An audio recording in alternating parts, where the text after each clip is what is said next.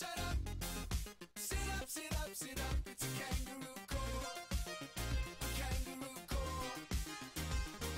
Shut up, shut up, shut up. Sit up, sit up, sit up. It's a kangaroo court. A kangaroo court. In a dusty room, I come to assume that I've been doomed to lose my mind tonight. Too weak to fight. So I try to save face and I rest my case. The judge pulls me aside, says, "C'est la vie. Let your darker side come out to feed." Shut up, shut up, shut up. Sit up, sit up, sit up. It's a kangaroo court. A kangaroo court. Shut up, shut up, shut up. Sit up, sit up, sit up. It's a kangaroo court. A kangaroo court.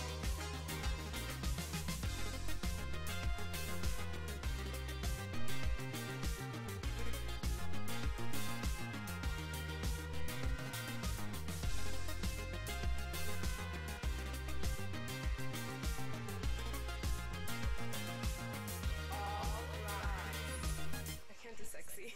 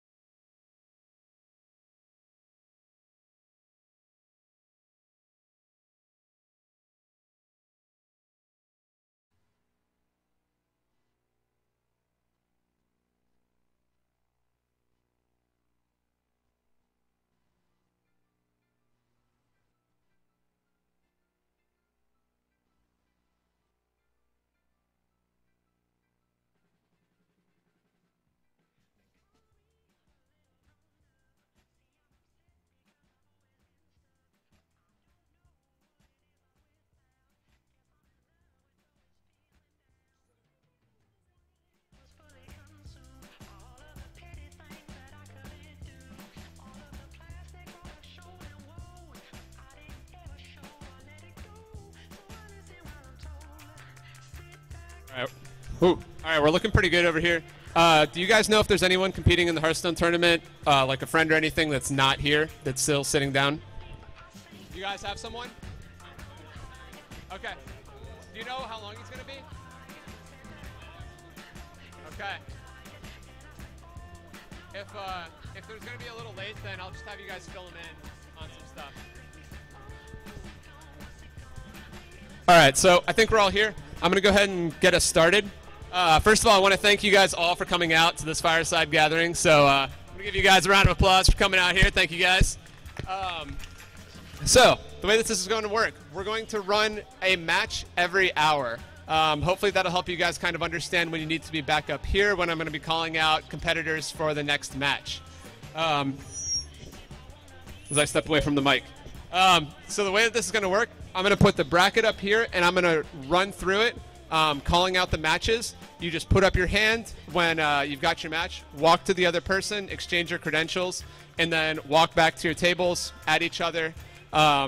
You guys all know the rounds. It's best 3 of 5 conquest. When you guys are telling each other your decks, the best way that I found to do it is just agree on a time. Say, like, 5 minutes after, we're just going to send them as soon as the clock ticks over, and then those are going to be the decks that they're going to use. Yeah. So it's conquest best of 5. So you will choose 3 of your 5 decks that you submitted. You can change those up each round.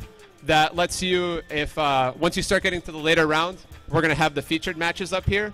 So if you've been playing 3 decks all game and you make it to like the semifinals and you're like, I'm going to throw in this 4th deck that I haven't played all tournament, you're totally open to do that.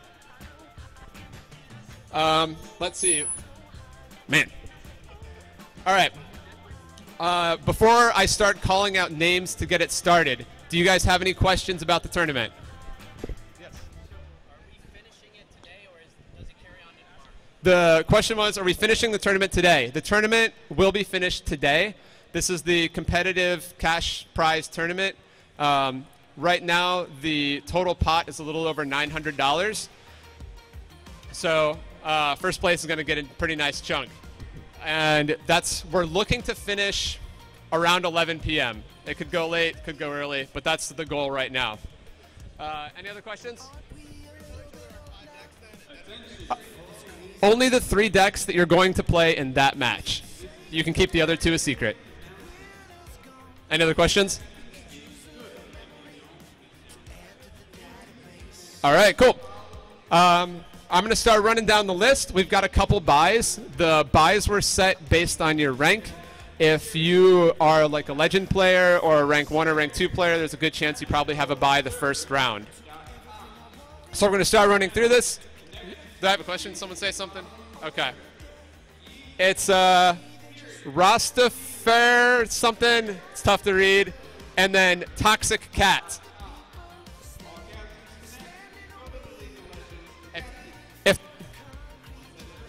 All right, which one are you? Toxic?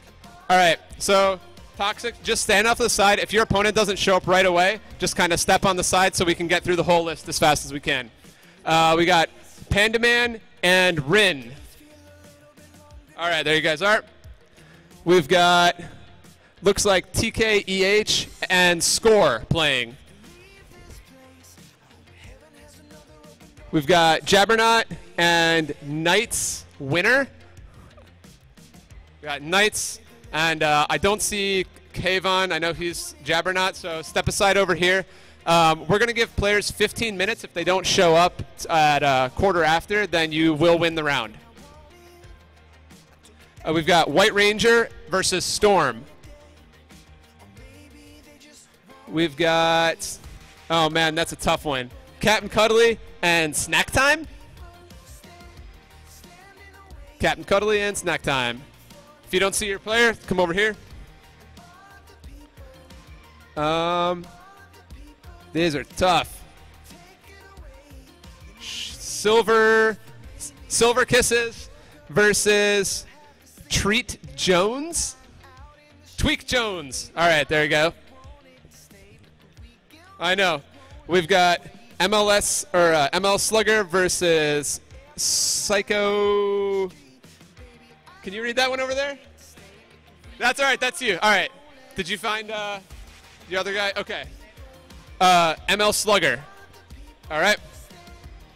We've got Epsilon Delta versus Cots. Canis Lupus versus Devin. Which one are you? Devin. We need Canon Lupus. Canis Lupus. If you guys are against each other, right? So you guys can exchange info and go play. We've got Freak versus the Scarecrow. Banana Stand versus Heck, I believe. H-E-H-K. We need Banana Stand. Are you Banana Stand? Okay. All right. Duck Butter and Phazon. Which one are you? All right, we need Duck Butter. There you go. Tomasada and Ridden.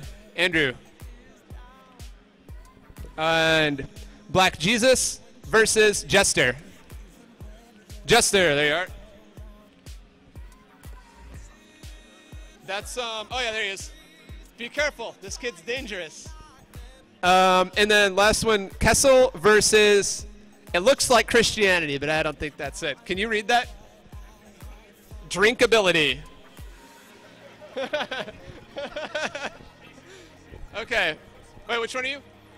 Your drinkability. So we need Kessin? Oh, Kessie. There you are. Sorry if I butcher your names, guys. It's a little tough to read up here. All right. So let's go through our missing ones. You guys can, actually, let's get the last one here. Kessie. Which team? Bracket H. Are they playing right now? They might already be playing. Oh, okay. All right. You guys are going to be our first featured match. What's that? Which one? Which are? Cassie, you are against Drinkability. All right. Which one are you? Oh, you're just looking at the bracket. Okay. If you are in the Hearthstone tournament and I did not call your name, come up to the bracket, find your name, see if it's one of these guys that's missing a match.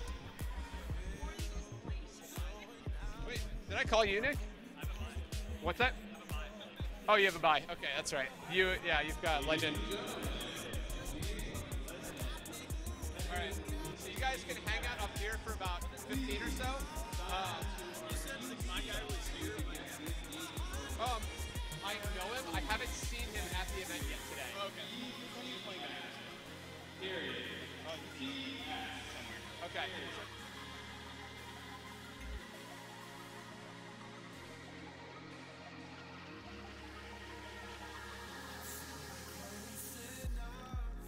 Wait, can you put me back up, Andrew? All right.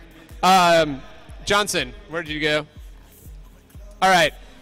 Come up here as soon as you can. We're going to get your guys' featured match started. And Jaster.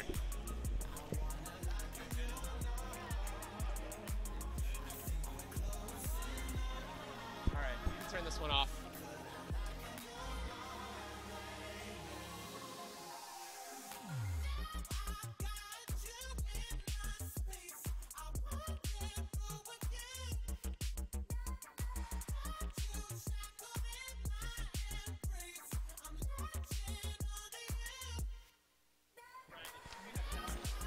I'll do it. All right.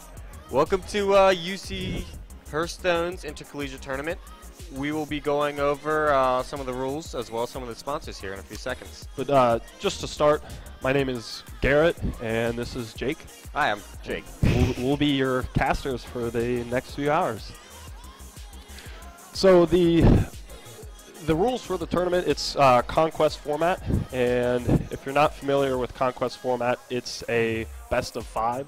So you bring 5 different deck lists. You bring and three. 3 different You deck bring lists. 5 decks to the tournament, and you choose 3 to play against an opponent. You have to win with each of those 3. When you win with a deck, it is eliminated from that match. So you cannot repeat a deck after you win with it. And your opponent can keep choosing, the loser can keep choosing what decks of the 3 he wants to play with until he wins with 3. So it's basically best of 5. First to win with all 3 decks wins the series right there. And then you move on to your next match. Yep, it's a much different format, obviously, than ladder. We'll see a little bit different deck types here. And we should get some interesting decks here today. I'm excited to see what people bring. It's going to be a nice mix. Yeah, on ladder, a lot of times people try to bring decks that will have the highest win rates against the field. Yeah, against the field, as the majority of decks that are out there. And here, you can play your weakest matchup and stick with a deck that has better win rates against other stuff you're going to be facing. So there's some different stuff, like Malagos Warlock is a big tournament deck that you don't see a lot on ladder. Yep. Has a very high win rate in tournaments because of that. So I'm excited to see if we see any of that, any Ramp Druids. Aviana Druid would be very interesting. Overall, we have about a $900 cash prize here for this tournament, and I believe 32 different entries. Yes, I believe you're right there. So I guess let's go ahead and thank a few of our sponsors who have made this possible. We have we have a bunch of sponsors, so we're gonna go ahead and take some time to thank about 6 here. Right away, I want to thank Microsoft, UC College of IT, Loot Crate, Steel Series, Rahala, and Bearcast Media. Yeah, we really appreciate getting everyone to come together and play in these kind of game tournaments. It's great for the community. It's great for esports, and it's just a great way to get people together and play in video games, which is what a ton of people love doing. I see our feature match is getting set up right now. Seems to be looking at their dailies, see if they can complete any dailies with these matches. So we'll give them a second to get organized over there. All right, so, well, I know you said that you were looking forward. You were looking forward to. You're looking forward to seeing Malagos. Yeah. So what's your favorite thing about that deck? Why do you like watching that deck? My favorite thing about Malagos Warlock is in a tournament setting. A lot of them run. What is it? Imp Gang Boss. Yep. And so the thing about Imp Gang Boss is that when you play him, the opponent usually doesn't know if it's Demon Lock, if it's a kind of Zoo, or if it's Malagos Warlock. So the Mulligan stage already is hard against Warlock because there's so many different variety of decks you can go from. But playing that alone can change how they play their next few plays until they play something like Blackwing Corruptor, and then you're up against this control deck that has a late game win condition that's almost unvoidable, and it's just a very exciting thing to watch them play mental games with their opponents, and it's a blast. It's a blast to play. It's a blast to see. With the new Twilight Guardian card, the 2/6, that if you're holding a dragon, it turns into a 3/6 with taunt.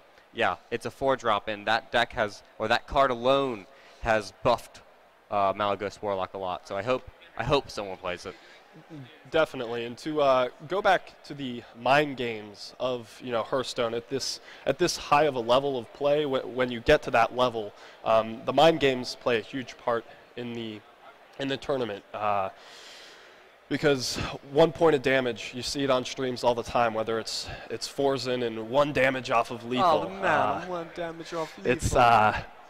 It's great, and using those mind games is a great way to get an advantage that a lot of lower ranked people don't necessarily think about. And if you want to take your game to the next level, you've really got to study the decks, know what someone could be playing. Tournament gameplay is a lot of fun because of the high level play. A lot of times you see Face Hunter, and you know what they're going to do, you know what they want to do. They want to go face, but in tournament plays, they know when they have to trade against certain cards because those certain cards are the other opponent's win condition. If they can eliminate them, then they have a higher chance of winning. So it takes away from Face Hunter's win condition, and it's just it's interesting to see how everyone knows what's going on in the game, and they change their plan accordingly. Yeah, it's a great game to watch.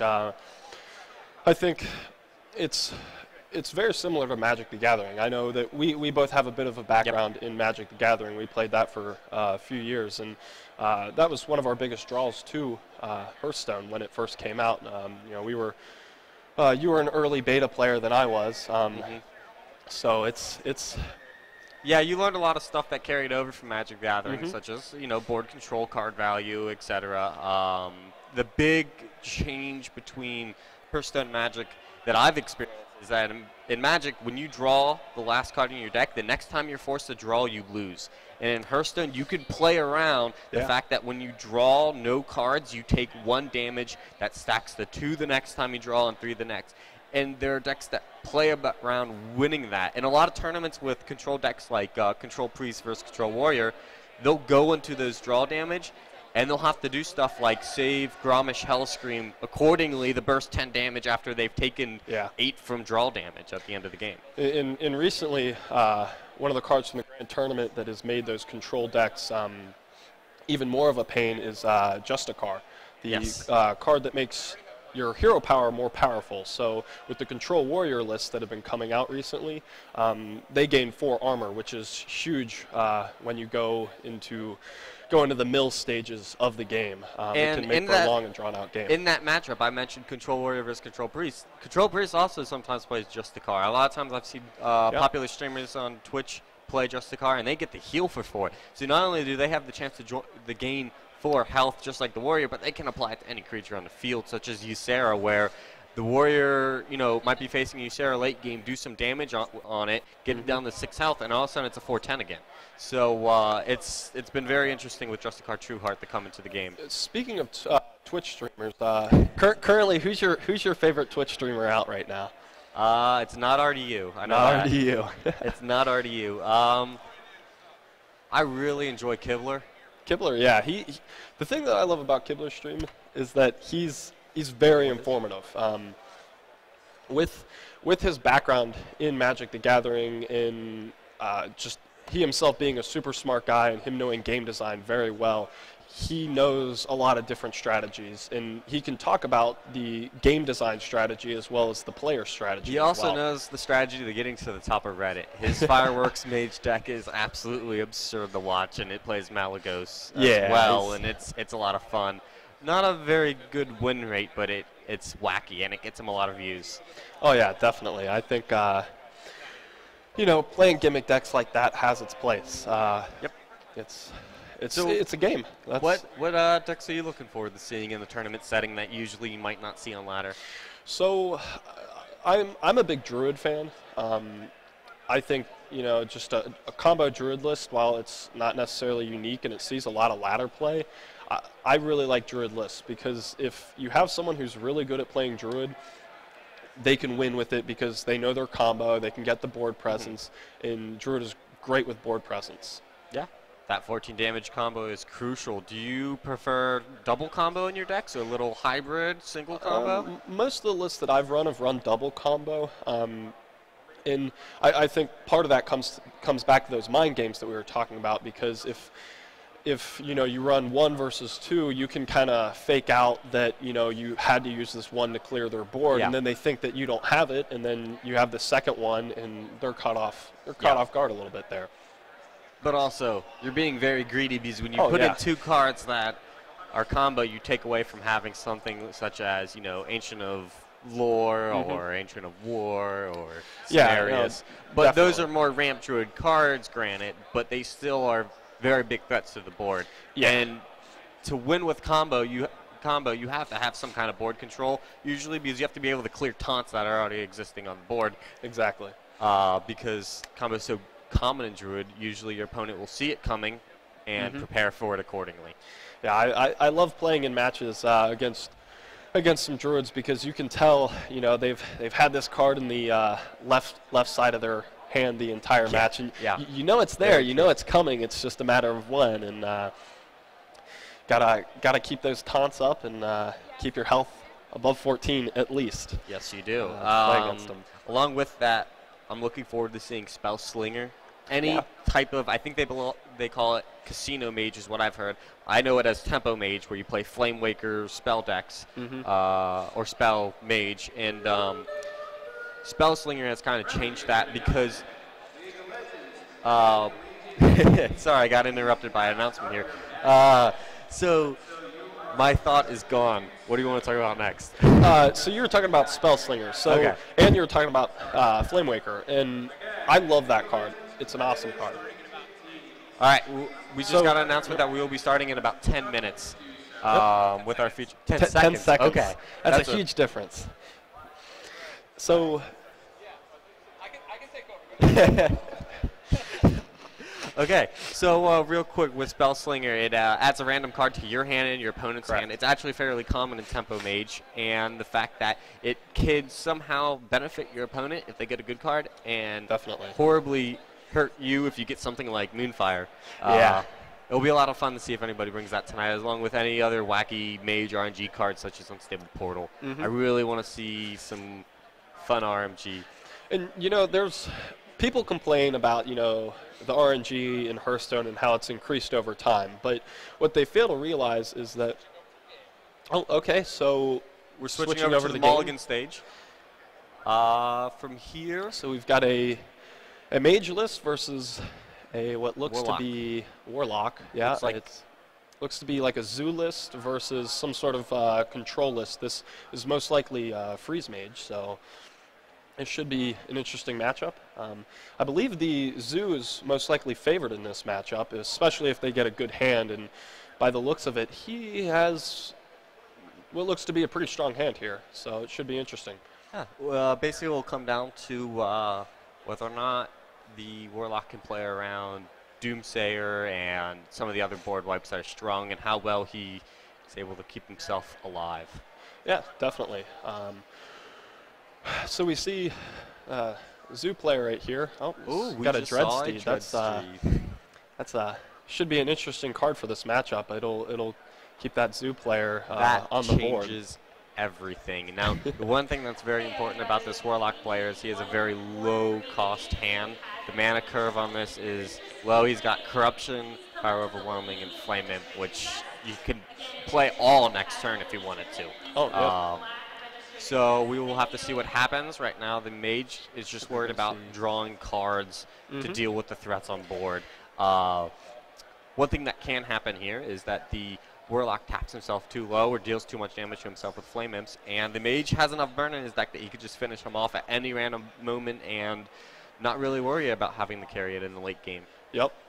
Now, the Freeze Mage here, or you got its Alexstrasza, so that's great. It's got its board wipe, that's great. And it's got enough card draw on the board and in its hand right now. So it's not in a bad position right now. Not at all. One of the biggest things here is that he has Acolyte against a Voidwalker, and he will be able to deal 1 damage to himself. He'll most likely get all 3 card draws out of this Acolyte of Pain, which is extremely important for Freeze Mage to do. Yeah, definitely. So see an Ice Barrier here. That'll definitely help slow the bleeding a little bit. So he's gonna draw 4 this turn. See here, how many cards will that put him at? 3, 6, 8 cards. So he's got 8 cards here. I wonder, do you, as the Zoo player here, would you trade into the into the Mage's board right here, or do you just keep going face here? See, I would understand at this point that it is Freeze Mage, and I would be worried about getting him as low as possible, so when he finds those secrets, you don't have too much to deal with after that. And as you can tell, there's a Pyroblast that changes a lot of things. The Freeze Mage's hand might be a little too heavy. I don't know. It's not necessarily a bad thing, and it's going to be able to slow the game down. But that Dreadsteed it's a strong card in this matchup in the sense that it's always going to have something on the board unless it gets silenced. So absolutely. Right now, he's trying to decide whether or not he wants to Frostbolt one of the Flame Imps to take damage off the board, or if he wants to save it for a win condition, as in burning his opponent down. decides to draw first, which is a very important choice to do. He made what I believe to be the correct play there. Yeah. See what other options he could create for himself at 5 mana. Drawing with that Acolyte on board cost him no mana, so he was able to see with the Doomsayer if he was able to get Frost Nova and freeze up the board and play Frost Nova's gonna be Doomsayer huge. and buy himself another turn without costing him anything on board. Yeah, it's still, I would say that the Warlock player has the advantage right now. Absolutely. But the Mage isn't very far off. It's got a lot of its pieces in hand.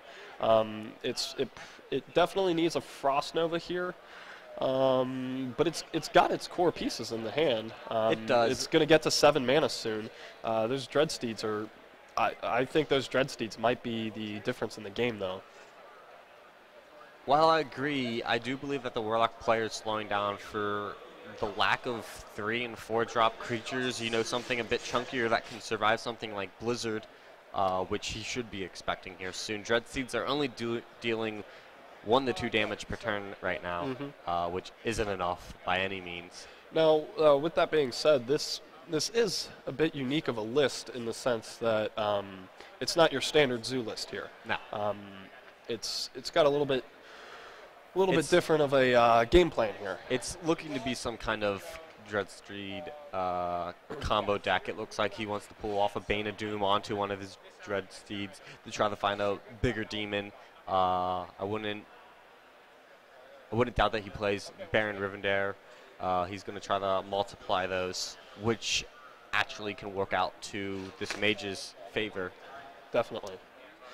So what the Mage is thinking about here, so is throwing down his Ice Block. He's not going to play the Doomsayer to save a bit of damage. Probably feels that he's got 1 more turn, 2 more turns before he needs to do that, because it really isn't a threatening board right now. Well, right now, the Mage has almost accumulated enough burn damage to finish off the Warlock straight up here over the next few turns, because the Warlock's That's if not he can gonna survive, correct? Yes, but he has Ice Block up, which means he has at least 1 turn, and the idea of this guy bursting him for 18 damage is going to be extremely hard for the Warlock's board state. Now he gets Floating Walker, but he doesn't have enough mana to tap, so it stays at 4 health. Going into turn 7 with 4 health, he has to worry about Flame Strike. He could Blood Mage, Frostbolt. As the Mage, do you think you Flame Strike here? I think I Blood Mage, Frostbolt, honestly. Blood Mage, But Frostbolt? drawing in the Frost Lance like that. Now, so...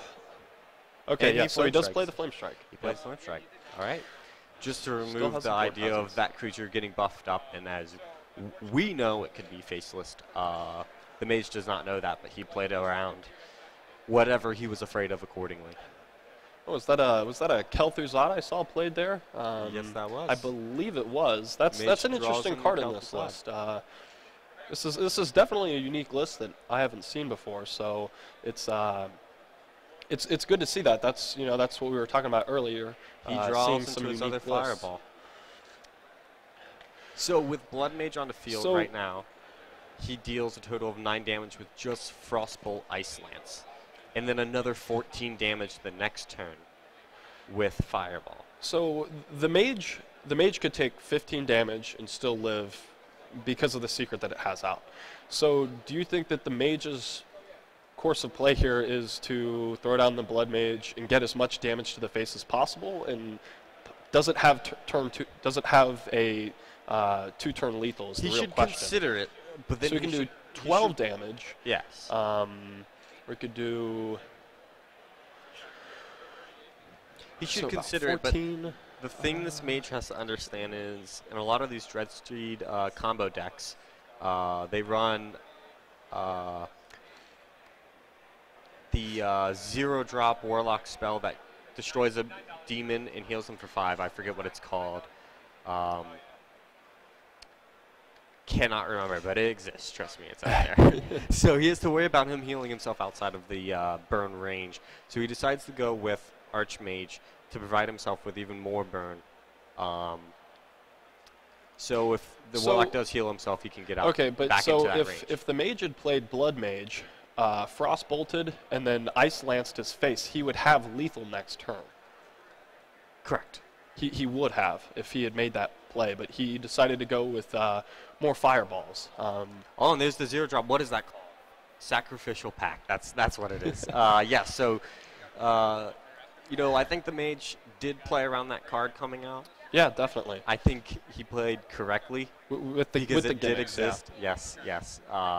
So I think he played that perfectly, and I think because of that, the mage increased his chances of winning by quite a bit. Especially in the fact that he does have Doomsayer and Alexstrasza.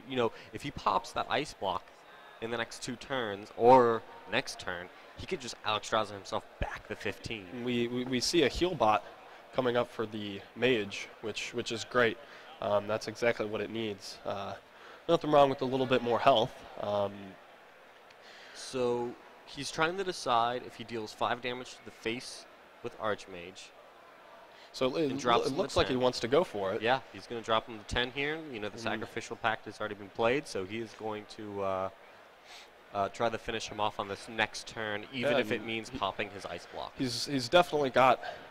The mage has lethal, so it comes down. He's got lethal in his hand, so it doesn't matter what the Warlock plays on board. He needs to finish him or gain some health.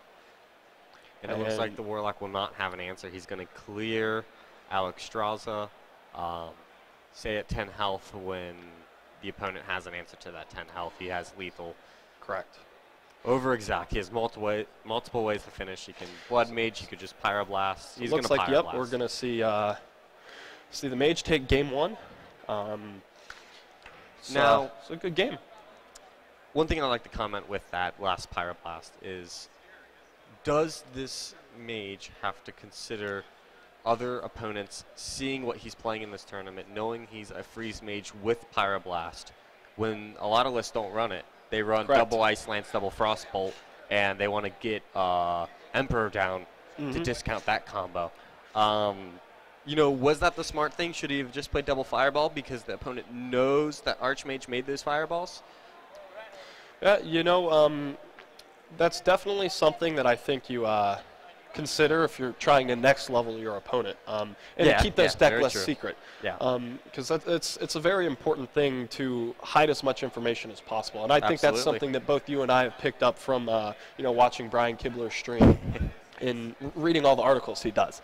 And those are things he talks about because your deck list is important. And when you're at a tournament like this, you've got other people watching the games right now, telling other people about your deck lists. And so it's definitely something that could be considered, but how big of a deal it is in the Hearthstone setting, I don't think it's necessarily a big enough deal. I believe the saying goes, the enemy of your enemy is your friend. And what that means is basically, all these people are competing for something. And if someone $900 cash pool. Yeah. If someone just lost to an opponent and they go and tell their friend who's also in the tournament what's going on, even though there's a chance, because this is double elimination, that he will face his friend later on, he is giving him his last opponent's information. And, that's valuable information. He could play around something like Pyroblast. That's definitely true, but we also have to remember, so people brought 5 deck lists, so he could just pitch Freeze Mage and not even run Freeze Mage again for the rest of the tournament. All right, so we've got our next matchup here. Looks like it's a Face Hunter versus a... Yes, it is. Face Hunter versus a Druid list. It looks to be a heavier Druid list, but we won't know more until a bit of the game goes on. So now...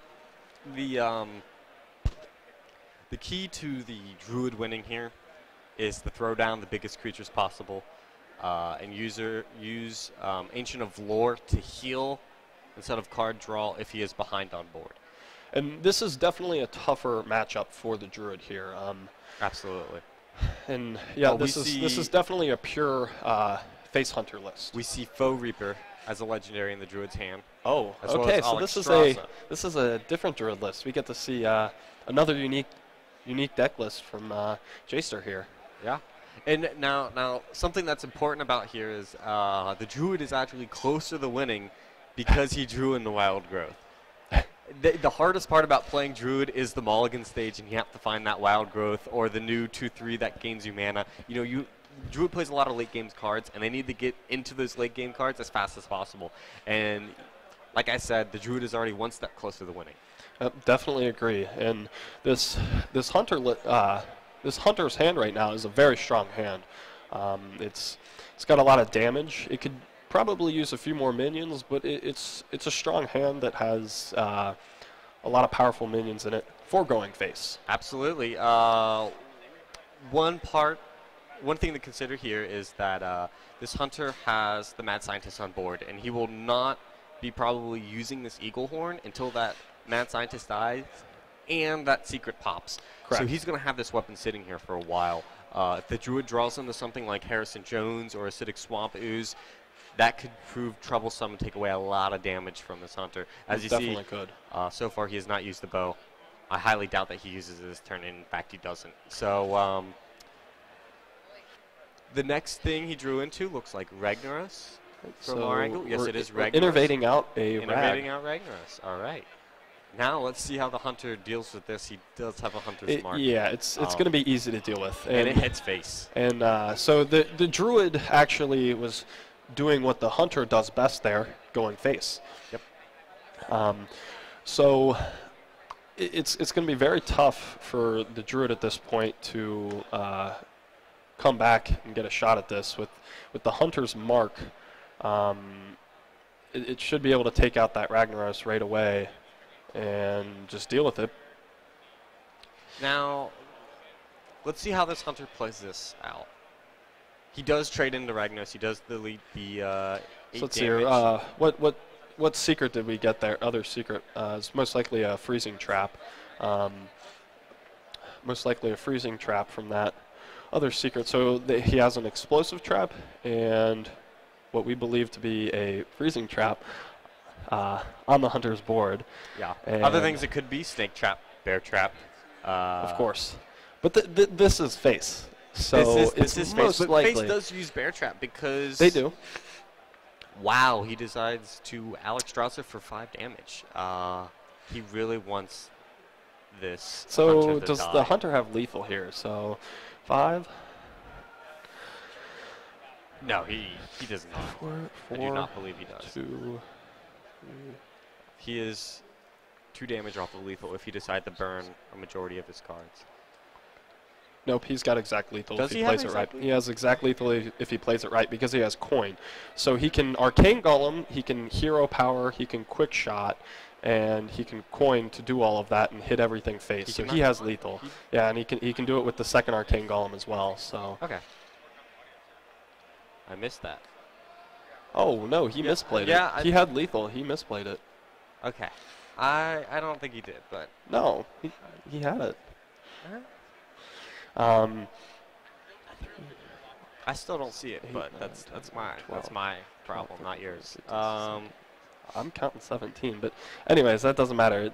It looks like he's got the game in the bag right now, unless he can gain some health, which he most likely can't. Yeah, I mean he's gonna need throw down taunt and gain health, and he needs to gain more than 2 because more than 4 actually because of the hero power and 11 being on the field. So it looks like another game goes to Fernando. Besides the Savage Roar. Savage Roar. Oh. And another Savage Roar. So, while the Druid does have lethal at hand, he cannot apply it because Yep. of these secrets. He will actually die on his own turn. All right, so I'm going to take some time and thank another 6 of our sponsors. So I'd like to thank Reactive Designs, Electronic Gaming Federation, Red Bull, Extra Life, Trinity Force Network, and Twitch. So, we're going to go into our 3rd game. If Fernando wins this game, that will be the series, and we will wait for our next featured match. So, what did you think of that last matchup? So, in a perfect world, that face hunter doesn't have any secrets on the board, and the druid somehow escapes with the win. But obviously, that didn't happen there. What really hurt the druid was that its hand was just way too heavy, and it didn't have any early board presence to get rid of the hunter's creatures there. Yeah. You know, I wonder if Faux Reaper would have been the right play there. The fact that he could have cleared unminion at a time, and by doing that, dealing damage to the minions on the sides of it, without that freezing trap being down when he played Reg, you know, he could have essentially had a board clear every turn, gained 1 health through hero power on the druid, you know, possibly stayed alive a while longer. That is possible, but then again, hindsight is 20/20. So there's no perfect way to tell. Absolutely. Tell what was happening there. So looks like now we haven't seen a lot of RNG cards in here actually. Besides, yeah, we have not. Mad Scientist. Mad Scientist is the only RNG variable besides card draw we've been able to see. Which and then that is in a sense controlled RNG though, because it's from what you have. Yeah, when you play Freeze Mage has very little RNG. I mean, you have so much card draw, you draw as much as you can to find answers to whatever you find answers to. And honestly, unless your list runs Mad Scientist, there's no RNG factors in Freeze Mage at all. Yep, none at all. Besides, obviously, the card draw in and of itself. But it's one of the nice things about the Freeze Mage list is that you know what you have to do, and you know your matchups pretty well. All right, well, we're in our next game. So, looks like we have some form of hand lock here. Don't know what type it could be. It could be, you know, giants. It could be some kind of demon. We see one giant, but that doesn't mean anything. There's so many different variables for hand lock. On the shaman side, we see some kind of aggressive, burn down, wind fury shaman. He starts off with a Dune Maul shaman. That is a great card. I actually love that card. You love all ogres. I love the ogres. I love the 50-50 there. It's it's just a lot of fun. Yes, Ogre Ninja is probably one of my favorite cards in the game. So he decides to counterplay the ogre. Twilight Drake. Yeah, with Twilight Drake, because the ogre has a 50% chance to hit anything. And he's going to respond by hexing that. He wants to keep this ogre maul alive as long as possible. Yeah, and so the Warlock has the Dark Bomb and the Mortal Coil. So it could get rid of it through that. It initially didn't want to, but do you think that's a play that you have to make now? Or you can just taunt up. You could keep playing it slow, get out both your Ancient Watchers, and then shield up next turn. You know, I think he's playing around the 50% chance attack here. Yep. 100%. He doesn't want to burn too many cards in his hand by Dark Bombing and Mortar Coil. Yes, you do draw with Mortar Coil, but he still doesn't know exactly what he's facing here. As the Shaman plays, he was about to play the Whirlo bot, but decided not to. Yeah, the Warlock is just kind of uncertain, and he's playing it safe because the next thing, you know, that he wants to prepare for taunt next turn, because if I saw the Ogre like I saw that, I'd be afraid of Doomhammer with double Rockbiter hitting me for, you know, 22 damage or something insane like that. Or 16 damage, sorry. We get the 50% there, and there goes the Ogre's life. Yep. But he did clear one of the Ancient Walkers through a Crackle, which was very important. He didn't lose that Ogre right away. So this handlock, he's got a good hand. He's got a very strong hand. He's prepared to take this till about 2 o'clock. I wouldn't even think that the match would need to go that long. All he's got to do is get a few giants down, and since one hex has already been used. But as we know, the other hex is available. There's a Bloodlust. The Shaman does have board control. I think he could deal with some. Yeah, that is true. Some giants.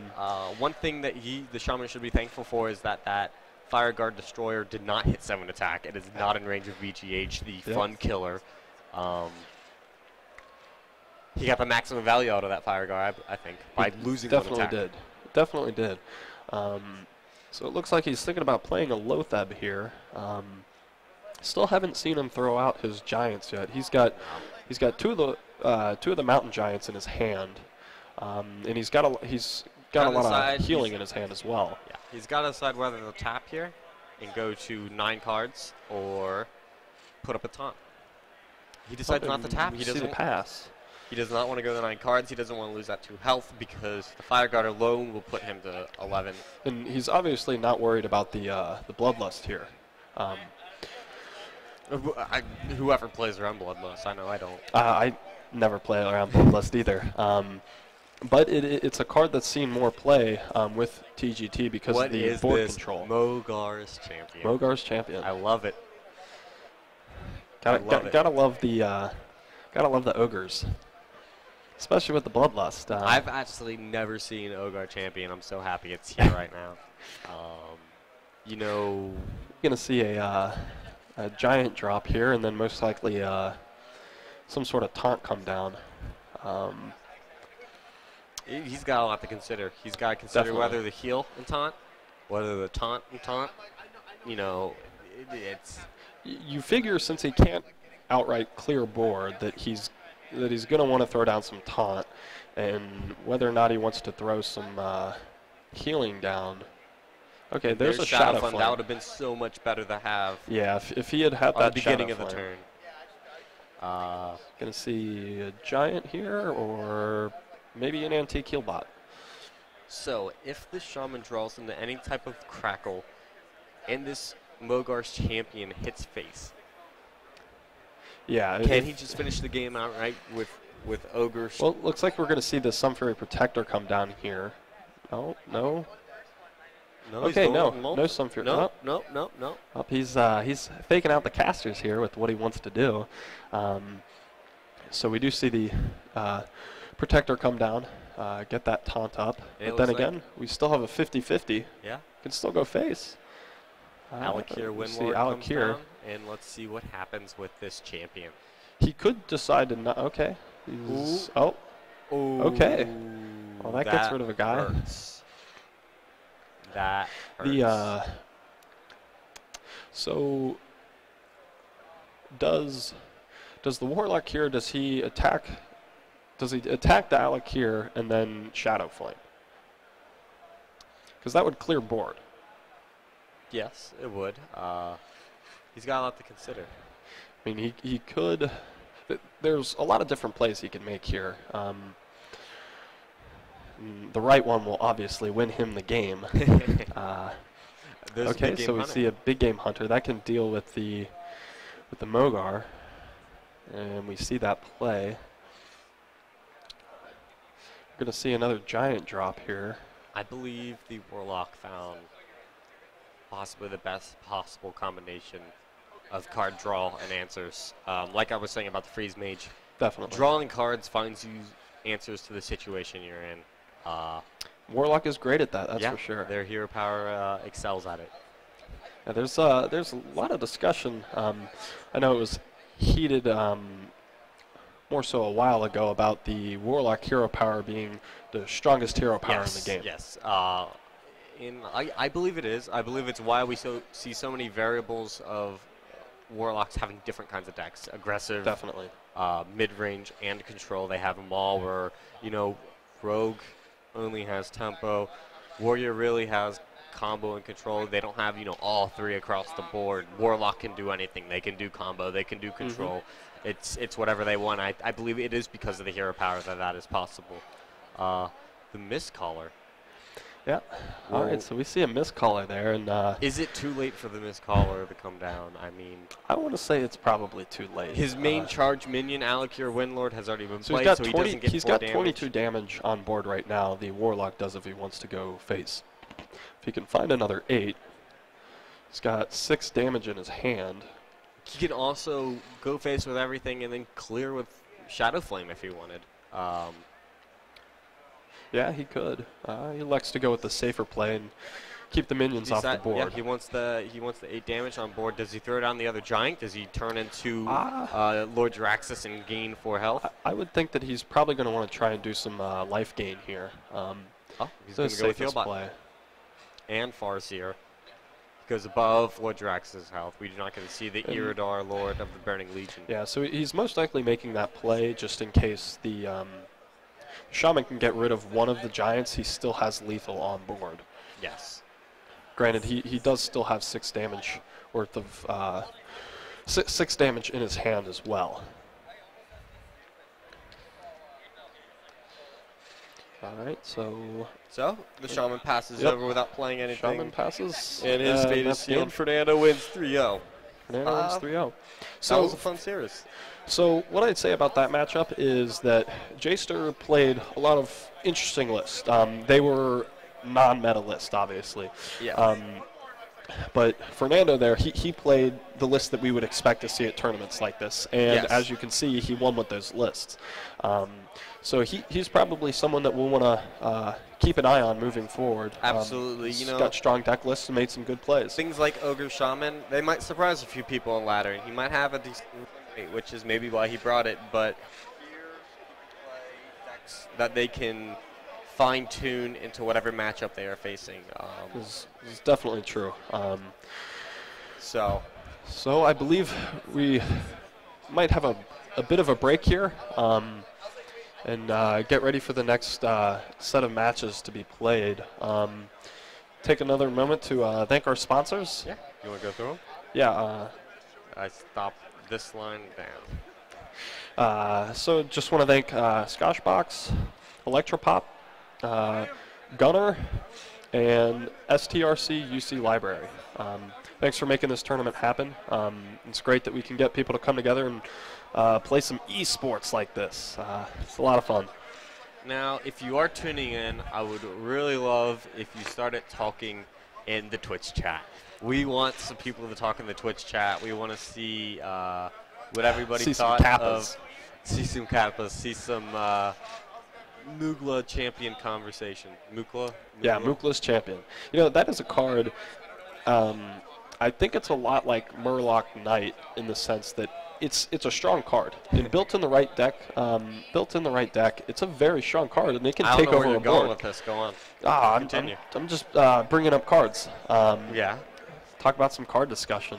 I don't know. It's do you have a favorite card from TGT? TGT? I'm on the fence about Fencing Coach. Yeah, no, Fencing Coach is really cool.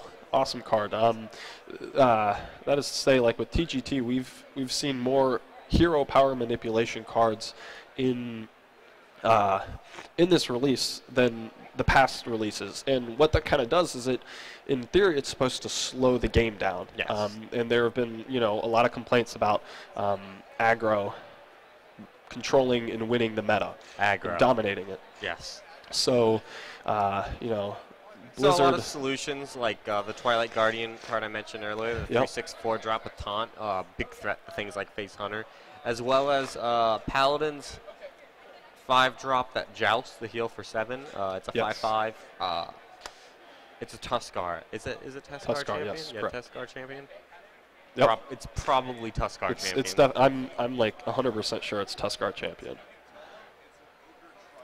Well, yeah. So. Yeah, Tuskar Jouster, my bad. So its battle Tuskar cry is Jouster. to joust, the highest mana cost win. Minion pulled out of each deck wins. If it's your deck, you heal for 7. If not, you just get a 5-drop, which is pretty decent either way. It's arguable is the 5/5 Dragon from Paladin better that discounts 2 mana from your next Dragon played. Would you rather have that as your 5-drop, or would you rather heal 4? It's kind of how would you build your Paladin deck as well. Yeah, definitely. What are your thoughts on the Secrets Paladin list that we've seen become very popular? I assume we're probably going to see. We're definitely going to see it today, I would assume. What are your thoughts on that deck list? Because it's worse than Patron, in my opinion. Yeah, no, I would definitely agree, but it saw more play and had a better win percentage in, I want to say, like the first few weeks that it came out, because people didn't know how to deal with it. It was a Christmas tree on the other side of the board, and it was just weird. It was something new. That is true, but now that it has been out, people know how to proc the secrets accordingly. They know how to put things one at a time. Welcome back. This is, of course, the AllMid Invitational. Do apologize for the extreme loudness. Breaking the action, I am Jeff Zeta, joined by my good friend Alex Shinhari, Burger got some League of Legends commentating that is filling up the entire basketball stadium right now. Looking for some great action today. Right now we have two great teams. We have Humble Scrubbers up against LEP for our first game of the day. Now, they're all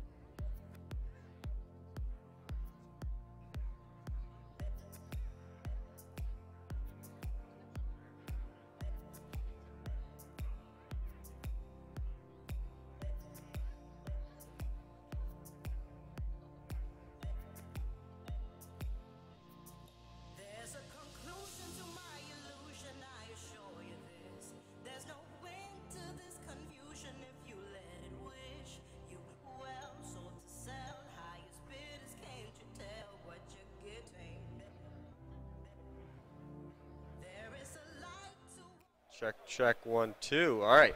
Sorry about that interruption. We had the League of Legends tournament come over the speakers, and It's pretty loud.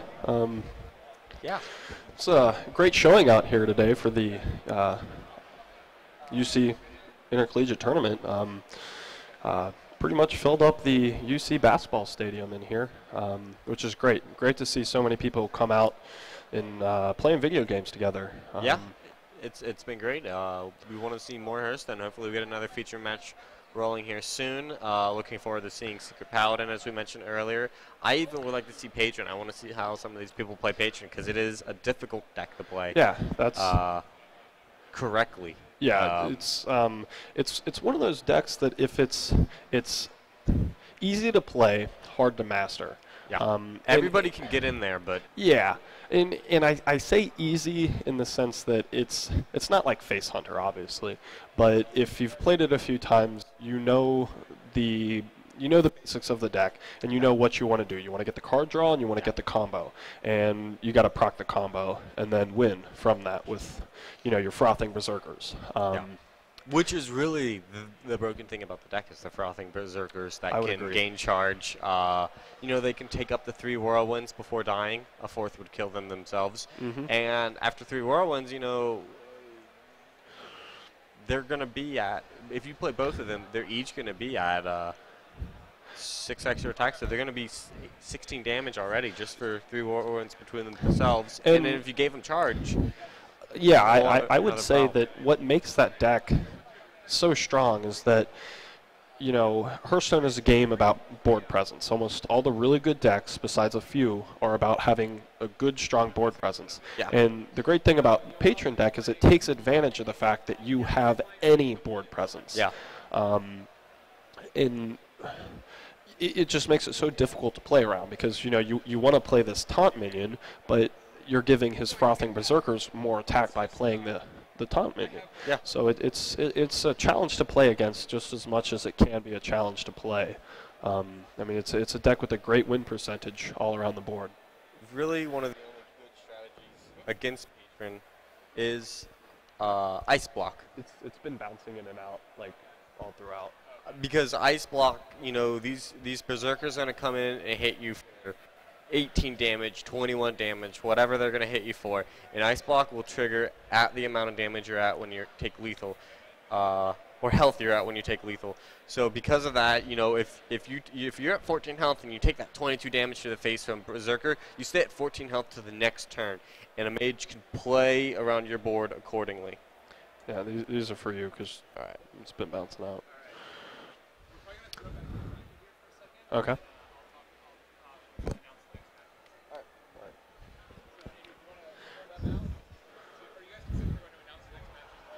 All right, so in about 5 or 10 minutes, we're going to be announcing the next matches for the Hearthstone tournament. We're going to throw up the brackets here on the stream.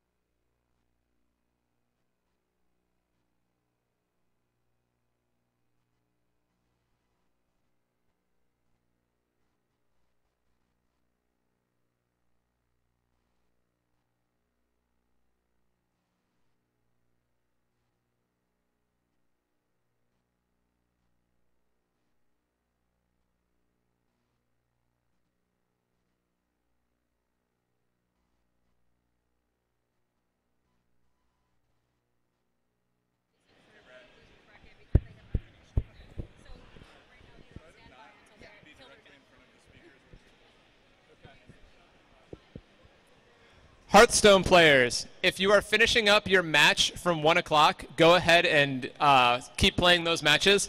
If you have finished your match, come up to the projector.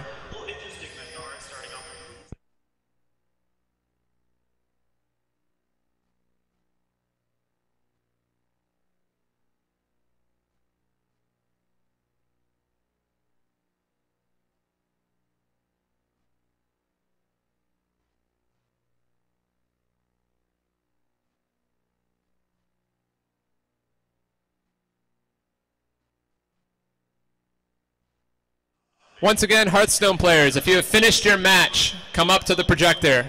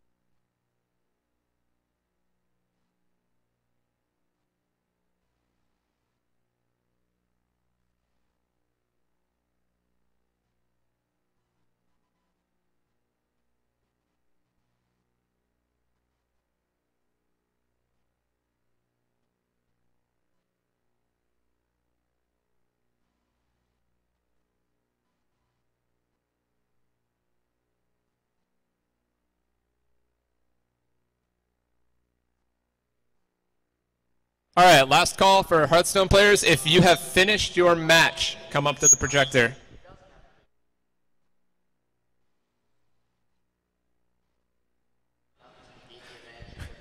So if your matches do go over, what we're going to do is let you guys play those, and the matches that we can start at 2 o'clock, we're going to go ahead and get those matches started. So we're going to start running through these. Hopefully we're zoomed in a little bit so we can see a little bit better. First up, we have Levi versus Toxic Cat. All right, next up, I Facepalmed versus Score. Bizuar versus White Ranger. All right, behind you. And we need HX9 versus Tweak Jones. Which one are you, Tweak? We need HX9. All right, you can wait up over here. Looking for ML Slugger versus Cykrukin. Still playing? Oh, okay, that was a first round match. Thank you. We need Morrigan versus Freak. Looking for Morrigan. All right, hang on over there. Dorsey, can you scroll down a little bit?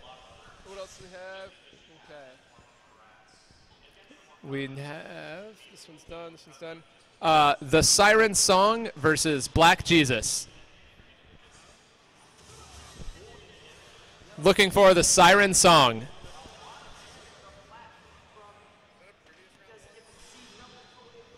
Yeah, looks like, yeah, Siren Song had a bye. No Siren Song? Okay. Hang on over there. Looking for, okay, Kessie and Drinkability are playing. All right, starting in the losers bracket, we have Tomosada versus Aika. Banana Stand versus Storm. You're Banana Stand, right? Looking for Storm. Okay, thank you. Devin versus Silver Kisses. I think that Silver Kisses was a miss from the first round, so you might win this one. She's coming? Oh, there she is. Okay, cool. So that was Devin and Silver Kisses. Snack Time versus the Scarecrow. And Rin versus Jaster. Oh, yeah. And heads up, Hearthstone players, if you signed up for Hearthstone, come see her at this table. When she's over there, we will have raffle tickets for you guys. We're going to be raffling off some stuff later today and tomorrow. We've got 10 loot crates and a bunch of cool swag from Blizzard. Stop by at, let's say, end of 4 o'clock, 5 o'clock. Stop by then.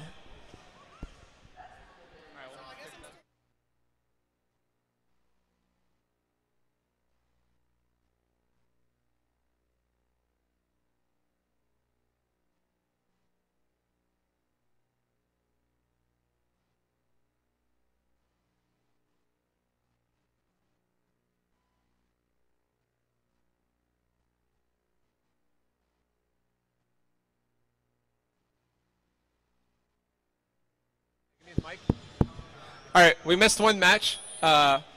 We have Blaze Berserker versus Epsilon Delta, and we're going to make that our featured match.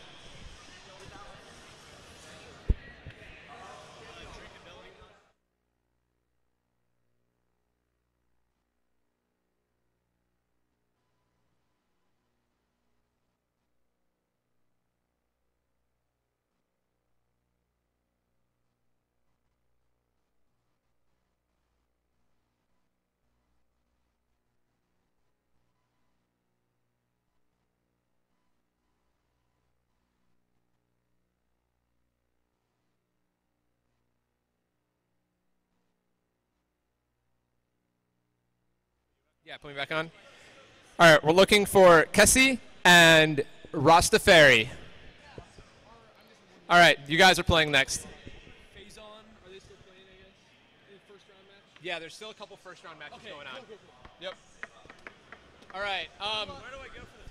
Featured back here.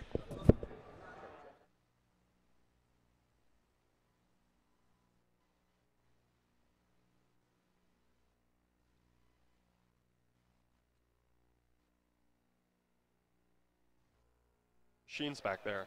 Boom. We're back on. All right. So welcome back to the UC Hearthstone Intercollegiate AllMid tournament. Right now we got about a $900 cash prize. Yep, $900 total pot. Now let's go over what exactly we're doing. We are playing a Conquest format tournament. Yep. Yeah. You want to take it away with that? Yep. So it's it's players bring three decks, and they have to get one win with each deck. So it's essentially a best of 5. And once you win with that one deck, you can't play that again. And the person who loses can keep the same deck or change. But it's the first 3 wins with those decks. Yep. It's a great format. I know early on. It proves that you were better with all 3 decks rather than just one single deck. You have to be good with the field instead of just one deck, because you could have someone come in here with a Patron Warrior list and maybe run the show if you could only play one deck. Yeah. Yeah, absolutely. It's got a really high win rate, so someone could do that. We're going to take a second and think about 6 of our sponsors right now. We'd like to thank Microsoft, UC College of IT, Loot Crate, SteelSeries, Brawlhalla, and Bearcast Media. Thank you very much for helping us have this tournament today. Actually, all 6 of those sponsors are on the left side, or right side of your screen. Besides ThinkGeek, we also like to thank them. Yeah, so while the matches are getting set up here, we actually we're familiar with Blaze Berserker. He's fairly good player. He's made legend past 2 seasons, I want to say. Yes, he's played against, I don't know how to pronounce his name. Zinzao? Zhao? Xixo. Yeah. Amazing ladder player. He's also played against Forzen in an NVIDIA tournament. So he's got a lot of experience with some high-level play. So so some of the stuff we mentioned earlier in the stream we might see from him. So I just want to take a second and say that I am Jake, and this is Garrett. This is Garrett. Yep. In case you're just now tuning in. So, what is your favorite overall Hearthstone card?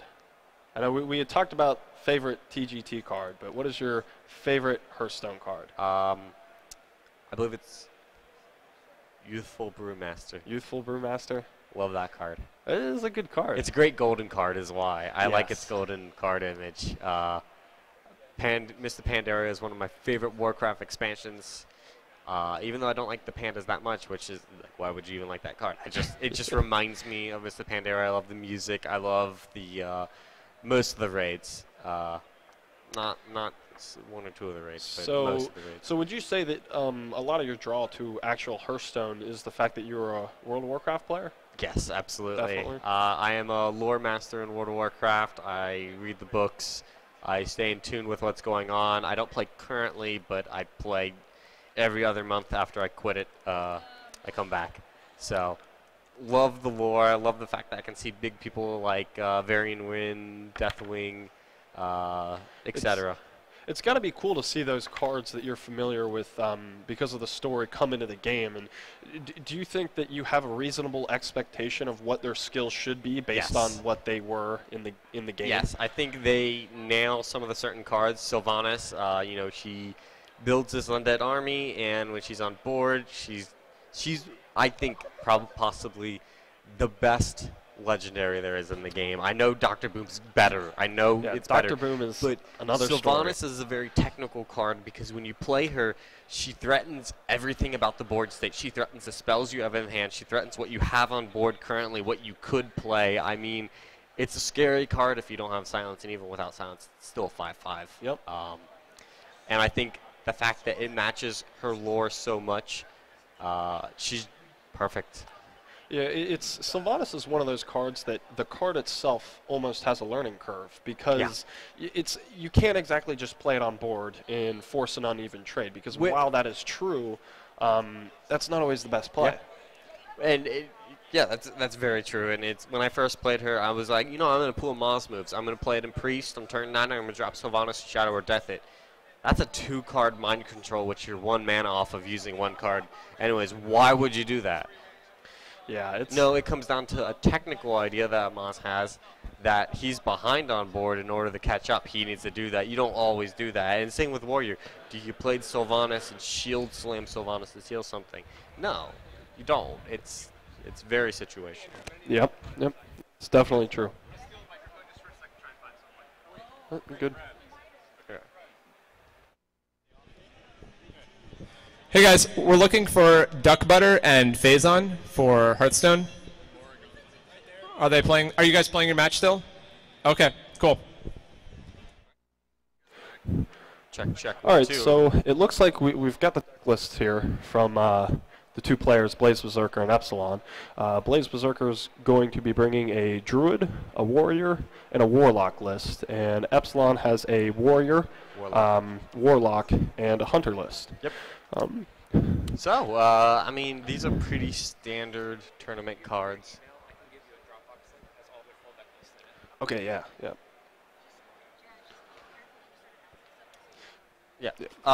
So right now we're looking at pretty standard tournament decks. Druid, there's a lot that can come out, so the Mulligan stage will be hard for Epsilon, as well as Warrior. Is it going to be Control? Is it going to be Patron? And then Warlock could be a million different things. And then with Epsilon, you have Warrior, like I said, Patron or Control, even Aggro. I mean, it's not that popular, but people like Reynad have spammed it, and when Reynad plays something, everyone ladder plays something. Warlock, same, could be anything, and then Hunter, is it going to be mid-range, is it going to be aggro, etc., etc. You know, we've seen Blizzard give Hunter a lot of Control-esque cards recently. Yeah. You know, they get a few, but they never really see a lot of play. And a pure Control list has never really broken into the meta. But we have seen a surge of the the hybrid Hunter list that runs Savannah Highmane, which is a very, very strong valued card. That's a great card. Yeah, that list is based around Freezing Trap and Savannah Highmane almost indefinitely. Basically, you freeze away their minions so they don't have anything on board, and if they want something on board, it costs more. And they put these huge threatening minions that take so many spells to burn up, you're not going to be able to deal with it and still kill their other creatures. Very strong deck. Not as strong as Face Hunter, some say. But it depends on the matchup, yeah, really. It depends on the matchup at the end of the day. Yeah, which Hearthstone really is, a game of matchups for the most part. Yeah. You know, you've got your percentages. But anything can happen. Right, so we've got the first match going up here. So we've got 2 warriors going at each other, and right here we can see that this is a Patron Warrior list. Yep. This is definitely Patron. This could potentially be a Patron Warrior mirror match. Yeah. And those are always fun to watch. Those are difficult because usually it comes down to if one person doesn't have lethal and tries to bring the opponent down as much as possible, they create a lot of patrons, which the opponent can then use with their Frothing Berserkers and just build up even more damage and finish the game. So we're going to see a lot of stalling. So it is indeed a Patron mirror match here. Yes. And we've got Blaze Berserker on the bottom here and Epsilon Delta on the top. He is highly considering his Looks like he hand. He pitches decides to 3. mulligan away 3 cards.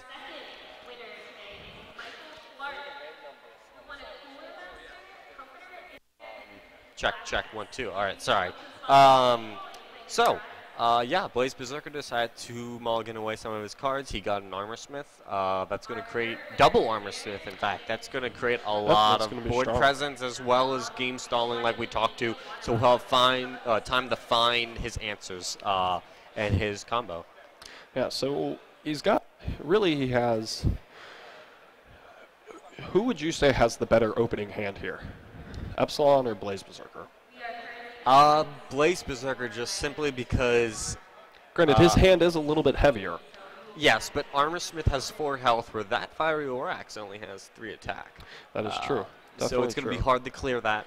They're both running Inner Rage, which is a very big tech card. Some people run Taskmaster, some people run Inner Rage. It's a very big variable. We do see Blaze Berserker running the Warrior, the new Warrior portrait. It's beautiful. We're going to see some really cool animations. Now, so Blaze definitely took his time with that turn. Not life coach amount of time, but he definitely took his time. Yeah. He's really got to go through. He has no way of knowing yet if this is another patron list or if it's a control hunter list, because the matchups are different. You really have to play around that much differently. But both matchups usually tap on turn 2 unless they have an Armor Smith. That is true.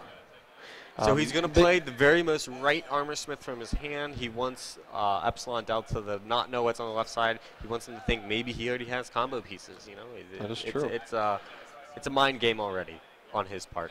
You know, the opponent can see their opponent's highlighted card. They can see if they're looking at something on board with their mouse. They can see if they're looking at something specifically in their hand.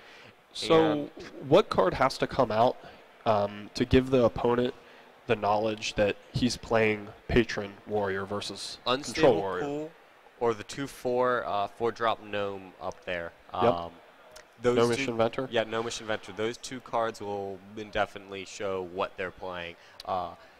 Totally agree. Which is why I actually play Unstable Ghoul in my Control Warrior, because it makes people play the game entirely different. I'm not trying to brag here, but it's my own little tech I like to bring in. And that's what you have to do if you want to ladder up, get a few extra ranks than usual. Rank 13.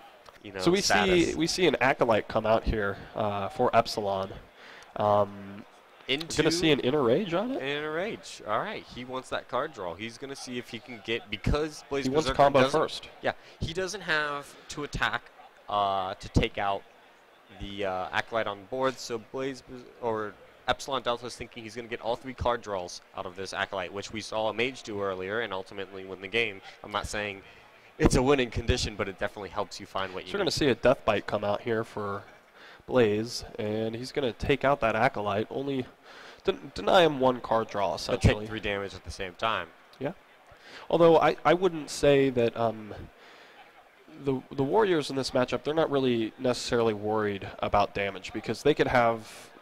They gain a lot of armor. Yeah, that's the way the deck works, even though it's, you know, not a Control Warrior list. It does gain its fair share of armor, which makes it fairly resilient. You know, when they get Patron down and they make those Patrons, slopping down that second Armor Smith that Blaze has in his hand could get him, you know, with Whirlwinds around 18 armor. You know, it's in 1 turn, and that's more than half the health he started with. And even with that happening, though, Patron is one of those decks that it can still deal.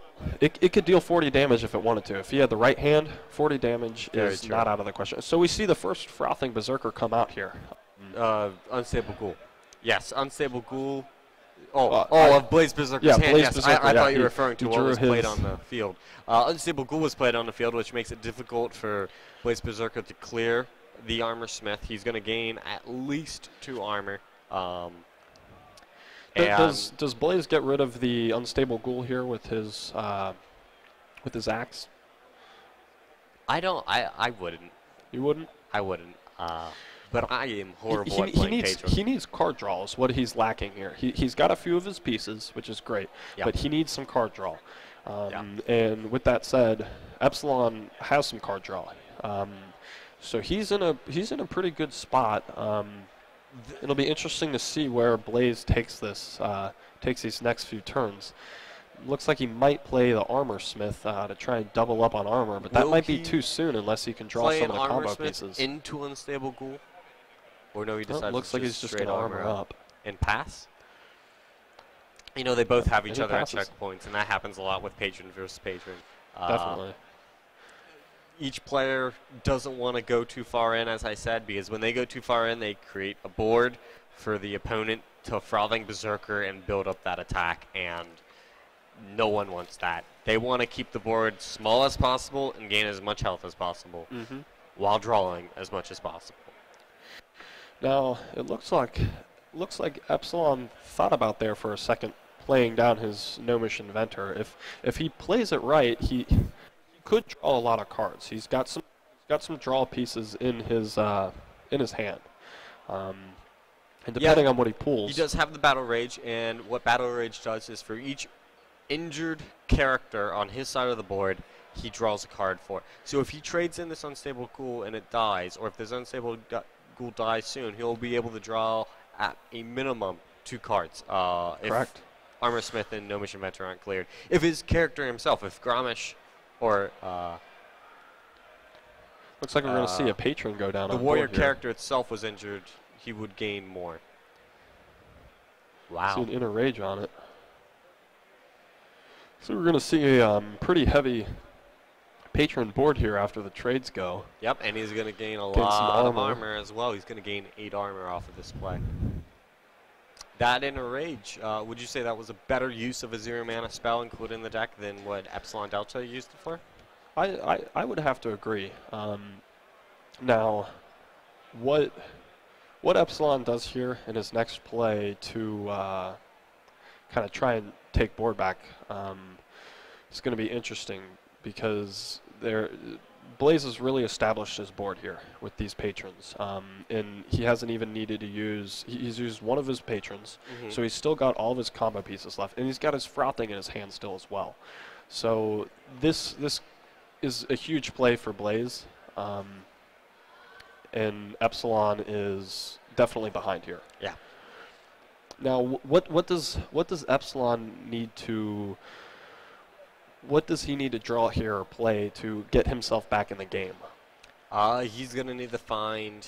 He has the Fire War Axe to clear the full health patron. A Brawl Tech would be nice. Warsong Commander with both Frothings and any type of Whirlwind could win him the game outright. With this much damage on the board, he doesn't care about the patrons. He could just go face with the Frothings and find a way to win. Although that would be a very tough, while true, it would be very tough because Blaze has that 25 armor. Yes. And it's increasing still. So it's going to be tough for Epsilon to come back into the game. And deal 54 damage in one flawless it's going to be more than 54, because if he's proccing those Frothings, it's going to keep building. It's going to keep building, definitely. So it looks like he's thinking about playing a Frothing. He had his mouse on a Frothing. Well, I mean, these are crucial turns here. These are where looks like we can see some more armor gain. So he's officially eliminated the patrons, yeah, as well as the entire board. That was a good play, but it took up a lot of cards in his hand. But on the flip side, Blaze Berserker himself used a lot of cards to create that position. So they're both at 4 cards in hand as Blaze Berserker draws into his 5th. And we see another combo piece here. So Blaze is definitely in the driver's seat. With all that armor, he can afford to take some more risks. Absolutely. Whereas Epsilon definitely has to play much more defensive. But he does have 2 Frothings in his hand. Which, you know, is representative of a lot of damage. Yeah, if he can draw the right cards. Granted, he's already used one of his Whirlwinds, so he's going to need to dig to find the other I've ever seen Frothing Berserkers reach damage-wise. I think it's around 28 damage per Frothing. Yeah, I mean, they can, depending on the large board state, yeah, you can see a Frothing get pretty high. Now, important here, Epsilon Delta just drew into Emperor Thorison, which will discount his Frothings down to 2 mana each. Now, I don't know. It's going to be interesting to see if he plays it, because really the value that, most of the value that you want from playing Emperor comes with the higher minion cast cards, whereas Frothing is just 3. That's not a huge deal. And we see him play both his Frothings here. I'm going to see him gain some armor here. Or, excuse me, not armor, but some Frothing damage here. And the Shield Slam. Yeah, that Shield Slam is going to be detrimental here. Hopefully no one plays a Wraith. He's got 2 of his. Soon. Yeah. Let's see 35 damage to a Wraith card from something like Shredder. Yeah. So Blaze has both of his Warsong commanders. He's got a Shield Slam, he's got a Frothing, and he has a Whirlwind. It doesn't represent a ton of damage, but he's still assembling his pieces. That Shield Slam is going to, it basically represents getting rid of one of those Frothings. Yeah. We're going to see him potentially try and draw a card here to see what he gets. And he gets his own. He gets his own Emperor. His own Emperor. Berserkers are sitting at 8 attack each, representing 16 damage. He's going to take care of one with the Shield Slam, it looks like. He's most likely. Now, once you do this, do you leave that one Frothing there? Because it's. You know. This other Frothing, it's at 9. It's at 9 attack. It can't represent a whole lot more damage. It's because it's at that 2 health stage already. And with Blaze being at such a high health and armor still, it's going to be difficult. But Blaze still needs to get rid of it. If he can get rid of that other Frothing, he will be very, very far ahead compared to Epsilon, because he's still got his Frothing. If he removes the other Frothing, it basically will come down to... and we see a Patron, so... Epsilon Delta's own Patrons coming out. And really, you know, Blaze Berserker trying to deal with Epsilon's Patrons like Epsilon dealt with Blaze Berserkers. So Blaze doesn't have enough mana to play the Warsong, the Frothing. Which hurts. That'd be a great play. You know, he could he's 1 mana play out all there. 3, Whirlwind, create another Patron, trade 1 Patron in, build up that Frothing, get some damage in. And he's at enough armor that he feels comfortable letting this Frothing stay on the board, because it doesn't represent, it can't gain that much more extra damage without other things being on the board. And Epsilon Delta's just sitting here thinking, where are my Patrons? I haven't seen them in probably 16 cards. He's just going to keep going for damage. There's nothing else he can do. All right, so, okay, we see another Whirlwind. Blaze Berserker is going to come down with the Patrons and the Frothings most likely this turn, now that he has enough mana.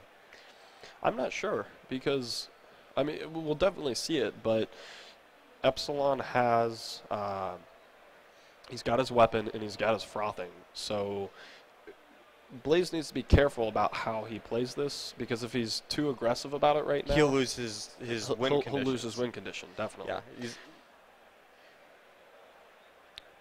We see the first Warsong, we see the Patron coming down, and we see a Whirlwind, and the rightmost Whirlwind played. So now we're seeing the second Whirlwind played. That's going to get rid of the Frothing. He deals with this in the right way. This matchup, it's difficult to watch for me at least, because to me it just seems like Blaze Berserker drew into what he needed to, while Epsilon sat there and had mostly spells and weapons. He could not find any of his Patrons. Yes, he did have both his Frothing Berserkers, but you need those Patrons first in this matchup. It's probably very frustrating on Epsilon's side. Yeah, so we're going to see Blaze taking over the board, obviously. Now, what can Epsilon do? He's got a Battle Rage. He's got a Battle Rage for 1. Yeah. Let's see here. So, and he still has failed to find any sign of his patrons. I don't know if he's running 1 or 2, but I would assume he's most likely running 2. Yeah. I haven't seen many patron lists run 1. Now he's got a few pieces in his hand, but it's just not what he needs. So, I mean, he can't exactly play defensive because if he throws down the ghoul, Blaze is just going to get more dudes. Everyone's going to get in here, and that's not exactly what we want. Well, not exactly what Epsilon wants. So we see the rope come out. He's got to make his choice soon. Yeah, so what is the there's still right going to be choice there? Yeah, so we see. Okay, so the Cruel Taskmaster gets rid of the other war song. Inner Rage gets rid of another one of the Frothers, and all right, so. But from our side of things, we know now that there is another war song commander. He's gonna get those patrons to have charge once again. He's getting another shield and he's block. getting 10 more health, as long as drawing 2 cards, as well as drawing 2 cards. Yep. So Blaze's play here is does he play the war song commander? Get rid of the Cruel Taskmaster. It finishes off his mana perfectly. It. I mean, Epsilon still has his weapon. If he doesn't, Epsilon will be able to clear these patrons next turn without a problem. That's true. He'll be able to trade 2 damage into the 2 health 1. That 3/3, which might trade into the Taskmaster, will create a 1/1 as well as a 3/3, and then he'll be able to swing with the sword on a 3/3, finish off the 3/3 and a 3/1 patron. And he's roping here, so he's got to get all these actions in. Yep. And you know that in and of itself is a challenge that a lot of patron decks face, is being able to get in all the right I don't know plays. if he's going to get it in time. We'll see if he gets it in on time. No. He won't be able to get the spawn patrons to attack in, that's for sure. Oh. That was an interesting decision. He didn't get that last patron attack in. I mean, he may not have wanted to. Yeah. But he could have gotten rid of the Thorson, but he didn't. So it looks like we're going to see Epsilon can draw some cards. He can throw down the Ghoul, but that Frothing represents a lot of damage. This might kill off Blaze Berserker's damage in his deck. This might that lack of attacking in with those patrons and clearing the board could just kill off Blaze Berserker's damage. He might not have any way to finish off the last 14 health, which will turn the 16 then 18. Correct. And the game might just have swung now, for Epsilon Delta. He did exactly what I said. He cleared the patrons accordingly. We're pretty much in top deck mode right now. Yep. And he found his commander for his patrons as well as the unstable Ghoul that he's going to need to multiply them. Yeah, and both players really threw some pretty decent haymakers out there. And there's his other Frothing. Yep. Blaze has definitely been on the stronger side of the draws. Yeah. He's gotten more of his pieces faster, which has obviously resulted in him having a lot more armor and being in the driver's seat. But will he run out of cards soon? I don't know. I think he's in good enough position. Epsilon doesn't have what we know. What he has in hand with that Ghoul is just not good for the Frothing. So we're probably not going to see that card come out. Now, at the beginning of that last turn, we said Blaze Berserker might run out of damage, and just like I said earlier, he's hand drawing on his side. He drew in everything he needed there to get damage back on the board. This is his last piece of damage, actually. He might have one more Death Bite. Yeah, so I believe that's game here. So we'll see what happens next. I think it would have been interesting to see there. He misplayed there if he wanted to draw a card just to see if he could have gotten anything. So you got to feel bad. You see the compassion come out from Blaze Berserker. A long game, about 21 minutes. Game 1 in the mirror match goes to Blaze. So Blaze Berserker now has Druid and Warlock to choose from. Epsilon can bring anything he wants. I believe they know each other's decks, so he's got to think about whether or not he wants to bring back out that Patron Warrior against Druid or Warlock.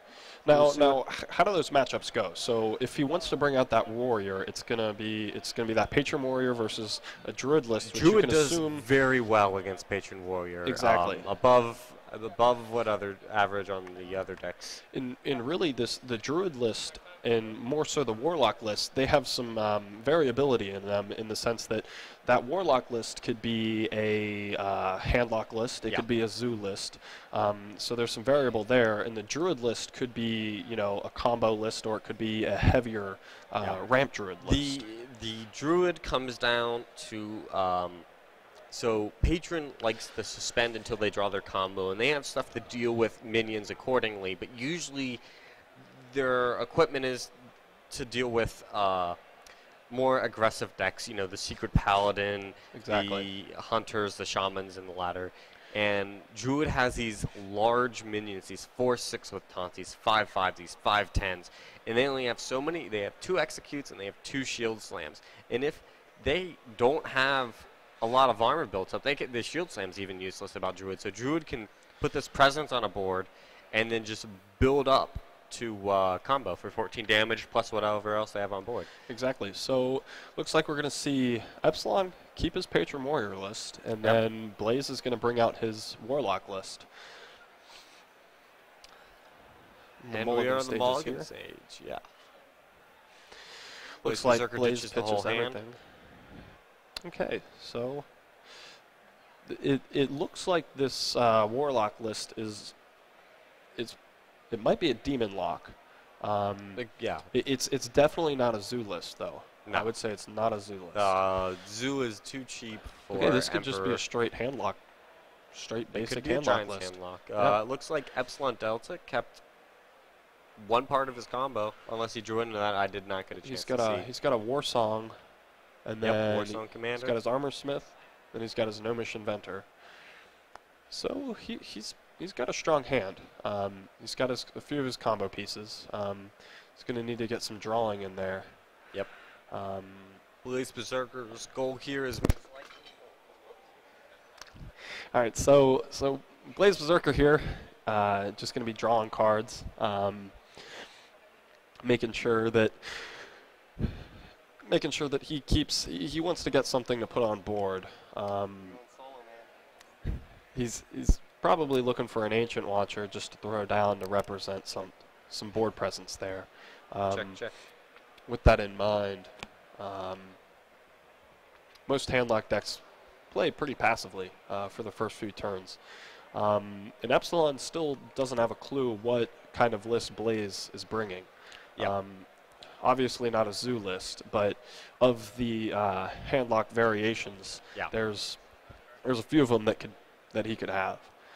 So, as I was saying before I was interrupted by myself, Blaze Berserker will most likely attempt to kill off the executes as fast as possible so he can create taunts that really can't be dealt with by this patron warrior. So, we see the mountain giant come down. See the giant come down. That's a fairly aggressive play there. It is aggressive. I think that's Blaze knowing the patron list that Epsilon is bringing and saying, "Show me what you got." Yeah, show me your execute. Yeah, basically. It's really where this is going. So we'll see if he's going to play the Gnomish Inventor. Yep, get some card draw there. And see if he can find the execute for next turn. He'll be able to draw 2 cards before then. And he might. I would assume he's playing it. He's probably just feeling it out, thinking about it. Trying to think about what Blaze has. Blaze has Hellfire. And he can clear the entire board with this Hellfire and still have 4 health on the Mountain Giant. Well, 3 and Unstable Ghoul does 1 damage. Yeah. So he'll be able to deal 8 damage while 11 damage actually. This could be a turn for the worse for Epsilon Delta. It definitely can represent some damage here. Now, if you're Blaze and you make a play like that, obviously you're opening yourself up to the execute, but I think he feels safe because if he had the execute, he would have played it last turn. He would have played it last turn. He would have played it last turn, and that would have dealt with 1. So he could even silence here. But he might not want to be that aggressive. I mean, because because Patron Warrior can just burst so much damage out, and Blaze doesn't know his hand, he might take a safer route instead of the Hellfire route. Yeah. We see him tap first. Then we see Mal'Ganis. Into another Mountain Giant. He is... That was... Get the second Mountain Giant, and... He's saying if you don't have an execute, you better find it fast. Show me your execute, basically. But that play also, got maximum value out of Blaze Berserker's mana that turn. The Hellfire play would have been 4. This was all full 5 mana. He was able to draw a card as well as get the other Mountain Giant out of his hand. So, Epsilon Delta is considering what he can do to draw cards. Yeah, survive another day. He really needs to draw some cards here and find some answers, because this double Mountain Giant represents a lot. Yep. It's going to be tough for him to deal with. Once again, Epsilon Delta plays the Acolyte and enrages it in the same turn, just like he did last game. Now he's got him at 19. Epsilon does, and you can do 19 damage with your combo.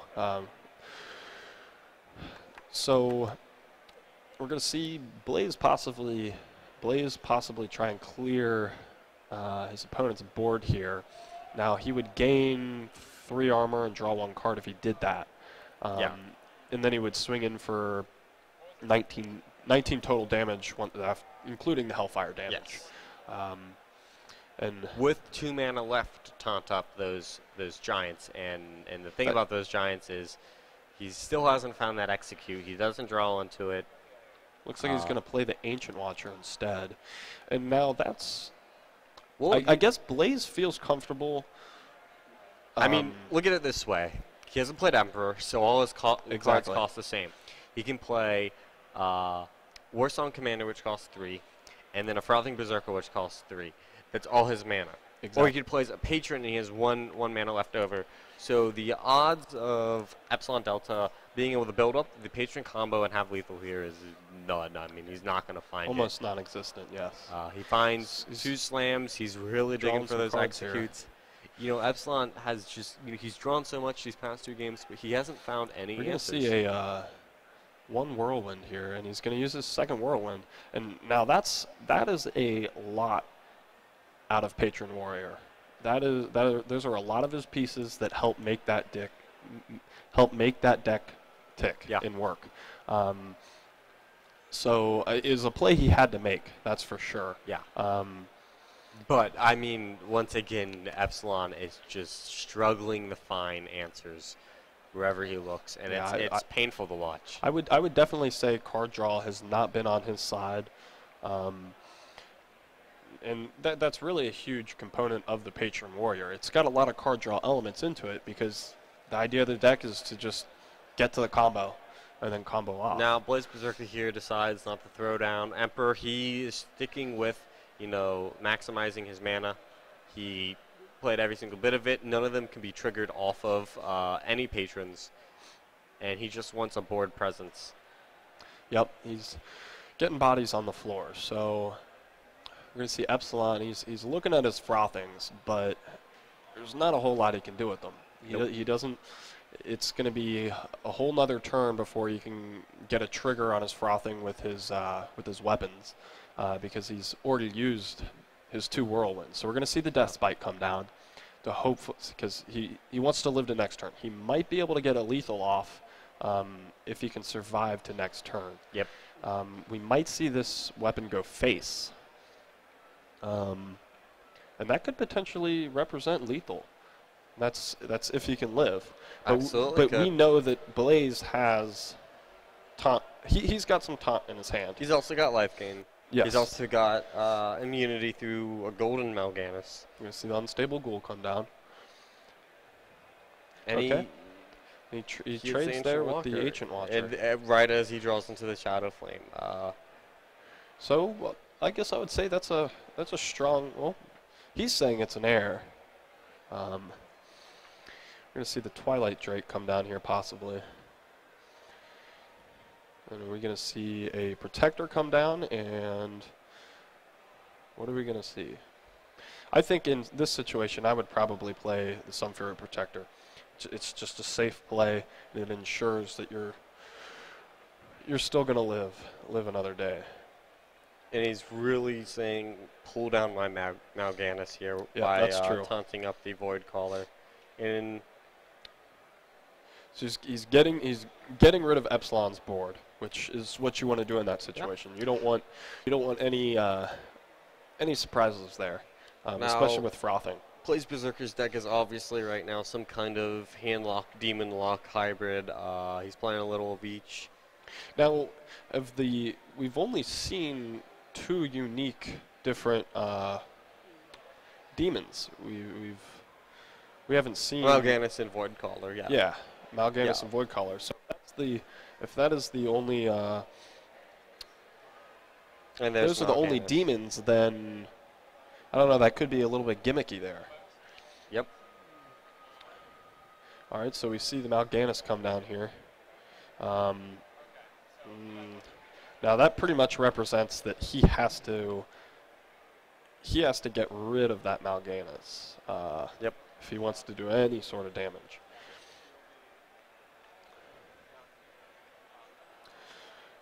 All right, so Blaze has 11 damage on board.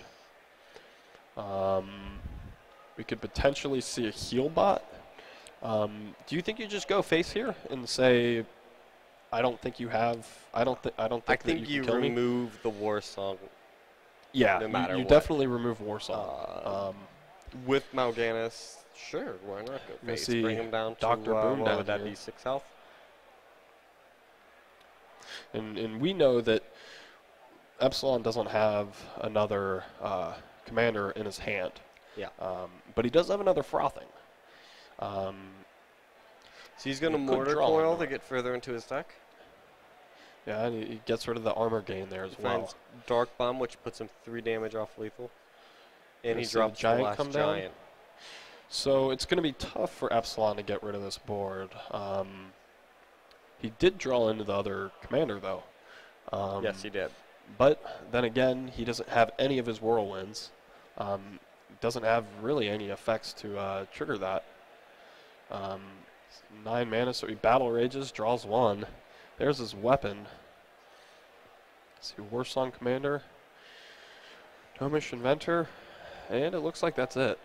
And yeah, that's game. All right, Epsilon's down 2. He's attempted with Patron both really just times following the card draw, not getting the cards when he needed them. Exactly. In fact, he didn't draw any executes that game at all. And that's not to say that Blaze is just won because of bad card draw. No, Blaze has no. made good plays. He's made smart plays, and he's made the right plays in those situations to Yes. To win the game. Absolutely. I would say in that game 1 Patron matchup, throwing down both of those armor smiths at the very beginning of the game and gaining all that armor, I would say that was probably the decider in that game. He just gained a ton of armor early on and could trade well with minions. He didn't have to worry as much. And then in this most recent matchup, just made the right plays. Yeah, absolutely. So they've been very, very strong games. A lot of good decks that are often seen in tournaments. Exactly. Very different from the first featured match where we saw Ogre Tribal Jank versus Actual Freeze Mage and whatnot. So does Epsilon switch away from Warrior? You've lost twice in a row. You're not feeling good about the deck. Versus Druid, I most likely would. Yeah, because you have the switch benefit to of Hunter. knowing. You have the benefit of knowing that he's going Druid. 100% know that. So you say he goes Hunter? I say he goes Hunter. If he knew. And it looks like he he's went going his Warlock list. He's going Warlock, so that makes me think, what kind of Warlock is he playing? We see So it Doomguard, looks like Egg. it's a Zoo list. Yeah, it looks like it's Zoo Warlock. We see Double Shredder from Blaze Berserker. So hopefully. this list from Blaze is most likely a combo list. Now, whether or not it has one or two of the combos in it, we won't find out until later. But it's definitely a combo list. Yep, there's a piece of combo. There's one combo. The reason we were able to deduce whether it's combo or not is because of the fact that Shredder keeps stuff on board. This is going to be a strong turn by Blaze here. Absolutely. He's got two Darnuses, and those are great cards. Those are a great card that came out in TGT, and it really makes Druid a much stronger deck. There's almost no downside to that card. Oh, and he's got another wild growth. He's going to have a lot of mana here. He's going to 5 mana next turn, at least. He'll be at 6 mana next turn. He'll be able to combo in. Now with that 3 turns. If the minions don't die. Yeah, that is true. And Epsilon does have some good pieces in his hand. He's got a Dark Bomb. He's got some Shredders. He's even got Implosion. Yep. Those are great cards. So it's not to say that Epsilon is So does he throw down Shade here to build that out? He does. Very quickly. He knew exactly what he wanted. Yeah, it seems like Blaze has played this deck faster in a time sense than his past 2 decks. So he might be more comfortable with this list than his other lists. Earlier I mentioned that one of the hardest parts about playing Druid is the mulligan stage. I feel like Blaze felt very confident with his mulligan stage and just has taken off. The Imp Implosion just hurts Epsilon Delta, doesn't even remove the minion, gives him 2. See that low roll on the RNG there. Yeah. And, you know, Blaze Berserker has to consider, does he trade 2 damage into the egg and swipe the board? Or does he keep 2 damage for the face? He decides to draw a card to see what other options he has. Yeah, I think Epsilon he's got some taunt in his hand, which is great. I think that's going to help him out. It might be too late, though. Might come down too late. I think the Shredders are going to be huge. Oh, and he's going to Implosion again. He rolls a 4, so okay. He should have got that last turn. If he had gotten that last turn, he would definitely he'd be in a better position. Yeah. Definitely, but Blaze has that swipe in the hand, and swipe can deal with Implosion pretty well. So I don't think he's not worried about this at all. Just gonna get rid of that board. We might see the Shade come in here. Yeah, and the thing about the Shade is, does he risk playing it? Well, I mean, you figure he's got power overwhelming from the egg would kill off the Shade the next turn, and he drew the power overwhelming, and that was a very good play. Wow, there's no way anybody can see that coming. So we see another swipe. Savage Combatant comes out. Savage Combatant is a card that came out in TGT that I think is very strong. Adding to your hero power like that, giving it more damage, is pretty good. Having a 3 damage hero power like that is very strong. Yeah, and as we know with Shredder, there is actually a 6% chance that Taunt comes out from a Shredder. We saw that happen. There's a 1.2% chance that any type of minion will drop out of Shredder. Specific minion. Any one specific, yes. Yeah. So he actually got the 6% chance of Taunt, and Blaze Berserker wasn't able to go face, and now he has a lot of Taunt. So and he's going to deal with that Shade most likely. Yep. There it is. And getting that Annoyotron out is huge because, as we know, Annoyotron is annoying. I don't know if you played the last Tavern Brawl, but I had a lot of fun with that Tavern Brawl.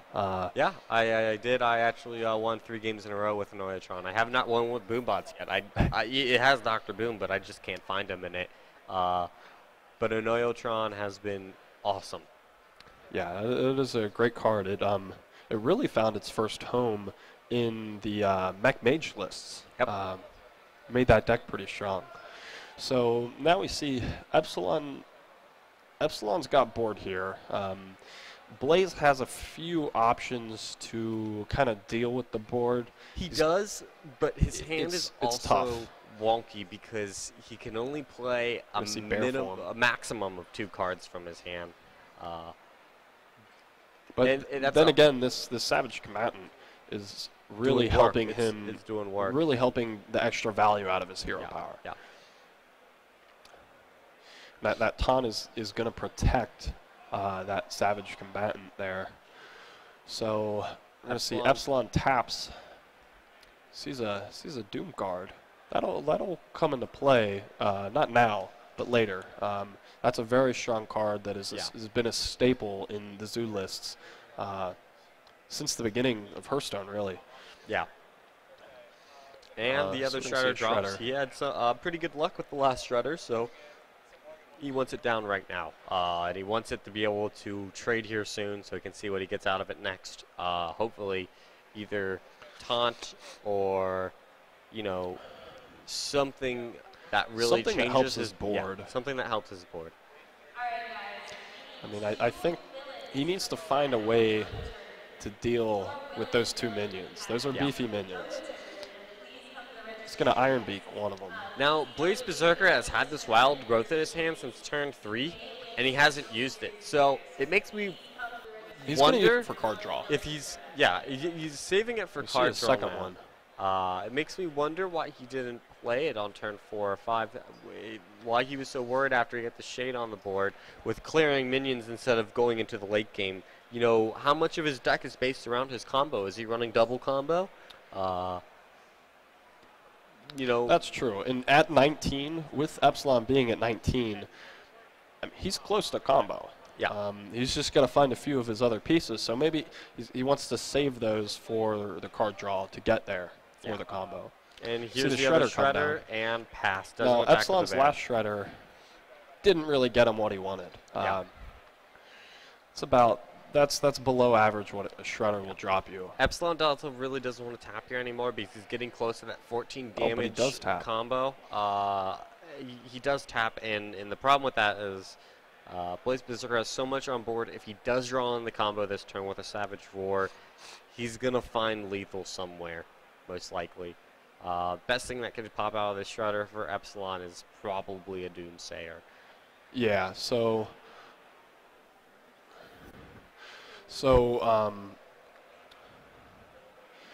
we've got now Blaze just drew into his Azure Drake, which gives him a 2 damage Wrath for card draw, which he can use on the egg and clear the egg. He can also silence the egg now. Yeah, he can silence the egg, which is even better. That's probably the course of action here. Denying him a 4/4 is a pretty big deal. Yep. Yep, and that's what we see. Yeah, that egg basically becomes useless now. Gonna see him move in for some damage here. Do you think he goes for board clear here? Yeah, definitely goes for board clear. I think Blaze is gonna make it known. He's gonna say, "I am close to combo, and I will finish this series soon." So just keep Taunt off the board, which is what he cleared, and now he's going to put we still don't know if he runs 1 or 2 combos. No, we don't. So if he runs 1, he could play. You play more defensively. Yeah. If he plays 2, you probably play a little more aggressively. So here's you see him play aggressive there. Now looks like he's going to get some juggles. The correct choice of actions. He is going to find what's in that Shredder first, because if it's Juggles something that will help him. Okay. So we see a new TGT card there. Not really helpful in this situation, though. I think with most Shredders, you most likely want some taunts to come down. Yeah. It just slows down the opponent's game. Get some more juggles. Those juggles are going fairly well. Yeah.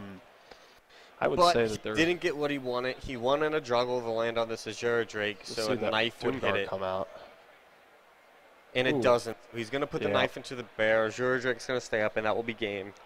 With 6 damage coming from the combo, and he draws the combo that game. He drew his Savage Roar, so it was game there no matter what. Blaze Berserker shows off full combo, and that's another 3-0. So we've seen 2 3-0s today. Thank God, because the first game took 20 minutes. So. Yeah, the first match was definitely a longer match, and that's kind of what you get with the patron mirror match there. It's got to think about it a little more. So, we're going to take a minute and thank some of our sponsors. I'd like to thank Reactive Designs, Electronic Gaming Federation, Red Bull, Extra Life, Trinity Force Network, and Twitch. So, in the first set of games that we saw some more unique lists, and then in this set of games we saw, your more standard lists. Yeah. A little bit more predictable game plans and course of actions. I guess I would have to say, from my standpoint, I prefer watching the lists that I know about. Yeah. You know what to expect. But that's not to say, bringing a unique list can sometimes be how you win a tournament. Yeah, I think about it, in that Nicholas Champion, if it would have hit face, drawing in the burn there would have been game, and that would have been a very surprising win that no one would have saw coming, and it came down to that RNG, and it would have been a fun win for everyone to watch as well. Yeah, so looks like we're going to have to take a quick break here. So we'll be back in a minute. Yep, all right.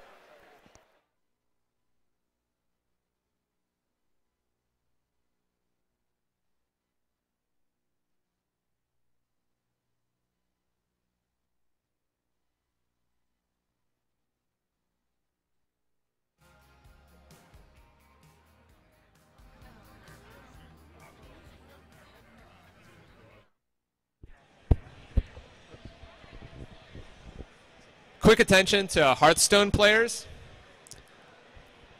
I just need you guys to listen just for a sec. If you guys are in the Hearthstone tournament, we're running an extra 30 minutes on the current bracket, so we're going to get everyone over here in 30.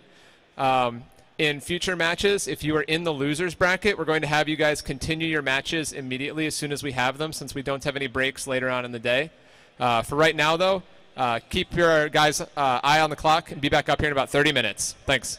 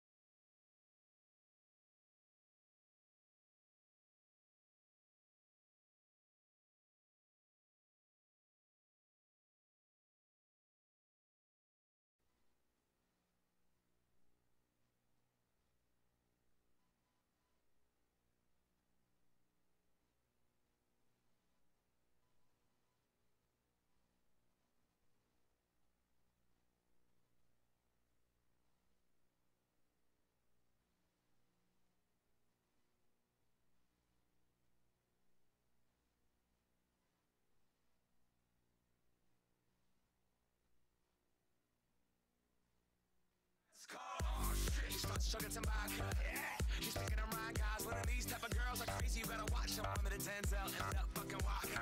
Step out the Eldorado. Now you don't love me, you just love my poncho. Girls back at home, posted up at the condo. Doesn't mean that we can't manage though. You want this money? Come take it from me. Won't stop at nothing. You're a go rush girl. You chase the paper. You almost famous. Fuck all the haters. You're a go rush girl. Yes you are. Yes you are. Yes you are. Go rush girl. Yes you are. Yes you are. Yes you are. Go rush girl. Baby, you can wear my chain.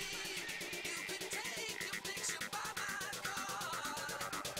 All your friends will drop my And then scroll to the top and just start calling them off and then scroll down like that.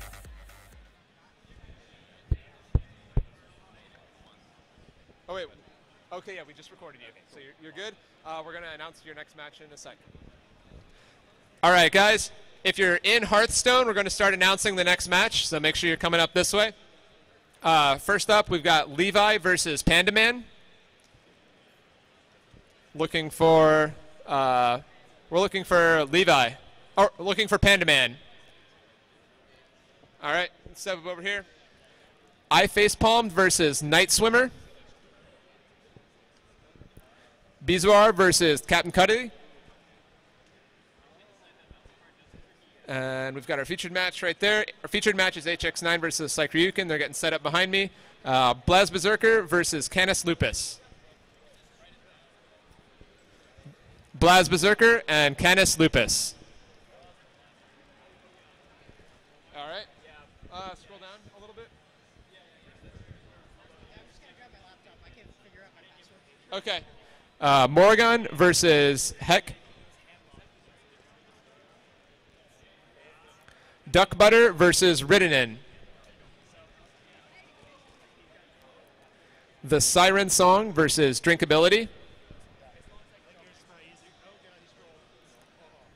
Yep. Siren Song and Drinkability.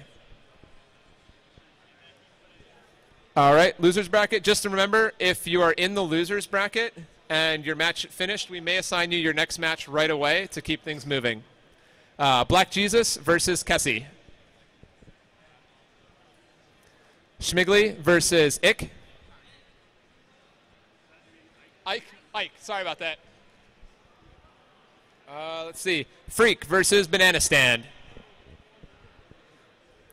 Epsilon Delta versus Devin. Tweak Jones versus ML Slugger.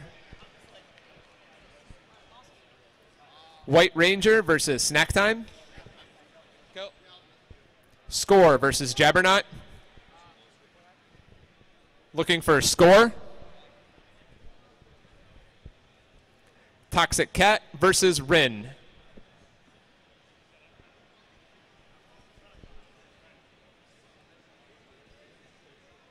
All right. Who are you guys waiting on? Try and call them out one more time. And you said, I just came from the bathroom, so I don't know. Oh, okay. Yeah. Let's see. Looking for Canis Lupus. Oh, okay, so he's right here. And then looking for Levi. Or sorry, wait, who are you playing against? Panda Man. Keep flipping you guys around. I'm sorry. Panda Man. Looking for Panda Man. I see a man dressed as a panda. I don't know if that's Panda Man.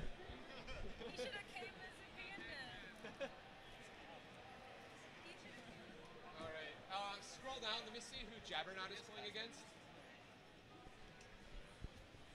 Looking for Score. Hearthstone looking for Score. If you do not have your Hearthstone match, come up to the screen. All right, you guys can chill for about 15. Yep. All right.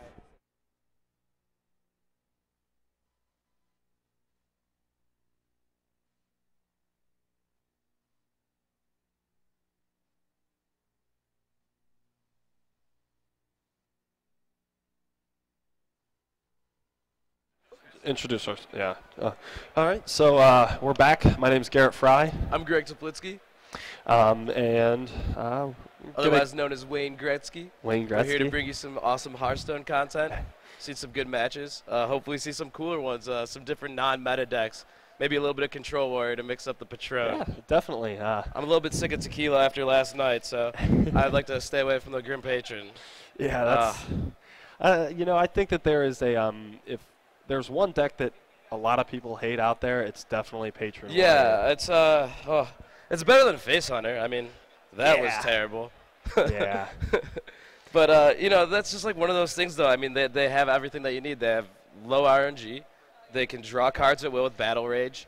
And all the Whirlwind effects. I mean, even Unstable Ghoul, like, you would never play that card. And when that thing comes out of a Shredder, I was playing the other day, and he pops my Shredder when I was playing Druid, and it's an Unstable Ghoul, and all of a sudden he just goes off with his Grim Patrons a turn earlier. Yeah. And that was fun. And it's interesting because both Face Hunter and the Patron Warrior list, they both have very low amounts of RNG. Yeah, but absolutely they're decks none, that people really. hate. But people complain about RNG. So yeah, it's and the other thing about them is, Face Hunter's a very direct linear strategy. You are going face. Yeah. Grim Patron, it can play the control game. It can combo you. It can beat you in so many different ways. And that's what's really scary about it when it comes to the meta. Like, they can beat you in a number of different ways. It's not just one combo like Druid. If they don't draw Force of Nature and Savage Roar, they might just not be able to close out that game. I mean, they can win it over board control, but that burst damage is always going to be in that deck. But if you don't draw it, it doesn't matter. But Grim Patron, you always drop pieces of the combo, and you can go off with so many different cards that makes it tough. Definitely true. So let's take a quick moment to just thank a few of our sponsors that have made this tournament possible. We'd like to thank SteelSeries, Brawlhalla, Bearcast Media, Electronic Gaming Federation, and Red Bull. All right, so we've got the match here. So we got HX9 playing Warrior, Warlock, and Druid, and Psych. I think it's like Psych-Hurricane. All right, we'll call him Psych. And we got Psych playing Mage, Warrior, and Druid. So I think this really favors HX9. Warrior is pretty darn good, assuming that's a freeze mage. If it's Tempo Mage, it could be a little bit more of a 50-50 matchup. Tempo Mage can have trouble going past Handlock if they don't have that burst right away, because once those Moltens go up, that's usually GG, because, Flame Waker can only do so much, and if they have the right answers, that game can spiral. But if Mage has the burn early, and they can get everything on board to stick, they can really blow him out. So yeah, so really it comes down to what the lists are, and we should see those shortly once they get these matches going. Yeah, and the Druid matchup is strictly based off of who gets there. Yeah. So we'll see what happens there, but it's interesting to see how they'll play this. If you know that your opponent's got Mage, you might want to get that Warrior out there early. Tempo Mage can struggle against Warrior, lose your Mana Worms early. They have a lot of good counters to your mirror entities. And then, Warrior also has the ability to burst them down with their Grim Patron combos and just take the board. A lot of Tempo Mage lists only run one Flame Strike, so it makes it really hard for them to answer. So we'll see what happens there.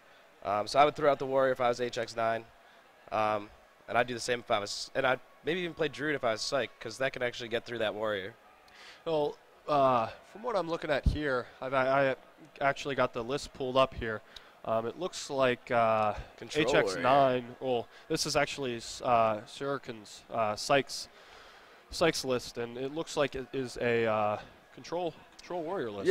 Yeah. Actually, I saw. It was. It's got a Baron, which is pretty unique. Yeah. There. Baron is usually a staple in control warrior. Yeah. Really, when you slam Baron onto the board, you're doing 9 damage a turn, as well as controlling the board, especially paired with a weapon. You can trade with almost any minion in the game. Yeah. Especially like Sludge Belchers, your Fire Axe now gets through them. Mm-hmm. So we'll see how this goes. Grim Patron versus Tempo Mage. Okay. Yeah, definitely Tempo Mage with that Water Elemental in hand. Yeah, so this should be an interesting matchup. Depends on how if the Tempo Mage can establish his tempo faster than the Patron can get his combo pieces. It'll be interesting to see if he keeps the Grim Patron here. You really want a weapon early in this game. You're going to have to deal with Mad Science. You're going to have to deal with the Mana Worms. I personally like keeping the Grim Patron at all times because you need to get that out there. Yeah, but we'll see what happens. Cruel Taskmaster, interesting. So we'll see what he goes with here. I definitely keep that Slam and Grim Patron though. Yeah, And, I think you want to keep the Slam because you don't really know if it's the Freeze Mage list or if it's a Tempo Mage list. So I definitely think you keep the Shield and Slam. even if it's a Mech Mage and they have a Foul Reaver in that list, and you can Slam Execute. So it looks like we've got a mulligan here. Yeah, we threw out the Grim Patron. That's shocking. And that was a really good call by Psych to keep that Flame Strike, because if it is Grim Patron, he doesn't have to dig for it now. Yep. It kind of clogs up your hand, but at the same time, it can really pay off later. Guaranteed turn 7 board wipe for the most part. So we don't see the Warrior having a weapon here, which is really vital for this deck. One of the best cards in Grim Patron Warrior is Deathbite. Yeah. It doesn't get talked about a lot, but that card makes it work. That extra Whirlwind, and it gets 2 creatures off the board. Trade with Lothebs, it can trade with Emperors on that second hit, get through Belchers. It's a really important card in that deck. So without him having a War Axe or Deathbite, this is going to be a little bit tough for him to deal with the early game minions. Yeah, exactly. And I think while Psych doesn't know that, he's in a good position right off the bat right away. We might even see him coin out this shield block just to try to cycle a bit here. Oh, he's going to go with the Acolyte. That makes a lot more sense. Get that card draw established. Yeah, he needs to dig because he's missing a lot of the pieces that he needs. So. Yeah, exactly. See Psych get a Flame Waker. Flame Waker, that card's been crazy. Oh yeah, that's probably one of my favorite cards in the game. Yeah. I love playing with spells. It's fun. It's what is the nickname for the deck? Casino Mage. Yes, Casino Mage. Just see how that RNG helps you out. Yeah, definitely. You see him slam down the Flame Waker, hit face, and just pass turn. Yeah, he might go for the Execute on this just to mitigate the risk of that Flame Waker going off. And he pulls he's going to go with an Inner Rage here. It's a little bit shocking with the Grim Patron in hand because on turn 4 you play the Deathbite, queue up the Whirlwind. I know that it's expensive to play that Execute just to do 1 damage, or you can even leave it on the board. But I think he's trying to maximize his card draw here. He wants to get the most out of his Acolyte. Yeah, and especially with the Flame Strike in hand, it will pay off for him. But you had a chance to make 4 patrons on turn 5 and maybe just win the game right there. So yeah, because he doesn't, get to see with what they both have. Strike, but yeah, so this is gonna be a tough board to deal with now. Yeah, that Water Elemental proves to be a big threat. Yeah. Because of the fact that it freezes. Yep. And that locks down HX9's weapon possibilities. Yeah. So we see HX9 hit that Water Elemental just so he knows he can get that Execute off. Because he can throw another weapon on there and proc the Deathbite Very Death true. Rattle there. So that's something to keep in mind. But it looks pretty good for Psych here. He's got a good board, and he stopped the Grim Patrons from coming out on turn 5. Yeah. So turn 6 he can weapon hit. If he does go with the Execute route, he can weapon hit and get through, but we'll see what he does here. Might even go for an Unstable Ghoul play because that will clear the board. Yes, that will. He's got a few play options here. You're going to see Execute on the Water Elemental, which makes sense. He's got to free up that Deathbite. Yeah, that's pretty crucial. Might just throw down the other Acolyte. Okay. Yeah, is this the point where you just start looking for Thorson and trying to go off with a big Grim Patron combo? Yeah. Or do you want to stall it out and see if you can just get that earlier version of the combo out and then go into the War Song? Yeah, I think the tough thing here is he doesn't know how much damage Psych has. Psych has some damage in his hand, and that the Sorcerer's Apprentice really helps Psych out with the lowered mana cost of those spells to kind of accelerate that damage that he has on board and in hand. Yeah, definitely. So we'll see what happens here. He's got 9 points of reach plus the hero power. Can't play it all this turn, but he's getting close. And Arcane Intellect is going to be... Nexus Champion Sarad comes into hand. Yep, there's the, that card is so much fun. Yeah, that is a great RNG card right there. A lot of fun. Yeah, All right, so gonna see Psych got a secret out there. What kind of secret do you think that'll be? I think that's definitely Mirror Entity. He doesn't play enough. Secret. Yeah, so it is Mirror Entity. When you're playing as many low-cost minions, the only other option really is a counter spell. Yeah. And I've seen some lists that run those as one-ofs, to surprise your opponent. Now there is a play here where you can clear the board, but then you give him the because of the mirror entity, you give him the cruel taskmaster. Yes. But overall, that's a huge swing, and he's gonna be able to dig a little bit more with this Acolyte of Pain, and we'll probably see a Nexus champion Sarad come down here. Gazer Drake comes into hand. That really gives him some more cycle. Let him dig a little bit deeper, find the rest of that damage. Yeah, I mean it's Psych definitely has the advantage here. With that Nexus champion Sarad, that if he rolls the RNG right, he's most likely only going to get one roll on that. With the execute that HX9 has in his hand. But he could get a pretty good spell there, and he's got his Flame Strike in hand. He just drew into his other Flame Waker, so he's got strong presence, that's for sure. Unfortunately, though, his board will be cleared after this Deathbite swing. However, that brings him really close to that Fireball's range. So if we look at his hand, he swings on the Drake, goes down to 9. And then the Fireball with Hero Power and Flame Waker on an empty board would do it. Now, because this will be clear. Yeah, is HX9 going to Battle Rage here? 3 card draw's pretty good. Yeah, and you're getting to the point now where this is where the Warrior can really stabilize and start running the Mage out of resources. We do see the Fireball, the Flame Waker, Nexus in hand, and those are all good cards. But when you can get that combo out, and you have to use a whole turn to Flame Strike the board, it can really change the dynamic of a game. And they can just reload so quickly with that Grim Patron. And it's tough versus the Patron too, because they don't have to deal with all their guys have charge basically. Emperor Thorson into hand. Okay, yeah, that's pretty strong there. Time to armor out of this. And he gets a shield slam. That's a pretty big draw he can just trade here and shield slam, and he's gonna use the weapon. So a little bit of, not necessarily a misplay there, but when you have shield slam, it's always proper to shield block and armor up first to keep that value high. He could still have 7 armor right here and just lower health, which doesn't matter because he doesn't play any healing cards. Yeah. So a little bit of a misplay there. He would have been able to shield slam this Dr. Boom and play Emperor this turn had he went out it the other way. Correct. So that really hurts him.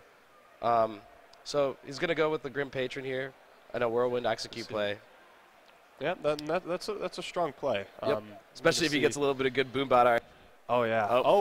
Wow. That was some tough RNG Dr. there. Yeah, GG. that is Dr. Balanced. Yeah, seriously. Sure.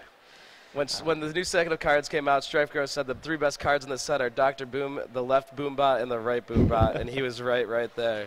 Yeah, that is definitely true, and we're going to see the casinos start rolling some more RNG here.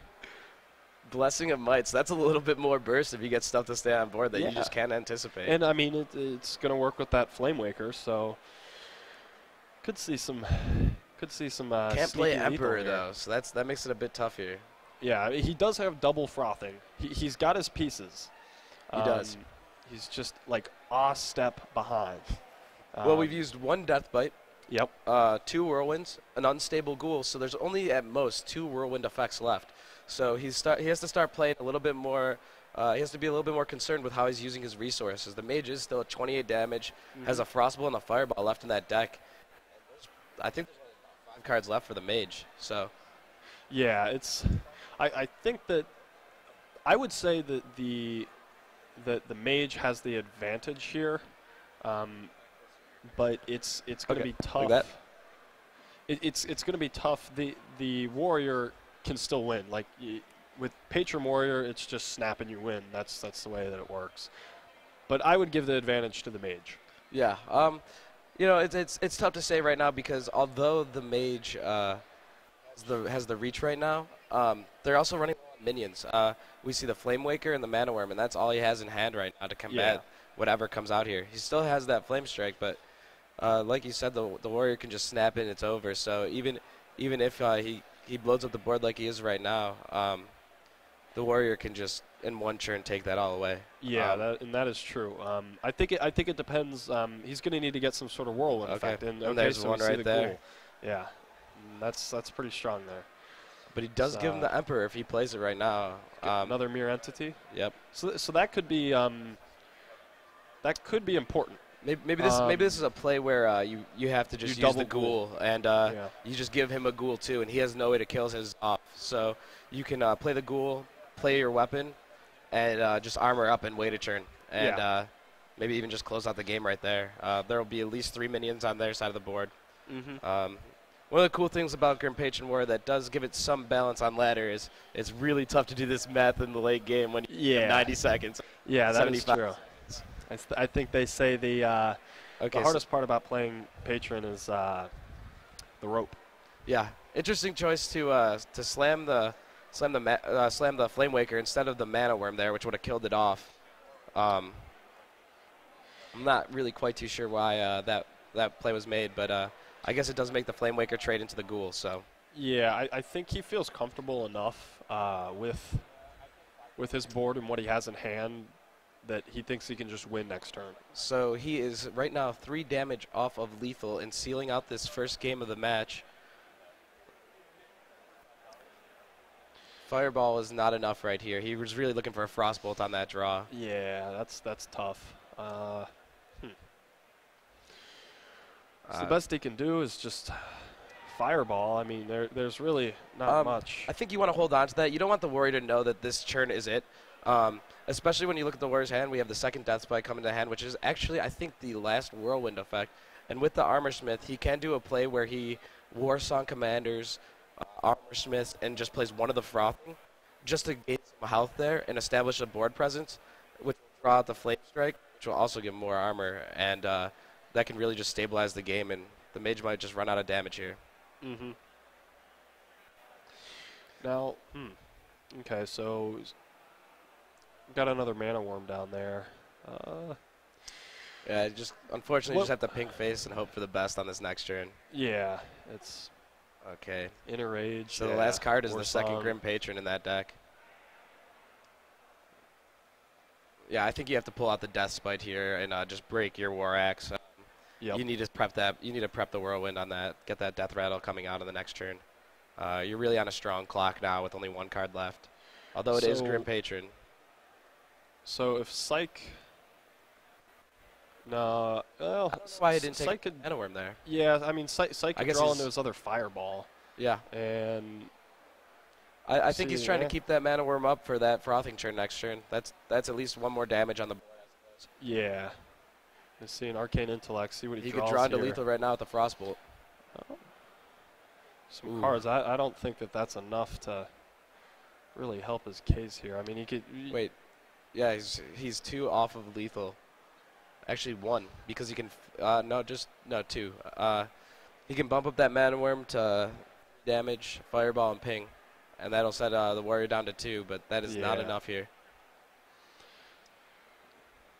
Now, can he make a play to give him 1 more turn?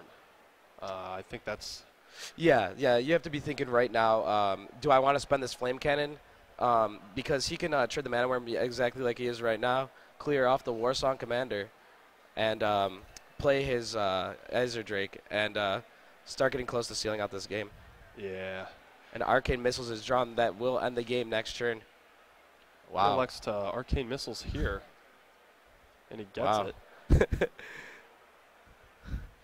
Sometimes lucky. Yeah, definitely. So this is a really tough turn here. I think he might play that Grim Patron and start. It's tough. He never even got an Emperor down this game, so it makes this hand really awkward. 1 Emperor would let him play both Warsong Frothings and get some armor up, but he cannot do all of that. Yeah, he had a few opportunities to play Emperor, but he instead chose to go other routes, whether it was clearing board or trading with minions, instead of Emperoring here. And I don't know, it might pay off and work for him in his favor. Smart attack there, going after the Mana Worm. Either way, you're going to lose a Grim Patron in that scenario. At least in this instance, you take 1 less damage, which will make a difference. So Frostbolt is no longer lethal. Unstable Portal. I don't know. What could he get with Unstable Portal to help him win the game here? With Fire Elemental, that's 3 damage, but not enough. Not even like King Crush wouldn't even help him out. I think what's really important here is the warrior can only gain 2 health a turn. Both shield box were played, and both armor smiths are now exhausted. So at most he's gaining 2 health. So anything that can provide some damage. Yeah. Is that good? So let's see here. What did he get out of? That gives off a random paladin card. Ah, yes. Okay, and that's cool. That's a card that we really haven't seen a whole lot. Obviously not played in many decks. The mage is taking his time with his turn, trying to make sure he gets the best plays on board. Depending on what he gets out of here, he could get a solid card. Oh wow, okay. So this is some role reversal here now. I guess the mage feels that with what he's got on board and his higher health, and the fact that the warrior's basically out of cards, he can just outplay him and outtempo him now and win. As he still has another fireball. I would assume he still has another archmage as well. I think it's safe to assume that. And he draws into his other fireball, and that'll be game. And also with fatigue setting in, the Flame Strike would have taken care of both berserkers, ending the game anyways. Emperor would not have been enough to do it alone. Yeah. Well played there by Psych. Went right down to the wire. Yeah, that takes out the dreaded Grim Patron Warrior. Yeah, no more tequila for Psych. That was a great matchup there. If somebody wants to watch a game on how to beat Patron Warrior as a tempo mage list, that worked out pretty well. I think that's how you do it, yeah. Okay, so the mage is now through for Psych, leaving him left with Warrior and Druid. And we still have all 3 decks available for HX9. That was a tough game for him. Emperor being so far down in the deck. Grim Patron. Never having the ability to go off with a big combo there. The mirror entities really countered that quite well. Yeah, the mirrors helped him there. And you don't have to get an amazing card with a mirror entity to make it worthwhile. Just the fact that you get something else on board, especially after a clear like what happened, the warrior who cleared board, but he didn't clear board because of the mirror entity. And we see Darnassus Aspirant in the hand, if that's how you pronounce it. I think ass is one of the words we're allowed to say, so that works. Okay, we'll call it Darnassus Aspirant. And that's a really interesting card. I didn't really think that Druid needed more ramp. Always use more ramp as Druid. Come on. I have gotten turn 2 Dr. Boom 1 too many times. I am salty. That happens. If you ever get turn 2 Dr. Boom, come talk to me. We will grab a beer after the show. Last year, I was in this tournament, and I got Darnassus Aspirant. As I say right now, I'm just kidding. Last year, I got a turn 2 Dr. Boom in this tournament, and it got hexed right away. So I'll never play another turn 2 Dr. Boom ever again in my life. That's the one case that Shaman had the last laugh. Yeah. But yeah, Darnassus Aspirant, as I've been corrected, that is a really hard thing to change. I kind of enjoy saying it the other way sometimes. But a lot of things that people have been doing in Druid, now that you have 4 ramp cards outside of the innervates, because those are more situational, they don't have a lasting effect. You actually saw early on people teching in more 4-drops because you had more availability to play a 4-on-3. So Chillwind Yeti actually came back, which is kind of cool when a basic card still gets some play.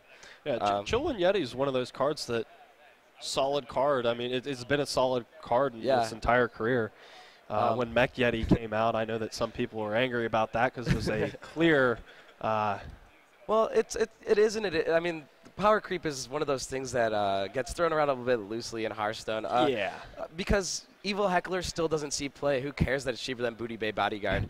And it just also allows the availability of more taunts in Arena and just different cards to play with. And, it's kind of fun telling people that their mother smells like a leper gnome. And so we see him come in with an early Thorson here.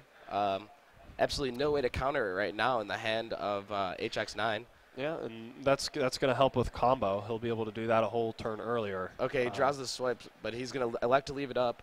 And he's going to have a 5-mana combo. That's what we call balanced here at AllMid Tournament, where you can get your 5 mana Savage Roar Force of Nature combo. 14 damage, yeah, for 14 damage for 5 mana. 5 mana is pretty good.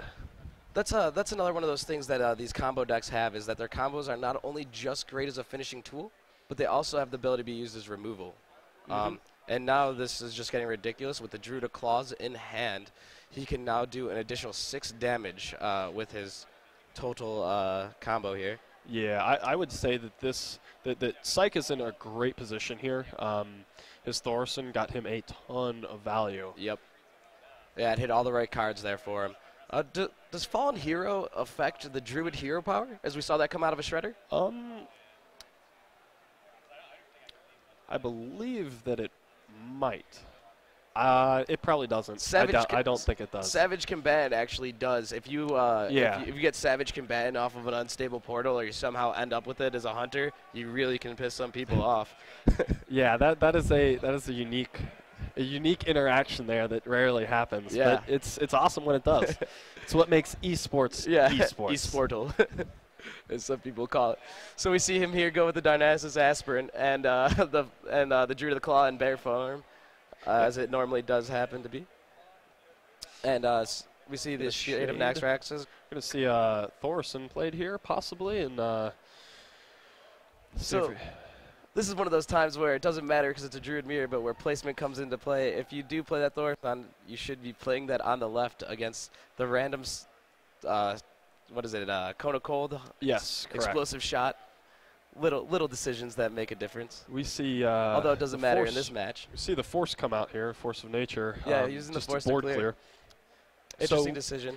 Do you believe that means that HX9 is playing a double combo? I think most lists right now that I've seen at least are going to run double combo. It's about the consistency of drawing it. It's really important to have that closing damage as Druid. Yeah, it's huge. Their lists aren't playing Ragnaros anymore, and right now it is going to be lethal for Psych next turn.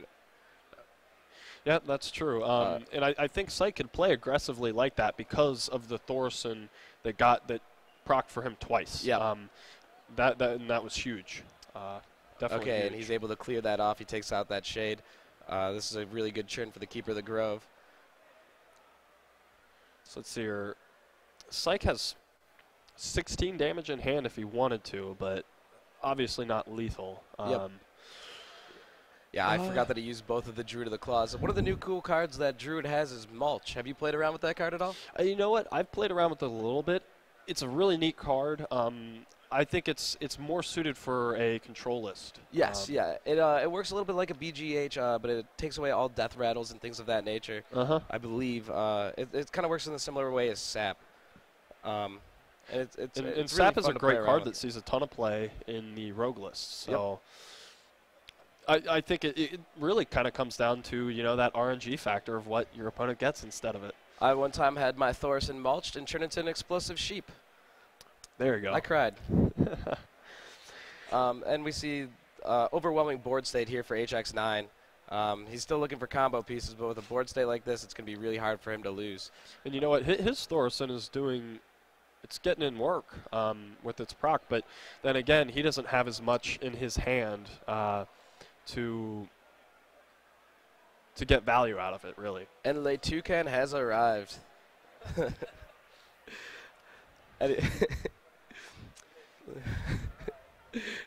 Composure. So we see on the board now we have the Shade of Naxxraxis and Piloted Shredder. It's really going to be tough for him to fight back now. We have the problem right now for HX9 is he's looking for combo pieces to close this out before he loses control of the board, and he cannot use that Wild Growth to draw for one more turn. In Psych, so if the Shredder and whatever the Shredder drops, wow, is what a dealt draw. with. He has 19 damage with that Shade if the Shredder and what the Shredder drops are dealt with. And plus he gets the hero power as well. This could do it if he does not hero. Oh, Wrathguard. That's tough. I still have yet to shield slam one of those, but I'm waiting for the moment. That would be an awesome shield slam. Shielded mini bot. That's a great drop to get. We are one off lethal here in the second match. Actually, would it be? Does he have? Yeah. No, one off lethal. You're correct. The Shade will grow one. So Psych has to draw something here that'll help him I out. think Second Psych Savage realizes Roar. that. I think Psych assumes that he has combo and assumes that he's one off and lethal. Lothab, that will not do it. Do you have to use Force of Nature to clear here? You're almost out of damage if you do, but we have 9 and 12. I think he still has 18 points of he damage probably on has board. 10 if he gets rid of the right things. I mean, you don't necessarily have to clear Thorson because it's this. If he does not use combo to clear, useless. this game will be over. Yeah, I mean, I assume you have to. If you want to stay alive for one turn, you know that he's got lethal on board, and you don't have lethal in your hand, so you've got to just clear. Yeah. What unfortunate board save for him. I mean, he had this game locked down. He got 2 ticks of Thorson right on combo with 2 Druid of the Claws, and there's just some really, really cheeky plays there by HX9. Yep, so we're going to see Force played here. And look, probably take off that Thorson, and he's going to Savage Roar as well, the combo clear. Ooh. Okay. So I guess he's just trying to maximize. I mean, I don't know because looks like he went face with the extra 2 damage there. HX9 is still in the driver's seat. I mean, he's got 19. He's still and at both 19 combos health. were used, and he can clear up this board except for the shade, and also draw a card here. Yeah. So it's gonna be tough for him to lose from this spot. Have either players played any of their big cards like Dr. Boom or their Ancient of Lores? I don't think we've seen either of those so far. Yeah, I believe we have not either. It's going to be a top decking fiesta from here on out. Top deck fiesta for sure. See that wild growth play. Now, does that wild growth? Okay, I was thinking that maybe it still cost the Lothab's +5 on there, but it didn't. And Drake into Shredder is not bad here. That'll give him control of the board and start putting a lot of pressure back on HX9. And we'll see what HX9 is able to draw here. He gets 2 draws, and Savage Roar will be lethal if he can find it. He gets 3 draws now, so he drew the Wrath, so he gets to cycle in 3 cards, and that Darnassus Aspirant is not enough. And that is Darnassus Aspirant, and that will not do much here. Let's see if he likes to heal or draw. I think you have to draw your way out of this, and maybe clear off that Drake and let it, and see what happens. I think that we still have both Savage Roars in the deck here, and there's one of them. There's a Savage Roar. Wow, this will come right down to the wire. He has to, Psych has to find a way to clear off this lore.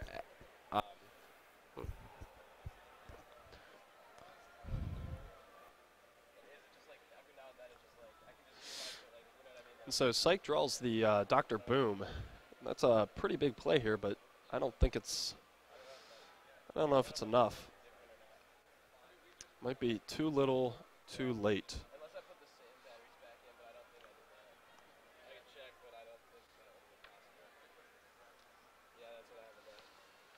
So see what the Shredder gets out here. I guess if you're Psych, you want to see a taunt pop out here. It's working now, so we'll figure it out. 6% chance on a taunt with the Shredder. It's not bad odds to get a taunt.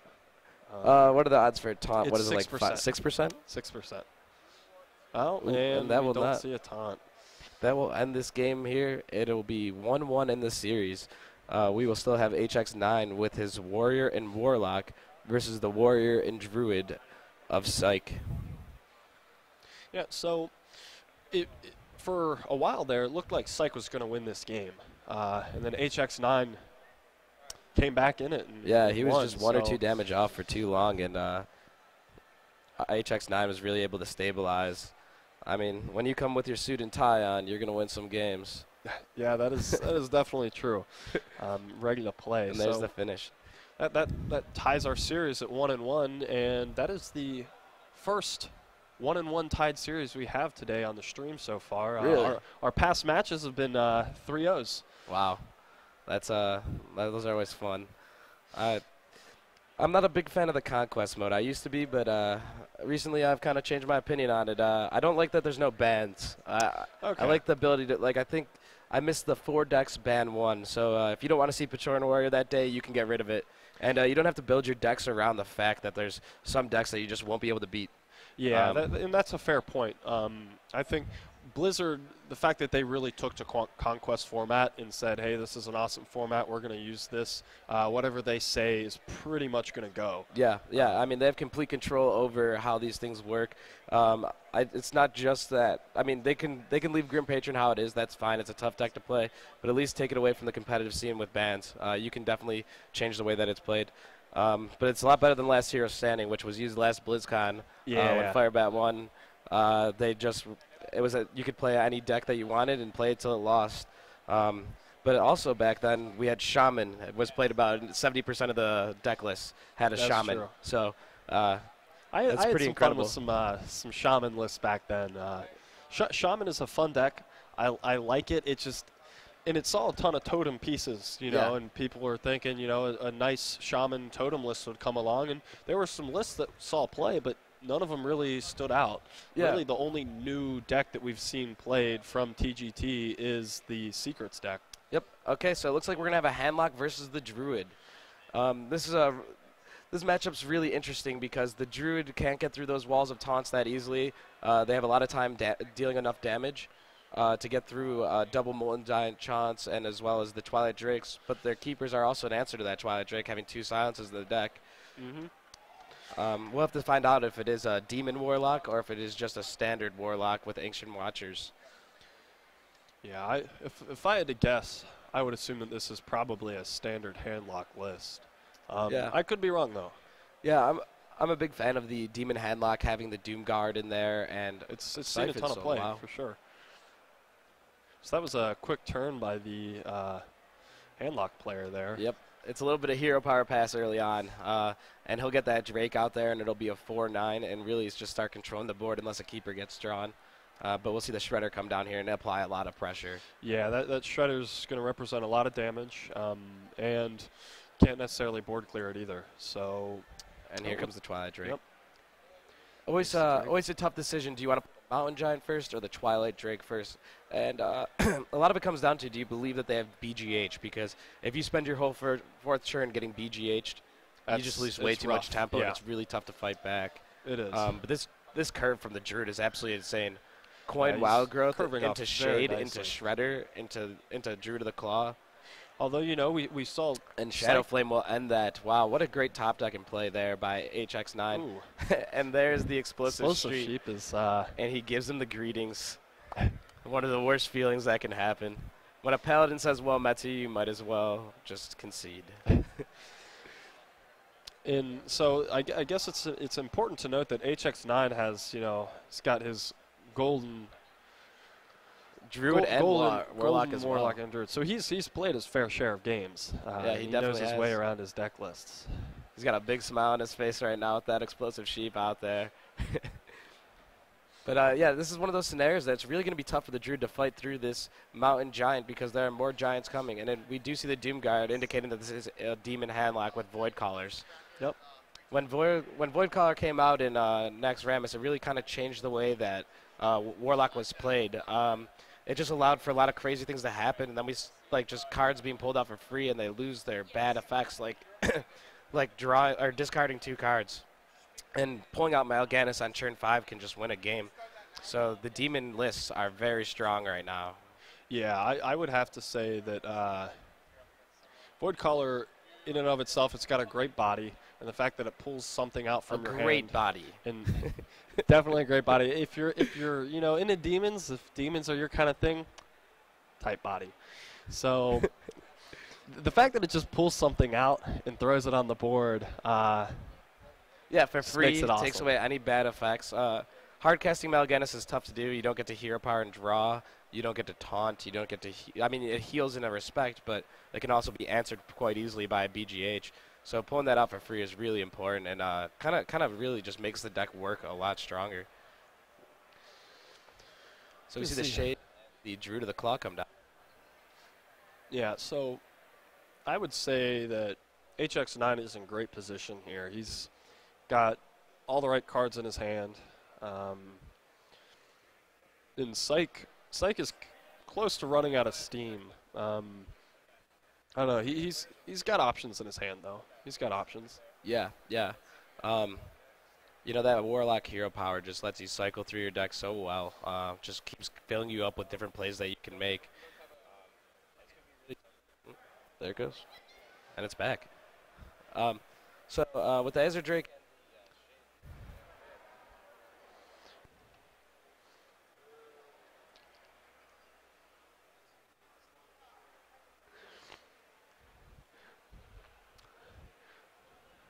So we're gonna see Psych here.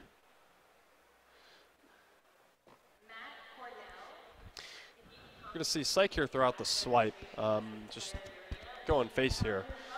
Might be trying to set up for combo if he goes face there. Thinking about swipe, not playing swipe. He's gonna throw down his Azura Drake, so he gets double spell power off that. So that swipe is a pretty good swipe. check. Now, why he decided to... Yeah, so he didn't swipe because he didn't want to give the Molten Giants an easier play, with them being less mana. So this is definitely a very smart play by Psych there.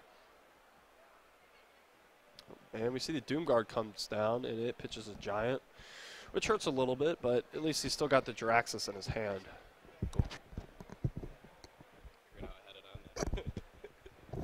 See the Ancient come down here, depending on what he gets off of his two draws.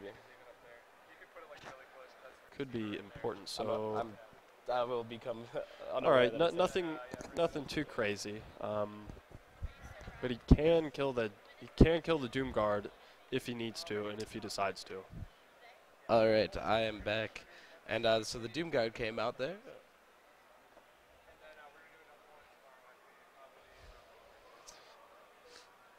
And the Darnassus Aspirin is kind of a tough card late game. Its value is totally served on turn 2. Yep. After that, it just diminishes with every coming turn. Interesting, he's not going to try to dig more here for combo just to close out this game. You really don't want to put the Warlock down any further and give that Molten Giant more value. Yeah. Oh, sorry, I missed that he already played a Ancient of Lore. Sorry, mic problems. He could have gotten rid of the Doomguard though, if he had wanted to, but he would have been taking some damage to the face that I don't think he really wants to take right now. He's looking for combo, and that's what he's got to get. Okay, so we see he's got combo, and this will be lethal with the Innervate. No, he's 1 mana shy. Wow. 9. This is going to be really interesting because if he tries to go for it too early, the Jiraxxus will come down and heal him back up past combo range. Correct. So he needs to dig a little bit further. Now, if he draws more cards and kind of plays it off like he doesn't have the combo, do you think HX9 just assumes he has combo here? I think when you're this deep into the deck, you just have to assume your opponent has combo and play around it consistently. You can just get punished so easily by not doing that. And this will be an Innervate Keeper of the Grove, and if one of these minions stick and there's no taunts put up, this will end this match, or this game rather. So the Keeper does come down, gets rid of the Doomguard, and we see Defender a Defender, Argus. so that's Wow. a huge draw. That is a huge draw. The question always is, can I pull off a tap here? And I think HX9 plays it safe, but he might have been able to get a little bit more value out of that turn because Molten Giant, once you're under that amount of health, works perfectly with the tap because of 2 health, 2 mana. Yep, exactly. It's in perfect balance there. And he's going to silence the Molten Giant. Silence there, and Savage Roar. So is he has lethal. 2 in his hand, yep. That's what he needed to win. Well played. So Psych found a way to sneak in that win there. I think that all comes back to that swipe play that he made earlier. Yep. That Denying definitely. the Molten Giants for a little bit longer. Yep. It's a very smart play. Yeah. And Psych Ryukin will take that 2-1 lead here. And he only has to win with his... is it the Patron Warrior that he has left? I believe it is. Yes, I believe it is the Patron Warrior. So that'll be a tough game for him there. Yeah. So he has to go against Warrior and Druid. So we'll see how he does there. Druid's usually a bad matchup for Warrior. Malfurion is not very kind to Garrosh. I don't know how that rivalry works in World of Warcraft, but in Hearthstone it's pretty strong. Yeah, it could come down to just HX9 getting an amazing Patron Warrior hand and just being able to go off. Yep. Because that can happen. It's one of those decks. Inner Rage, Patron, and a Whirlwind can win a lot of games, and Drew does not have a lot of board clear. Outside of Swipe, it really doesn't have any area of effect damage. And we see Handlock being queued up again. So Sykes' list is actually a Control Warrior list. Okay, that's awesome. This is one of those great matchups where it all matters how well you can play your 1-mana removals as the Control Warrior. This matchup really comes down to that, having an early BGH and being able to pull off good execute turns. Those high health minions can really start battering them down, but if you overcommit to the board state and you get destroyed by a Brawl turn, you might just not have enough threats left. So now it'll be interesting to see here if Syke runs 2 Brawls. He does. He does run 2 Brawls, wow. So that could really ruin a Molten Giant turn when you get the health down, or even a Mountain Giant Twilight Drake turn. And he runs Justicar as well. So this is, a deck that he could take into mill almost. Yep. Just slowly whittle the Warlock down. Control Warrior is a deck that I have a lot of experience with, and it's really important to utilize your weapons effectively, not draw too much because you're going to take it into the late game. Exactly. And also you just have to be very efficient with all of your 1-mana removal spells because they really can swing the game. And now it's important. Syke could almost play the mind games of acting like he's got some patron tools, because that would make, in theory, HX9 play a little bit differently. Yes, exactly.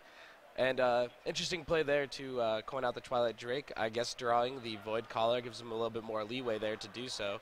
But normally you want to keep your Mountain Giants on curve, and he'll have to wait another turn to play to get out that big threat. And but yeah, like you said, Syke Ryukin is doing a good job of bluffing that Patron Warrior because he's playing it exactly the same as he would. And we see Nexus Champion Sarad in the hand. KitKats was actually messing around with a Control Warrior playing these Inspire cards, and it looked really interesting.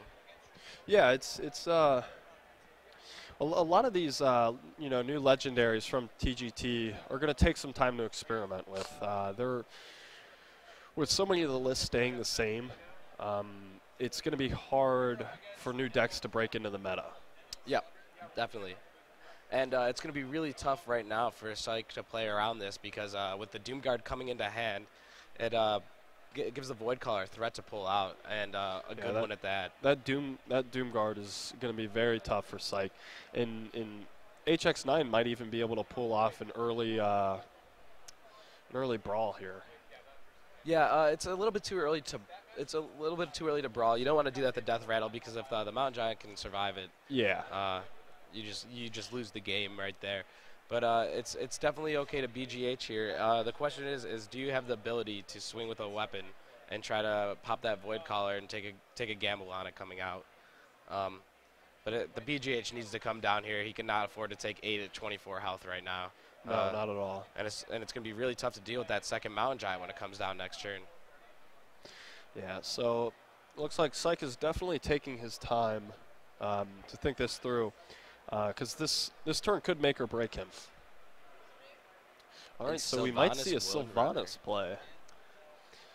So he might feel confident enough. I mean, he might be setting up for the brawl next turn. That was one of the cooler things that came out with Emperor Thorson was the ability to Sylvanas brawl in one turn. I remember my friend and I were talking to Fibonacci, one of the better Control Warrior players, about Emperor in Control Warrior because a lot of the times it doesn't give you enough value. You're going to play your big minions regardless. Does the 1 mana really justify the spot over other cards? And he said the Sylvanas Brawl makes it worth it. So we're going to see that right now. Yeah, so the Sylvanas is going to be able to trade with the Void Caller first, right, and then Brawl. Yeah, and it's also important to note the way that the Death Rattles will play. So the Doomguard will come out before Sylvanas steals something. So hitting it with the Fiery War Axe actually guarantees the fact that he will win this Brawl and get any of these cards. This is a big tempo swing here. And Sylvanas loses, and he gets a 3/4 taunt. So that's pretty strong there, but he's also at 8 health, and that's pretty low. He's got with these Molten Giants, I mean, he can still he throw down his Mountain Giant. He's still got another Molten Giant in hand. And we see the big game Hunter BGH. come down. I tell you what, Psych Bouncer. has played these matches very well. Yeah, he's played incredibly tight. I haven't really noticed him make any plays that were even questionable. He's really using his resources well and showing his strength as a control player. And the Ancient Watcher Shadow Flame and the Mortal Coil will clear off this board here. Now, if you're HX9, do you assume that Psych has a second brawl? No, it's a really tough thing to play around the second brawl, and he doesn't really have the resources to worry about it. Right now, he just needs to aggressively dig through his deck and try to find some more threats to add to this board. I'm going to see the Nexus champion here. And he gets a Force of Nature. Force of Nature. So that'll give him more board clear as well as some more damage in the late game. But right now, it's going to be a really tough board here for HX9. He needs to aggressively find more cards, and what he has in hand just won't do it. He can't even play the Molten Giant. Mm-hmm. And we're going to see him silence the Nexus champion. Yeah, so how does HX9 get back in this game? Jiraxis. You stall out the game as much as you can, find removal for big threats, and you drop Jiraxis and you hero power your way into the late game. The problem is, though, you go through a lot of your deck a lot faster. So the Warrior is able to outlast you a lot of the time, and you might just lose the game based off of that. Yeah, that is definitely true.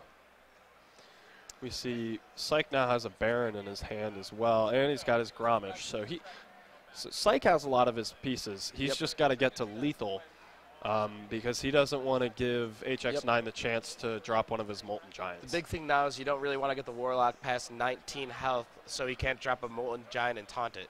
So he'll continuously just do small bits of damage here and try to deny that play. The big thing now is prepping that Death's Bite so he can get that Grom enraged. He can also do it with the Shield Slam, and if he does that, he will be 4 points of damage off of lethal. So he is really grinding him down here. We see the Siphon Soul coming to hand for HX9.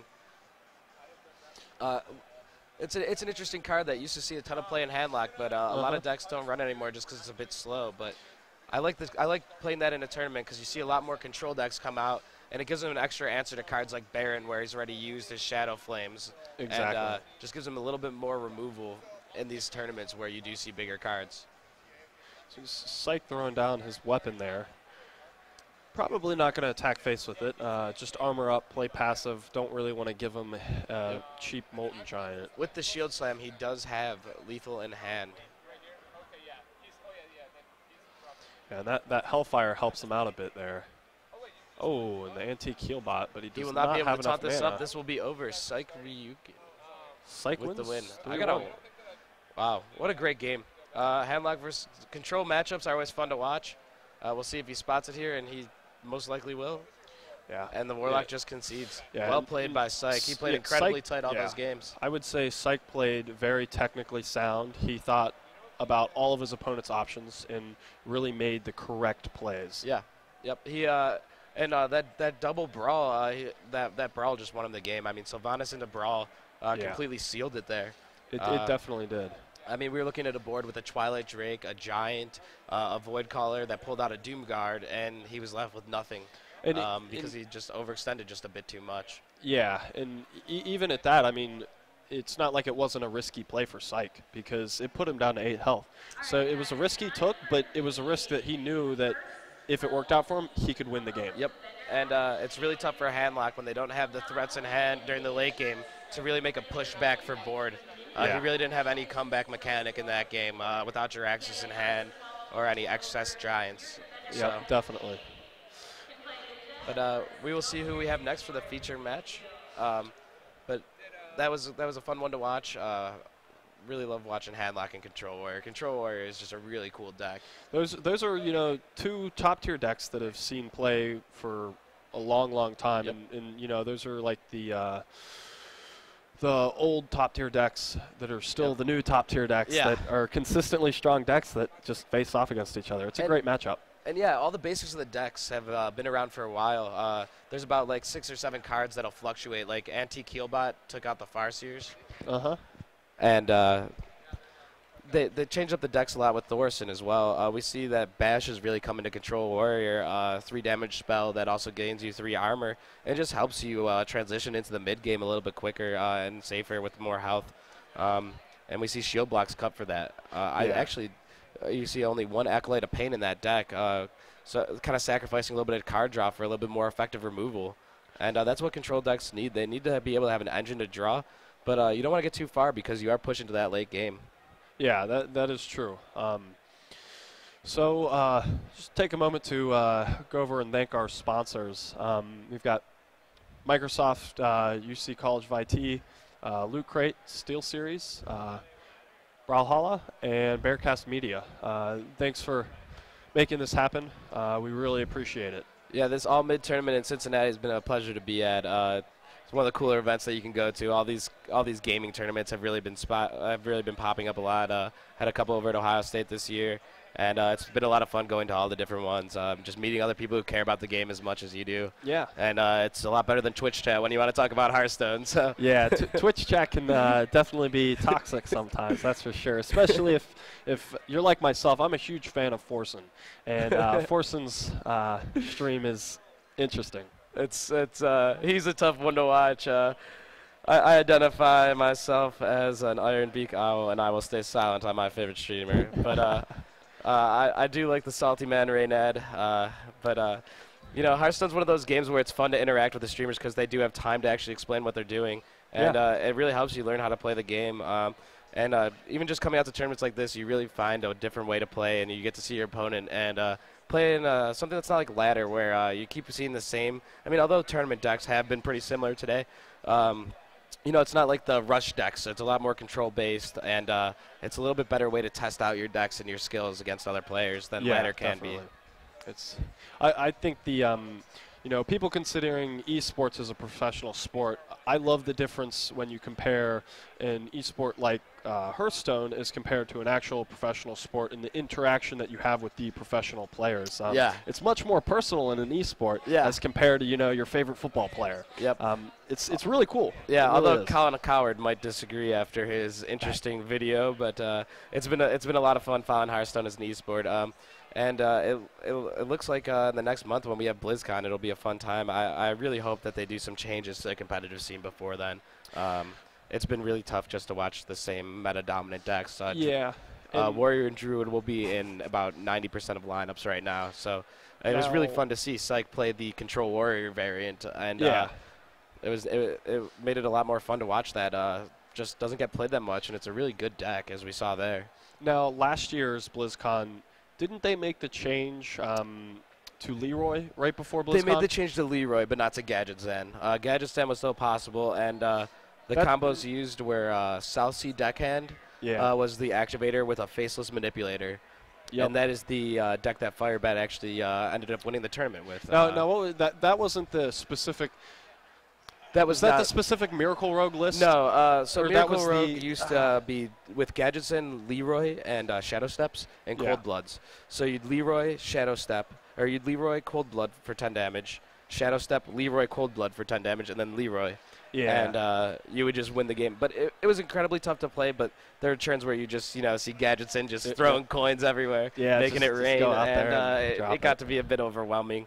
And it really kind of, for a while, it made Hearthstone not as much fun to play.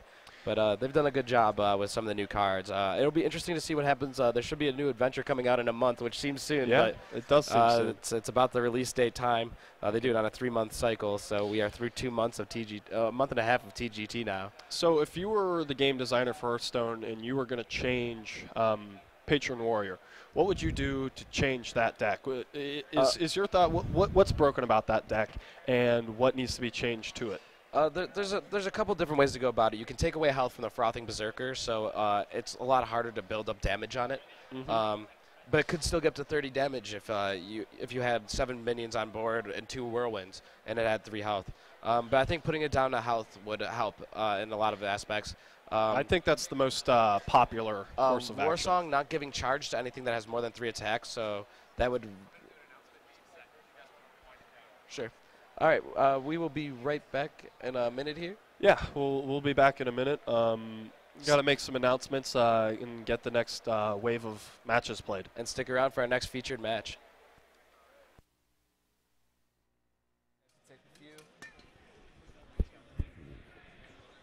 All right, Hearthstone players, if you are not in a match right now, come up to the front here, and we're going to get you guys squared away. If you're in the losers bracket and you are not in a match right now, we're going to run through and make sure you guys can get your matches started.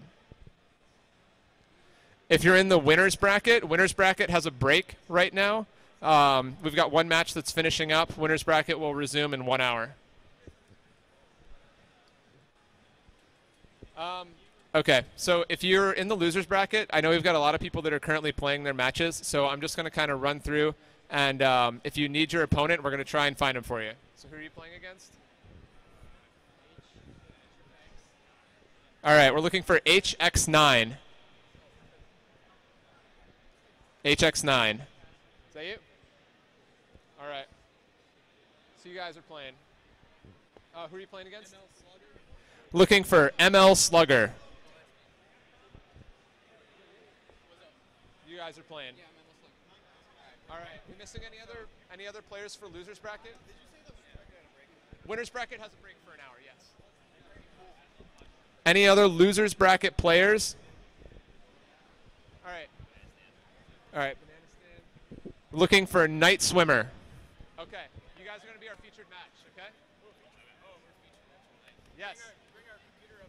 If you have Wi-Fi, you can bring it back there. If not, we have a laptop and a tablet back there that are on Wi-Fi that you can use.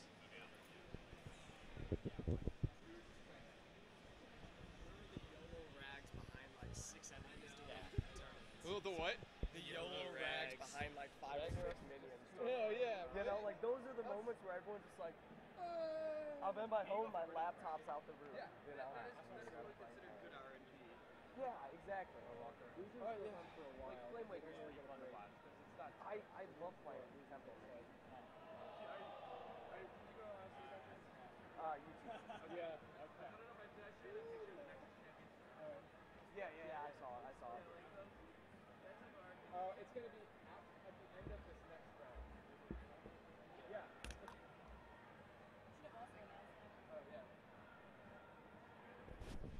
Also, we're going to be doing the first set of raffles after this round. So if you have not gotten your ticket, either pick it up now if you've got time, or once your game is done, come up, grab a ticket from Dorsey.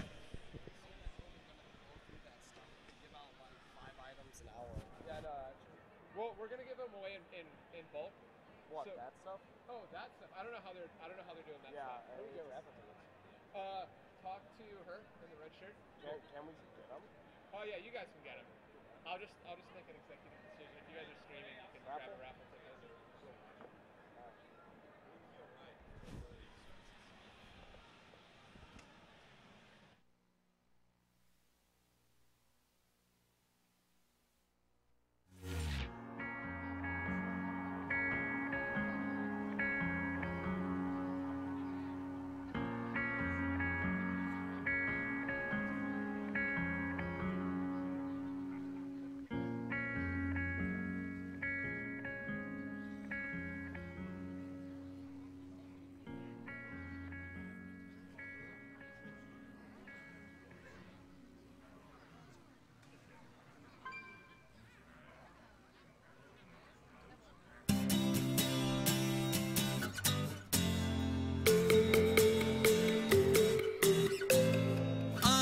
Tree where the grass don't grow.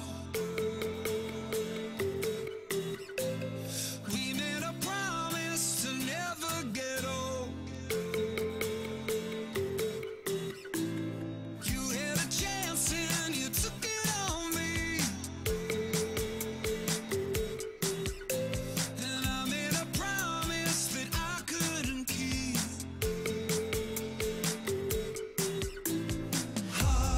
Heartache all over town.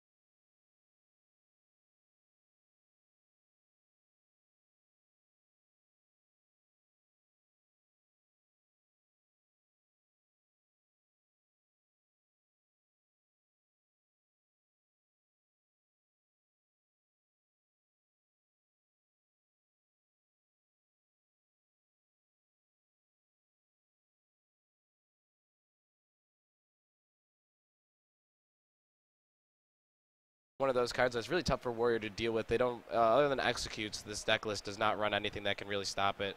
It's there's no silences in it to reverse it back to a 4-1, and it makes it really difficult to deal with. And it does look to be more of a traditional hand-locked variant here for Night Swimmer. Don't really see any demon cards in his hand. That 5-costing card looks like it is a Lotheb. Yep, or a definitely Sludge looks like a Balancer. classic hand lock deck. And does have a weapon execute with the Fiery War Axe there, which is great for clearing the Twilight Drake. Gain a little bit more board advantage possibly next turn if he can handle whatever the yeah, and he Warlock does have throws Grim out. Patron combo next turn, which will have a Hellfire to answer it, but that starts running him out of removable. With Shadow Flame and Hellfire in hand, it's going to be really tough for the Warrior to establish any sort of initiative on board. Yeah, definitely agree with that. And we see both Frothing Berserkers. So this might be the type of game where you really have to push for the Emperor Frothing combo Yes. and just go for a bunch of damage in one turn, because he will not be able to establish these patrons on board, even though he has the ability to get them out this turn. Yeah, unfortunately, we can kind of cheat a little bit and see that the Hellfire's in hand there, which really goes a long way. It's nice being omnipotent. Yes. But, yeah, this is going to be a really tough swing here for Banana Stand to come back from. And he won't be able to draw any cards. He'll get one off the Battle Rage next turn, but that's not enough to prime back into this game most likely. Yeah, if you don't get those early Acolytes for card draw, you tend to have a lot of issues. Yeah, I mean, he didn't have any slams. He didn't have any acolytes. And it makes it really tough. Not to say the game's over, because there still is that chance for the Frothing combo, but he needs to find a way to cycle through his deck, and he just doesn't have that right now.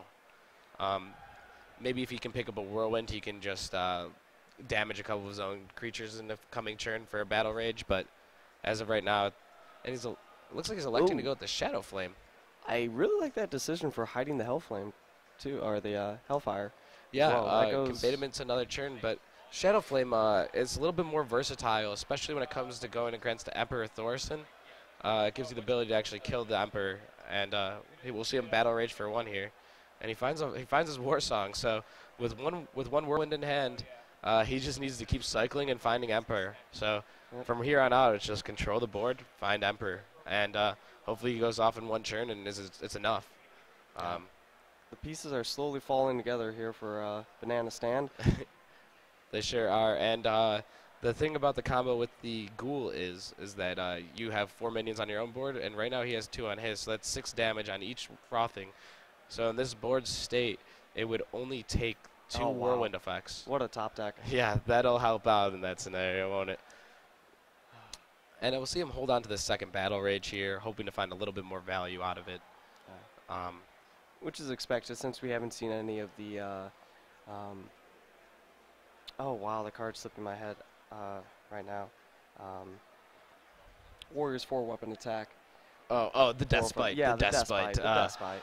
Yeah, and interesting play to go with the Argus here. He's not really. There's not really much to taunt against. Might have been nice to get the Emperor out and start, taking over the game a little bit more, getting low-costing cards. Emperoring Jiraxis is always a good feeling. Getting those Infernos for a little bit cheaper. Yep. Definitely helps. And we are an Emperor away from a really interesting game state. Okay, still get some card draw coming in here for Banana Stand. Running double Gnomish Inventor. I believe that's typically a slight alteration in the standard. Yeah, there's Patron a deck. couple different variants right now. Some of them will take out a little bit of card draw for a little bit more Whirlwind effects. Some only run 2 ghouls. Some run 2 ghouls. Some run 1. The Shield Slam package is another one that gets added in.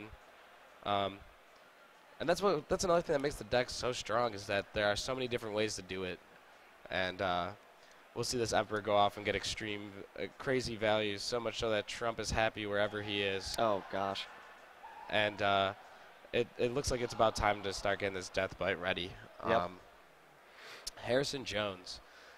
That's an interesting call. I know a couple players used to run that earlier on in the goings of Grim Patron Warrior. It provides card draw as well as a counter, so your board can stay up. You take away the True Silver, they can't kill off one of your patrons or your War Song, and you get a card. So Yep. it's pretty strong, but in this instance, it won't do much for him here. He really needs to try to find that Emperor. Yeah, unfortunately, if Banana can last as long till we see a Draxus play, drawing that many cards by that point's probably going to send him pretty deep into fatigue. Yeah. Which would be working against him. So. Yeah, actually, an execute right now here might be enough for lethal. We would see 7 minions on board, plus the 2 that already health or attack already for the frothing, plus 1 extra damage from on each of them for the weapon swing, and then 7 on each of them, putting them up both up to 20, putting them up to a total of 20 health or 20 attack. Sorry. Yeah. So, and it let him get through both taunts. So we are looking for an execute here, and that would actually end the game right now. Yeah. So we have 9 things on board, 1 whirlwind, which will put 9 attack on each frothing berserker. But that will not be enough here. Yeah. Emperor is just a turn late because with the ghoul that would have done it. Oh, actually, the Sun Fury might just block him out completely. Wow. Well played there by Night Swimmer. Yes. Able to withstand, but Banana Stand also did a good job trying to get to that combo. Just got there a turn or two too late. And it just shows how strong Emperor is with that frothing combo. He just never really had the opportunity to really make it happen. Yeah, and unfortunately, Banana's card draw came in a little too late into this game. Patron really relies on that cycling of the deck. Get those combo pieces in early. Get your hand set so you get maximum Thorson value as soon as possible. And so that will get the warrior deck. That'll stay on there for Banana Stand. We are still looking for the other deck lists. We'll have those up in a second for you. And it looks like the Warlock wins there. And we'll see what happens next. Hopefully we can see a special deck, maybe mix it up a little bit. Yeah, maybe not Patron Warrior, right? Maybe a little Christmas tree action, a little Uther. A little Secret Paladin. Oh, man. I think I'll watch Grim Patron. I am not a Secret Paladin. Has hurt me too many times.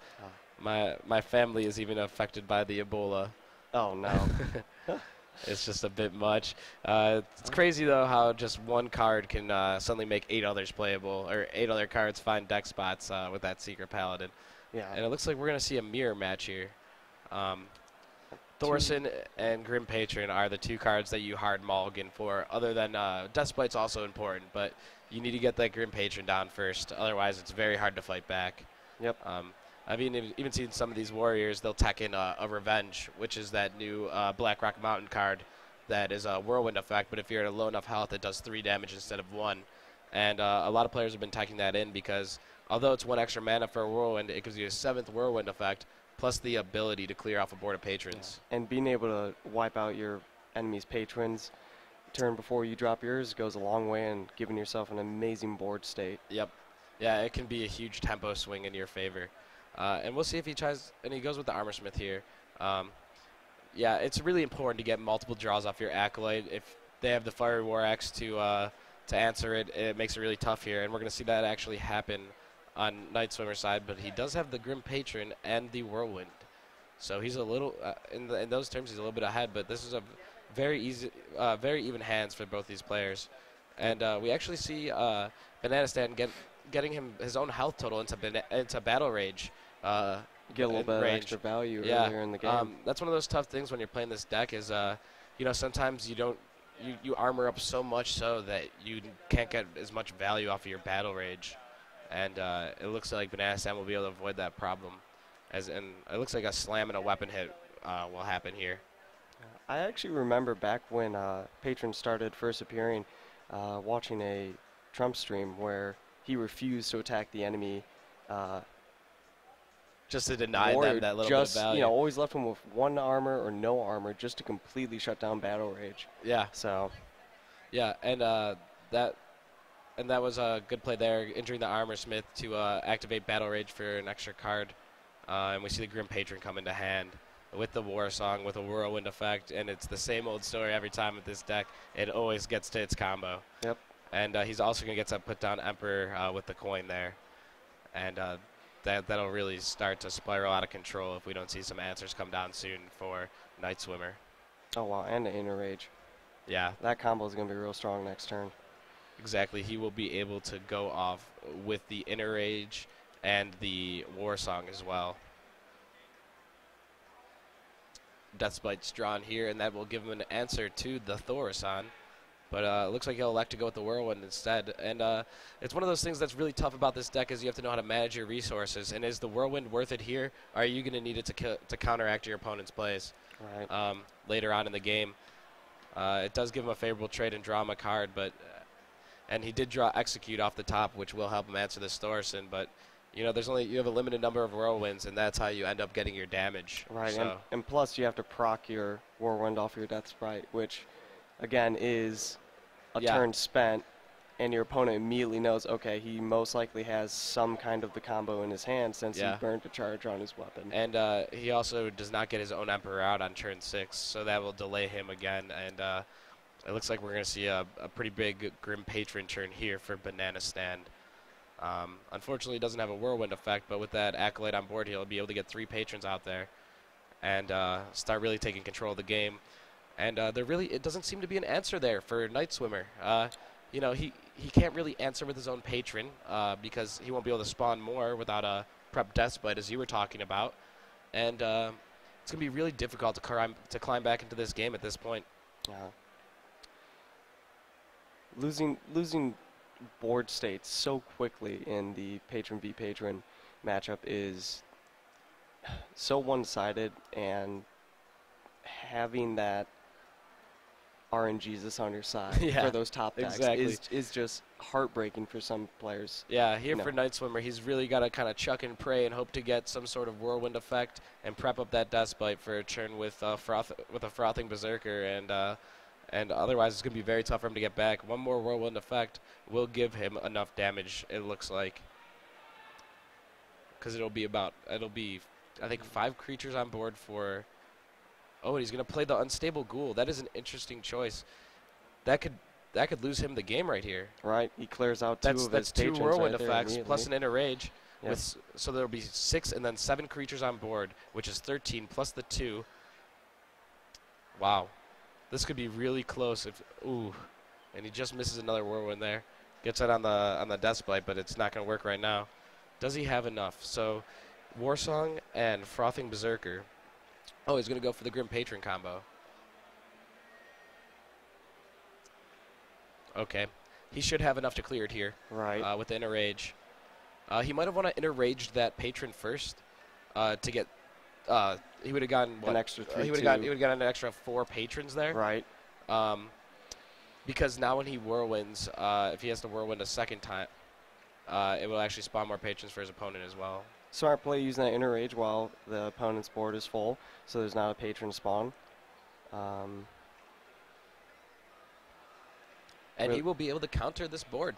Yep. Well done there by Night Swimmer, using his resources perfectly well, and really allowing himself to stay alive in this game and end this match. It hurts a little bit to give your opponent the 2 free cards. Yeah, and they're both Whirlwinds for that Frothing Berserker, and he has Warsong Commander in hand. But the best thing is that is game over. Yep.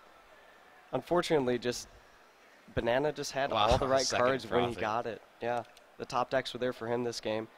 Both players though made really smart, logical decisions. Yeah, it's one of those things that it's all about who can go off first, and Banana Stand was able to, and he had enough time to draw into his other combo pieces, and this should do it. His Blade Be Thirsty, and that will be a 1-1 match here, and we are 1 Grim Patron Warrior game down. Well played by both players, though. That was completely for Grim Patron Warrior. That was a fun one to watch because you could tell they both have a lot of experience with the deck. Yeah, and they weren't just playing it because it's strong. By the time they hit turn 8, everything was there for them. Yep. They optimized all their turns, made the right plays, made the right calls. Unfortunately, one player just happened to have a slightly better hand than the other. Yeah, and what's crazy is one more Whirlwind for Night Swimmer would have done it there. Yep. Because he played that Unstable Ghoul, but it ended up working out well for him, and we see this series get tied up. So this is only the second featured match that we've had at 1-1. They've been kind of lopsided, so this is fun. Yep. And we're going to see Priest in action. All right. We get to see something new. Oh, okay. So it looks like it's the Demon Handlock variant. Yep. And we see in the hand, it might still be a Dragon Priest, but we do see Holy Champion, and that card is a fun one to play. It can get kind of out of control. I know it's been popular recently in Trump's free-to-play Priest. He recently threw both those in and gave him a little bit of a tempo swing on when he made that run towards Legend. Yeah, Holy Champion works a lot the same way that Frothing Berserker does, but it only bases off of heals, and you can't make a charge. Exactly. And, you know, it's a really cool card to watch in action. And the Dark Bomb here is really important for that handlock. He can shut down the draw potential of the Northshire Cleric, which is the engine for this deck. If you can get those Clerics off the board early, paired with some good draws, it's really easy to stabilize against Priest and win the game. Nothing's worse than being in position of holding a Wild Pyromancer late in game against a player who, I guess, would want to optimize those 1 damage AoE moves against the player. Unfortunately, oh wait, let's see what he gets from the Thought Seal. Dr. Boom comes into the hand and a Hellfire there.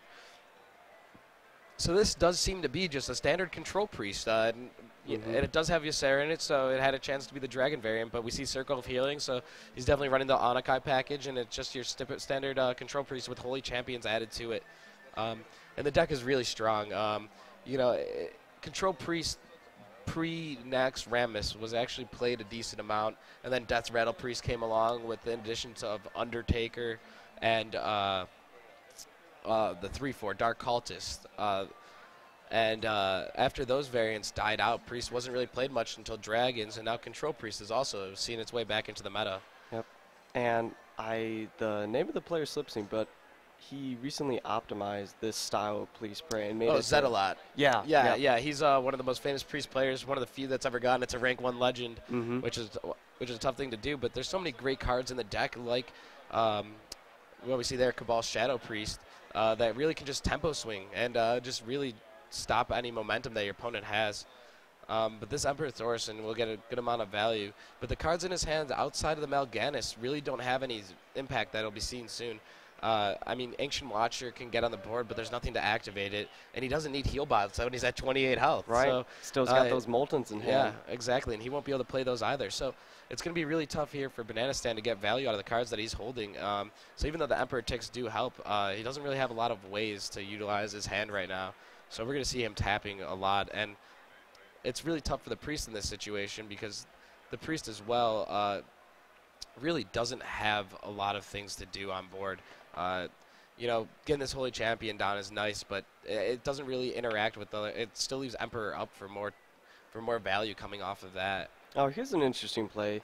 Instead of playing Power Word Shield last turn, what about healing your opponent? Buff your heal your opponent and then get it up to 5/5 to trade with the Emperor. Exactly. Yeah, but that was here he's in a consider. nice position where since Thorson didn't smash in the minion, proc that heal anyway, he's in a position where he can just heal. Knight can just heal his face, get a free trade off of an Emperor, or he could hit. I think part of his reason for doing that is he would not have, since he didn't have the initiative, it would have been the other players that, and there was really no reason for Banana Stand just to trade in his Emperor there. I think the value on getting those reductions is a little bit too strong. And now we see the Holy Champion using its effect to its fullest, and we're gonna see Light of the Naru played to keep it healthy and on board, but it will spawn that Light Warden, and this creates a really interesting state out there. That Holy Champion's up to 7/7. I mean, it's gonna be really tough for him to deal with this. He can play Mal'Ganis, but it doesn't really have a big enough effect here. I think you want to maybe you can make a play where you get that Void Caller out there and taunt them up, and that way Mal'Ganis gets pulled for a lower cost. Or you can do it with the Ancient Watcher as well here. All right, taunt up an Ancient Watcher, pass, gain those extra card draws off the hero power. Oh, he's going to Shadow Flame the Void Caller. I did not even see that. That's a great play there by Banana Stand, and Mal'Ganis will take over the board. Light Bomb's there to answer it, but that's 6 mana.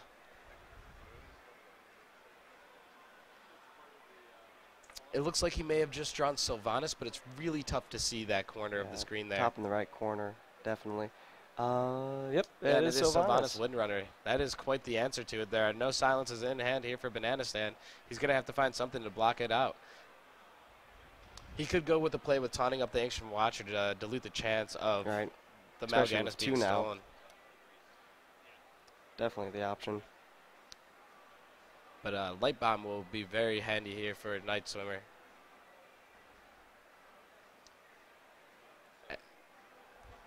Choosing to play the anti-Q bot, top off his health while he can't take any damage unless. And that's a really smart play there by playing the taunt on just the heal bot. He blocks out Sylvanas from dying, but he doesn't know that there has been a Thoughtstone Hellfire, and this Mal'Ganis will be switching hands. Exactly.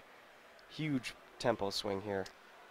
And he's going to actually go with the Anakai play with the Circle of Healing, and then he can heal his own Sylvanas, killing it, and then also stealing the Mal'Ganis.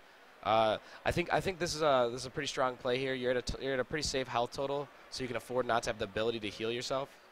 And also, Hellfire is guaranteed that 3 damage, so you never have to piece together a combo for it. So it also we have a problem over there. One of the players is having a connection issue, and we're having a slight connection issue here. We'll get that sorted out for you, but I guess the nice the thing rope's too, coming down, so we will have this sorted out in just a second. But what a great game. I mean, when you get 2 control decks like this against each other, one's very reactive, and then the Handlock is a very proactive deck that's going to put out threat after threat, and the Priest is really good at answering them. So it's really fun to watch. So looks like we're going to get to see a little bit more of the action. Okay, it looks like we're going to do the same matchup. Looks like we're going to restart, yep. Yeah, it's going to restart his computer. Okay. Okay. So that restart might help out Banana Stand a little bit there, because that Mal'Ganis was switching sides of the board and there was no answer in hand for it. Well, I guess he drew the Hellfire, so that'd have been a fun game to watch out to see how it played out, but maybe the next one will be just as good. And the players are just getting things sorted out, so we'll have this back up in a second. But what decks do you like to play, or what have you been playing recently? So, as I said earlier, off to the side, I'm a big fan of Tempo Mage. Tempo Mage, right, yeah. The Flame Walkers are just fun, as we've said on stream earlier. Back in Season 1, actually, I was a large fan of Mass Taunt Priest. Mass Taunt Priest. With a little bit of OTK combo at the end, if I could squeeze it in. Back on one of the old UC Hearthstone tournaments, I think like one of the first ones that we did over the summer, I actually played that deck a few times and was taking out the 4K Dust like Control Warrior deck just because they didn't know what to do. They were like, yeah, I don't think I'd know what to do playing against a Mass Taunt Priest. Yeah, occasionally I throw that up on ladder. It works pretty well against the like the Death Lord with the Valen's Chosen and everything in it, or just and then you just put a couple other taunts in there just to kind of shut it down. Ancient Watchers with Defender of Arguses as well, just to be an extra little bit. You know, it's actually an interesting combo that you might like if you like Paladin. Is there's a couple lists that will play Ancient Watchers and then they'll play Coghammer right after, so you get a Sunwalker out on turn 3. Gosh, a really powerful combo that some players have been toying around with. Ancient Watcher is an interesting card because it's the stats of a Chillwind Yeti, but it's only 2 mana, so if you can find a way to activate it, you can really get a lot of value. A lot of the times, actually, in my control decks, I run Ancient Watcher. I run Double Owl. Double Owl, yeah, to activate just to save 1 for enemy threats, and I like to have 1 to kind of use as a tempo swing for myself normally. But again, since I just got on the stream, I'm David, everyone. And I'm Greg Toplitsky. It's great having you guys here out at the AllMid tournament or watching it online on twitch.tv. We have a couple sponsors to thank here. The Electronic Gaming Federation, Red Bull, Extra Life, Trinity Force Network, and Twitch. Thank you guys so much for supporting us and letting us do this. This has been a pleasure casting this, and we're just at the beginning here. I mean, we're just at the middle of the tournament. And we still have a little bit more technical difficulties. But recently, I've been playing Rogue. I'm a huge Rogue fan. Okay. I played it back when it was a Miracle Rogue, but I love the Oil Rogue list, too. I've been testing with a Lowly Squire and at the 1-drop position to give it a little bit more board control early on. You always hero power on turn 2 as a Rogue. So you get a 2-2 on board. And with the dagger, you can trade up to their 3-drop most of the time, which has 3 health in a lot of scenarios, or you can take out a mech warper. And it just gives you a little bit more flexibility in the deck, so I've been really enjoying playing that. Rogue is one of those decks that's really tough to pilot, but once you start learning how to do it, it's a lot of fun. I've heard from a number of different professionals that a rogue can beat anything if they know what except they're for Control doing. Warrior. Yeah, pretty much, that's a fun one. Yeah, I guess whenever I play rogue, I always try and make a pirate deck. Yeah, I just try and wish. Ship's Cannon's a really cool card. 2/3 that does 2 damage every time you play a pirate. It's like a crazy, annoying knife juggler that I just never want to see. That I just don't want to see it work.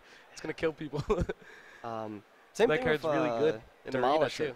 Demolisher. Yeah, like Demolisher decks are just fun if you get it. Throwing a little Hobgoblin action, get a 3/6 Demolisher out there. And it looks like the players are still standing in the menus, and we will get that going in a second. Another card that's fun to play with around within Rogue is Assassin's Blade, and get some really big damage potential off of that. Mm-hmm. And it also helps with Blade Flares to clear the board against patrons, so that's been fun to play with. But TGT, it brought some change to the meta, but it seems like we're still seeing the same classes and the same decks at the top.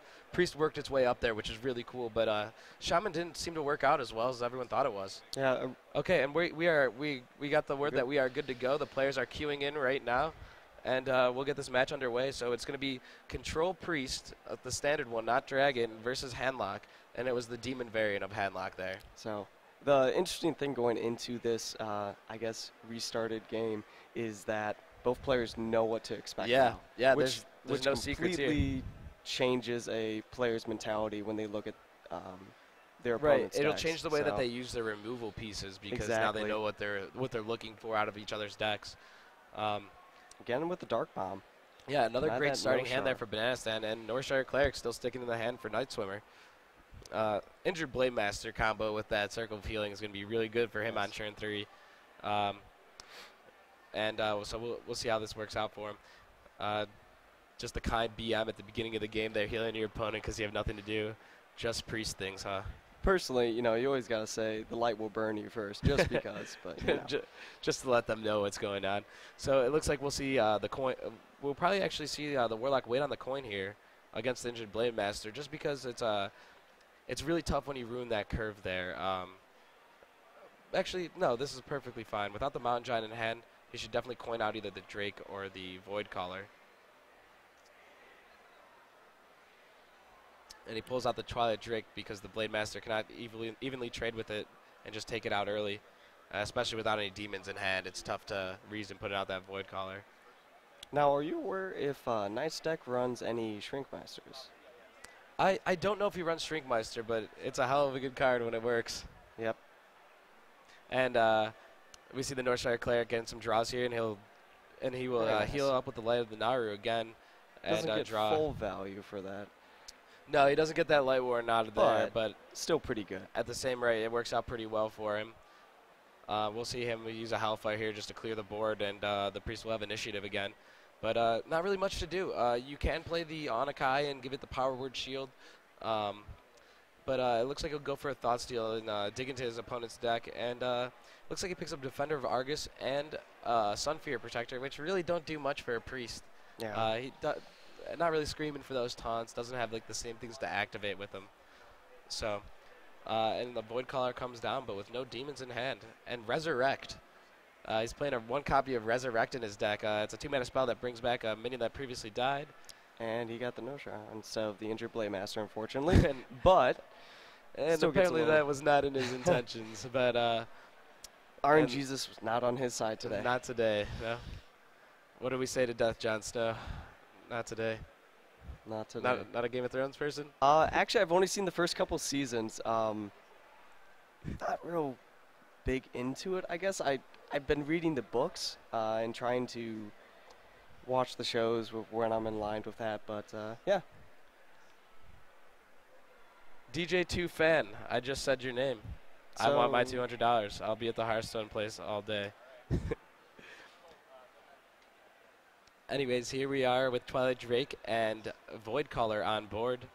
Holy Champion will come down to try to answer this. With the Anakai Circle in hand, he will have an answer to a big board state at some point, but He just doesn't have. This is just not the proper value for it. He doesn't. Obviously, we are able to see both hands, but it's really important to kill that Void Caller soon before he draws into Mal'Ganis or Doomguard, because that'll be really strong for the Warlock player. Especially after seeing it last game happen to him. Yeah. Although he had the Sylvanas for the answer, it still is a pretty dangerous and he doesn't have that answer right now, so it's really important to find something. But he does have a board clear here with the Akanai, Hero Power, and Circle, and he's going to go for it. And this will pay off really well. Although the Akanai will die to the Mortal Coil, this is going to be a really strong play here for Night Swimmer, and it'll be a big tempo swing in his favor. Again, we saw this last game for Banana Stand, where he kind of ran out of cards that were worth playing. Trying the Mountain Giant, I'll eat my words. But he doesn't really have a lot of cards that he can play at this point. Exactly. Most of his cards are answers or cards that help swing the tempo back into his favor. Yeah. So probably play the Ancient Watcher and take control of the board again here. But that Shadow Word Death is sitting in the hand of Night Swimmer. We'll let him answer that quite easily. And we'll see that come down here. And there's really not a lot of things for him to use his Cabal Shadow Priest on in this deck outside of the Taunters. Yep. So I wouldn't mind seeing him just playing that there as vanilla just to control the board a little bit more, but that's just not what Priest does, I guess. Yeah. I do like that idea, though. Getting some board presence, especially against a hand lock, so you get the first initiative on clearing their minions. Yeah. That does help quite a bit. Yeah, it does. Because the Priest's AoE really isn't massive amounts of damage. I mean, you have the Holy Nova, but that only does 2 damage against the handlock minions that tend to have 5+ health. Yeah, and the handlock's now able to refill his hand again. Just been tapping consistently using the Mortal Coil. And now he's got another board state that just really can't be answered, especially using that Shadow Word Death. We see the second Resurrect in Night Swimmer's hand. It's a really interesting card because when you do play things like Northshire Cleric, the value of it really decreases now, because if he gets a Northshire Cleric, he has no way to really activate its power. But he does actually get the Blade Master, but still, that Giant's just going to eat it up here. And he has no way to remove it still. So this is really tough position for Night Swimmer to be in. It might do something to try to protect it by taunting up a Pyromancer, but even that's not too strong here. So we will see how he's going to find a way to answer this. Chooses to use the Defender Vargas, but even then, still clear by the Giant pretty easily. Just saves him 8 damage to the face pretty much. And yeah, and it does set up for a play where he can Holy Nova Pyromancer to clear the board. Yep. And that will allow him to live a little bit longer and see his way through some of these threats. But we're starting to hit Mountain Giant in range. Yep. And Banana picks up that Thaurissan, which is just extreme value of a hand that he has right now. Yeah, especially on those Molten Giants, because we're not going to see Night Swimmer hitting his face anytime soon. So really looking for that second circle of healing here with the Anakai to clear the board, but he just can't find it. And I think you really have to at this point Pyromancer Holy Nova and trade in the Defender here. Yep. But what is he going to do to these other Giants? It's going to be really tough to break through. Those Thought Steal cards just really, really did not work out well in his favor. Nothing really to refill his hand that has any value to him. And that just goes to show you the power of the card drawing ability of a Warlock. Yeah. I mean, the Priest has the ability to get that card draw, but there are certain conditions that have to be met first. Yeah. The Warlock just immediately has access to that, which and really he just shows tapped into the overdraw. Oh no. Man, that's a facepalm and a half. Wow. And Banana Stand is unfazed by that tap into overdraw. So we'll get out one of these Molten Giants and taunt it up here. Oh, no, he's going to... both. Okay. Both the Molten Giants and taunting him up. So this is going to be really tough for the Priest to do here. So Sylvanas will help out a bit, but with the Owl in hand, it's just going to get countered, and that's going to be the game. There's no way here for Banana Stand to lose unless a Light Bomb is drawn. Which would be a great blessing in disguise. Yeah. So we'll see the Owl come down here, and one of these Giants taking out Sylvanas, and probably a concede on the other side. Seems like the best play right now. Yep. Just didn't have the good answers. So. And that should close it out. Oh, Mind Control will steal Giant, but there's nothing that he can do against Mal'Ganis, and he doesn't. He doesn't have it on board. Oh, yeah, with the BGH. Yep, that is game. Yep. Well played. So Banana Stand will walk away with the win here. And I think Night Swimmer's going to have a lot of trouble finding a win with his Control Priest. You know, we are in the loser's bracket. Yeah. You know, it's one of those things that these meta decks are just so strong right now that when you stray away from what's really against decks like Handlock, it's tough. And those Resurrects really did not seem to serve him well. Yeah, they didn't. Those plays are the turn 2 coin, injure Blade Master into turn 3 resurrect if it's cleared with a yeah, like but with the Dark Northshire Bomb or Claire something. coming back alive, Yeah, you know, just- that really kind of was an early dagger in Night Swimmer's game plan. But that is a really tough matchup for the Priest. Mhm. Just not enough removable options. You have 2 Shadow Word Deaths, but you're playing against 6, 7 attack or higher creatures. And then and then Thorson's also a target for it, and there's really not a ton that you can do in that matchup. You just don't have enough creatures. All right, and let's see what the next game will be. Looks like we're going to have a Druid versus the same Priest deck again. Yeah, this is another matchup that's just not great for the Priest. There's a lot of threats in the Druid deck that have 4 attack, and Priest has cards that can deal with 2 attack, 3 attack, or 2 or less attack with the Cabal, 3 or less with Shadow Word Pain, or 5 and higher with Shadow Word Death. Yep. And Druid has a lot of 4 attack cards with playing the neutral card, Piloted Shredder, and playing its Druid of the Claws. There's a lot of cards that just are unaffected by Priest spells. Right, and based on last game, I think it's safe to say that Knight doesn't run a Shrinkmeister in his deck.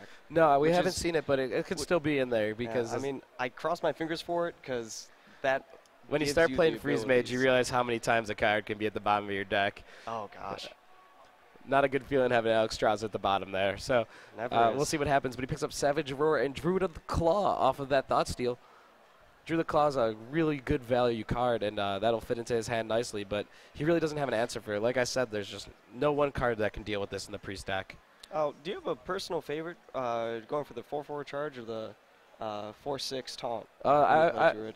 In a lot of aspects, 4 damage right here does not do that much to help Night Swimmers or to help Banana Stand's game plan. His game plan is to combo him down at the end of the game, and 4 damage early on against a class that can heal is not really going to have too much of an effect. So going for the 4/6 taunt gives you more value where the Priest can't go through and attack any of the other minions that you find valuable, like the Emperor Thaurissan that will be coming down next turn, and it also is just a stronger body. Yeah. So the taunt is generally, I would say 80% of the time you taunt that unless you're pushing for lethal. And at turn 5, unless you're playing Hunter, you're not usually pushing for lethal. But the Druid of the Claw will come down for Night Swimmer, and I think we're going to see Emperor Thaurissan on the other side. And he'll start getting this combo discounted, and with double swipe in hand, that is a lot of burst damage. It is. And this will not last long if it continues at this pace. He can circle and then heal off the Thaurissan here to clear the board, but he needs to have Banana Stand draw dead a couple turns here, maybe pick up his second Innervator or Wild Growth, because if he keeps on playing minions like Ancient of Perfect top Lore. I mean, he does have an answer for it. He can use his hero power and trade into it, but the extra digging that he's able to do here just to find more combo pieces is just going to be overwhelming. Yep. And he gets And there's Sylvanas. the combo. And this is going to be very tough for him to deal with. And he innervates out a hero power, and there's no answer in the hand of Night Swimmer to get that Ancient of Lore off the board. And this could be a quick game if it keeps on going like this. Yeah. It looks pretty bleak in that hand. He really needs to find something soon, but I don't think he'll have enough time to. I'm actually struggling myself to look for good plays this turn on I mean, Knight's side. There really isn't much you can do. His only play was healing himself. So Sylvanas will come down here. Wrath your own minion to draw a card. Keep that card cycle going. And there's Darnassus Aspirant. And, yep, this Ramp will... City, Ramp City, baby. Yep, and this will set up for lethal next turn, I believe. He's got 7 points of damage on the board, plus 4 more from the Savage Roars, 11, plus 14 in hand, so that is 25 points of damage. If the Priest does not heal here, this match is over. And, you know, it really comes back to, was this Priest list the right one? Right. It didn't seem to, at any point, except for the first game that we restarted, it really never seemed to have true control of the board and just be able to react to these decks. Handlock's a tough deck for it. Druid's a tough deck for it. And those are both really prevalent tournament decks. So Maybe if he had to go back, he would switch up to Dragon Priest list or try something else because it just didn't seem to work out for him here today. Yeah, I agree. This definitely seems more of a priest deck geared towards dealing with the tempo mages, dealing with the Christmas tree paladins. Yeah, and he's going to be able to draw a card here and stay alive, but nope, this will do it. We have 14 and 7, 21, so he is 1 point of damage off of lethal. So Sylvanas will come down here, and I think you just point that Ancient of Lore upstairs and just keep going after it here. But especially with 2 swipes and 2 Force of Natures, I mean he's got unlimited damage essentially, and there are no taunts in hand for the priest, so it is getting out of yeah. You just got to keep on working him down because over the next few turns this game will be over. Yep. But that was a really fun match to watch, a fun series to watch, and it was really well played by Banana Stand, deserving that victory. Holy Nova will clear this board, and he'll stay alive for another turn, but it looks pretty bleak. Mm-hmm. So this is one of those interesting things that, yeah, we'll get to see it. There's a lot of ways that you can go about this, but I think on this first turn, what you really want to do is you want to make certain that you don't show the priest that you have all this damage. You kind of want to just put it out in bursts, in short bursts, because you don't want the priest to know that they're dead. You don't want them to just to really figure out that, okay, I need to do as much as I can to defend my life total here because in 2 turns I'll lose. So you want to be very controlling of how you use your damage. And we see him do that there by just hero powering last turn and playing the Darnassus Aspirant. Exactly. But here it looks like he'll... Ooh, Ancient of War. Wow. If he plays that card and it gets mind controlled, we could have the priest back into the game. Maybe we counted out Night Swimmer a little bit too early. See what the decision is. Yeah, if he goes for the swipe in Ancient of War, this could be back on the priest side. Swipe to the face. Swipe to the Cabal Shadow He Priest. could swipe once on the priest and then once to the face and hero power. But that doesn't even set up for lethal. Interesting decision there. Yeah. Maybe actually it does because you can hero power, but I find it very unlikely the priest doesn't heal. So it's still going to be a 2-turn lethal here. And we see the Dark Cultist being drawn by the priest. Probably just Sylvanas and heal face here. And just keep trying to live because that's what priest does. Just tries to exist as long as possible. And that's what we'll see. And he'll be back on the side of the Druid. And he is going to be forced to play this Ancient of War against Sylvanas. I guess not. We'll see the lore to draw here. Look for a little bit more damage. And Dr. Boom comes into hand as well as the Druid of the Claw. It'll be interesting to see whether the mind control comes down here. Just to try to get some value and try to fight back on board. Exactly. That Ancient of War play would have been absolutely that would amazing if that happened. That would have been incredible. And we'll see how Night Swimmer feels about using this mind control here. I think he's going to do it because he really doesn't. You don't want to just trade your Sylvanas into nothing. That's just way too strong for the Druid if that's what your play is. Yep. Because you know Druid has the big taunt cards as well. And actually, if he does play that Ancient of War, it's a lot of value to give up. But if he plays that Ancient of War, he can just trade the Sylvanas and just steal 5/5. Yep. But I think he's going to play this first Force of Nature without the Savage Roar here. And just start beating down the face and maybe even go with the Druid. No, he's going to trade. He is playing this very, very cautiously. You know, he's for the past 4 turns. I mean, obviously we're omnipotent here and can see everything that's going on, but he's had lethal, you know, and he's been passing it up consistently. What happens if the priest starts drawing into heals like this and Sludge Belchers? He might be throwing this game. Yep. It's very easy for a priest to turn around board state. Yeah. Especially with Light Bomb in hand, so any of these big threats can be answered, and a lot of priest cards have less attack than health and will survive through this Light Bomb. So we'll see what the Druid does here to answer, but it looks like we're going to have that Blade Master come down, and the priest has built quite a nice board here.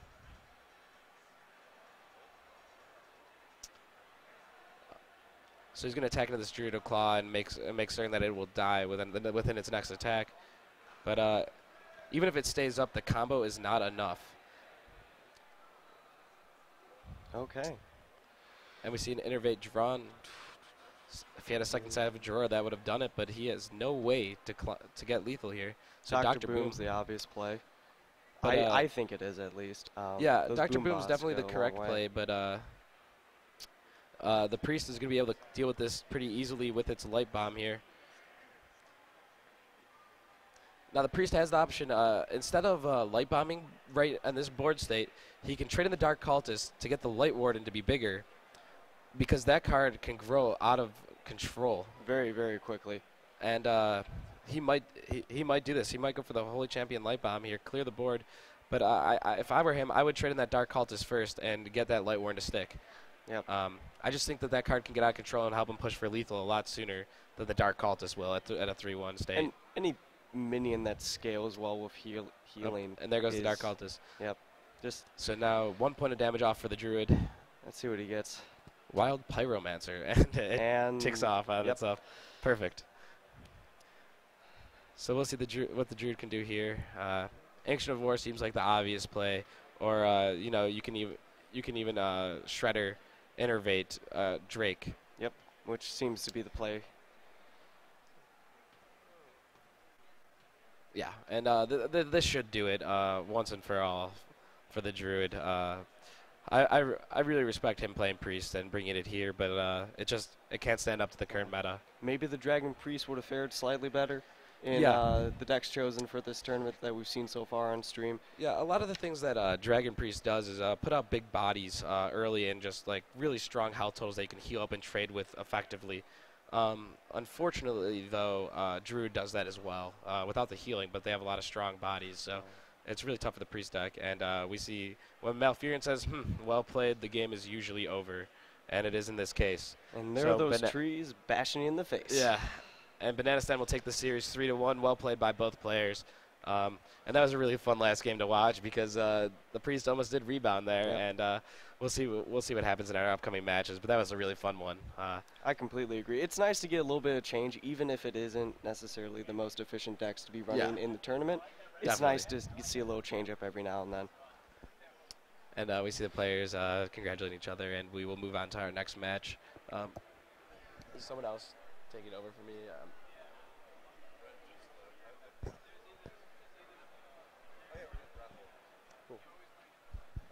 All right, we'd like to thank a few of our sponsors before we take a short break. Microsoft, UC College of IT, Loot Crate, Steel Series, Brawlhalla, and Bearcast Media. Thank you so much for sponsoring this tournament and making it possible, and we'll be right back.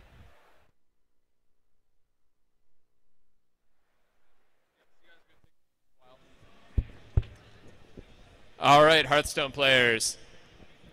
We're going to go ahead and start up the raffle. I think we have 2 losers bracket matches going on. Can you scroll down a little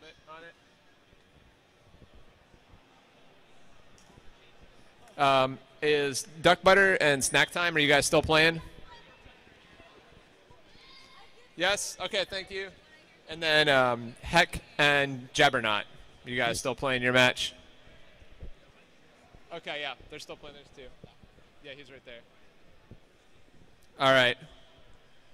Well, keep your eyes on your tickets, guys. I'm going to pass this over to Dorsey. She's been doing an awesome job managing the table over there.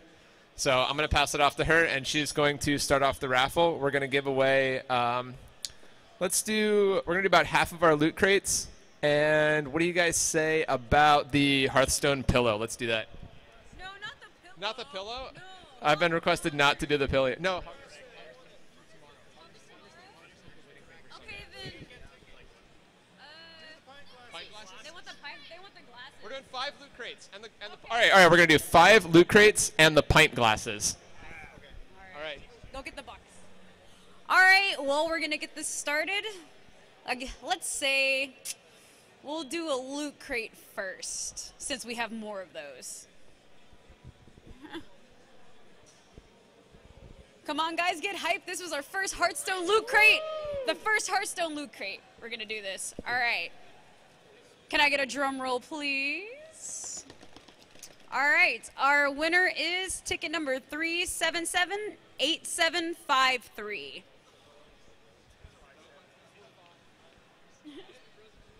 Congrats.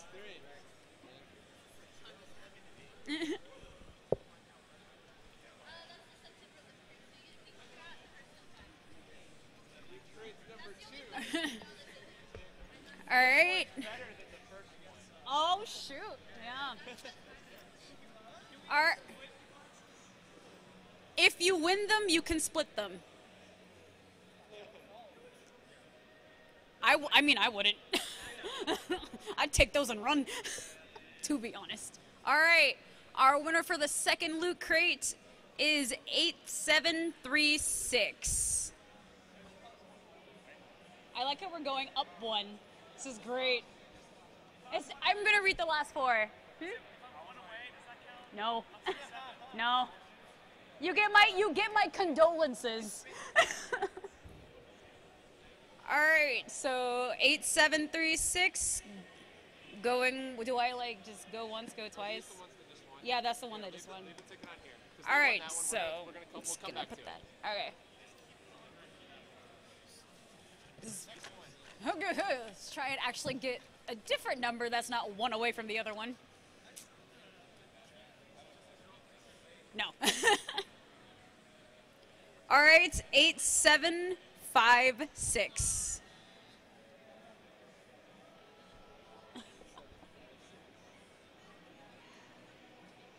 Honestly, I wish I could just go in once, go in twice. Okay, they're not here. That's what you should do. That's what I should do, but I'm a nice person. Huh? I'll leave it up to you if that's what you want to do for it. Yeah. Just want to toss it back in? I will wait. I will toss theirs back in, so there's still 2 loot crates up for grabs. Don't grab another one, because I still need to get rid of these 2 first. Well, I'll put theirs there. All right, they're going back in later. Okay. We got 8764. Oh my gosh. Nice, there you go. Yay! You get a loot crate! Oh yeah, here we can take it, yeah. Yeah, we take that. Here, hold on. You're getting stuck under the box. Yeah, let's not lose these. Okay. Oh, there's a lot under there. I kind of wish we had, like, you know, like a box. That's a smaller box. A box inside another box. Oh yeah, we can use, like, if someone's got like a Twitch bag or something. Yeah, use your Twitch bag. Yeah, he put, like, the box was a last resort idea, but this is a lot smarter. Wait, I was 5'6". You were 5'6"? Yeah. All right. Well, then this is yours, my friend. Sweet. All right, so we got 2 more. Let's put these inside. Sponsor. Maybe. Thank you, kind lady. All right. Got 2 more loot crates to give away today. Finally, I have something I can shake around.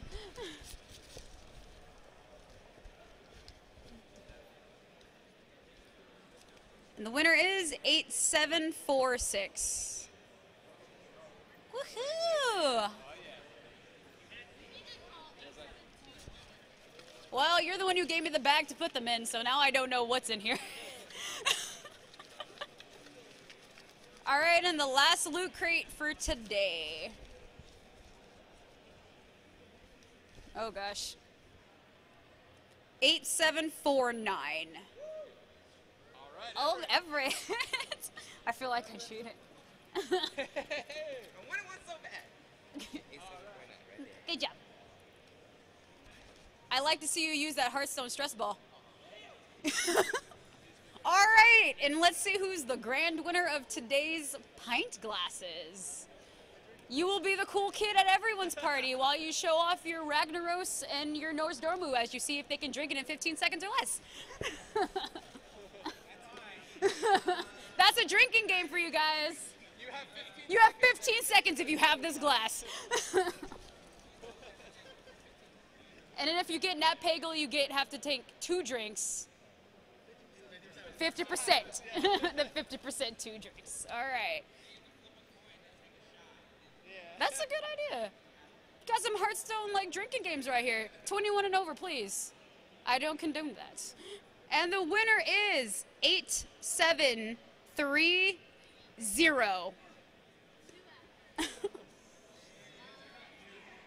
If they're not here. 8730. Throw it back in the box. Okay.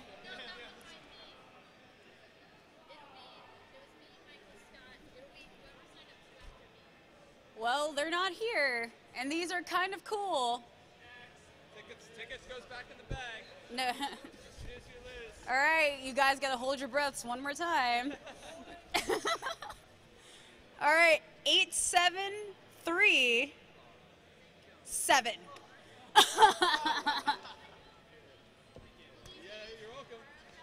Yes.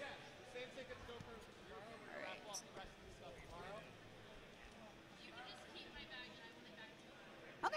Thank you. I kind of want to do the lanyard too, since that's really small.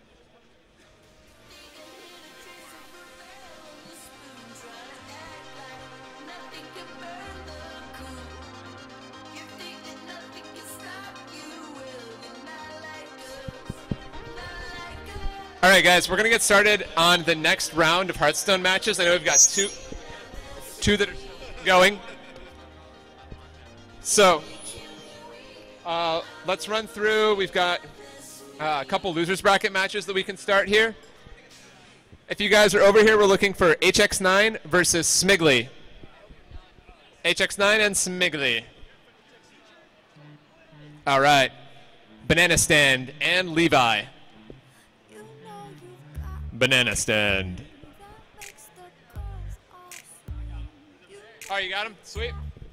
Andrew, can you scroll up to the winners? All right. Winners brackets. We've got Panda Man versus I Facepalmed. There you guys are. Bizarre versus Psychoryukin. Okay, you guys are good. Canis Lupus versus Morrigan. Canis Lupus and Morrigan. You got it? All right. Scroll down a little more, Andrew. And Ridden versus the Siren Song. All right. The two losers bracket teams that were still competing, make sure you guys finish up, check in with us, and we'll get you guys started on your next matches.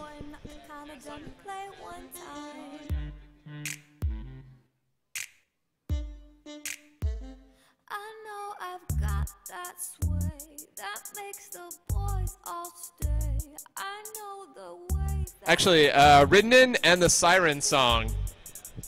We actually need a featured match for this round. Would you guys like to volunteer to be their featured match? You guys want to do it? Sweet.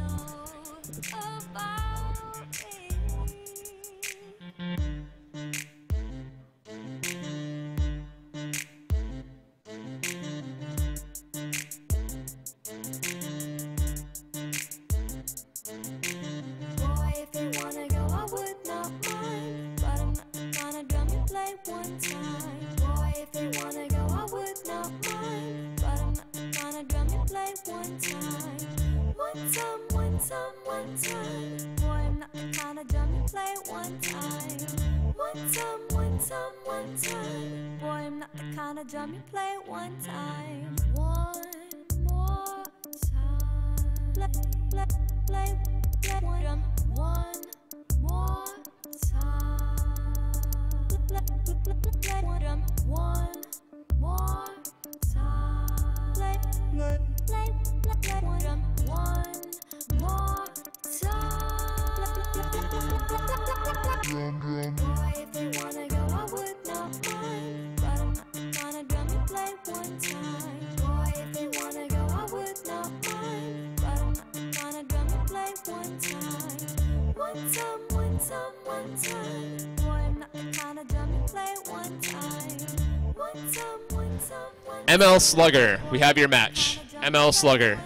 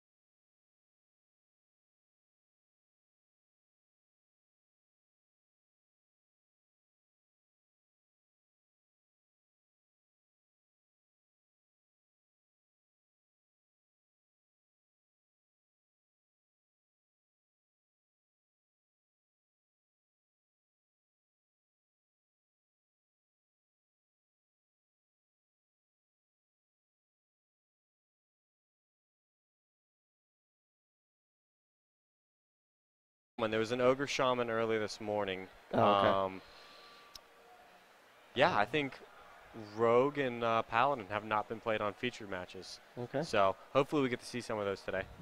But our first match is loading up here in a second, so we're going to switch over to that and watch the Mulligan stage.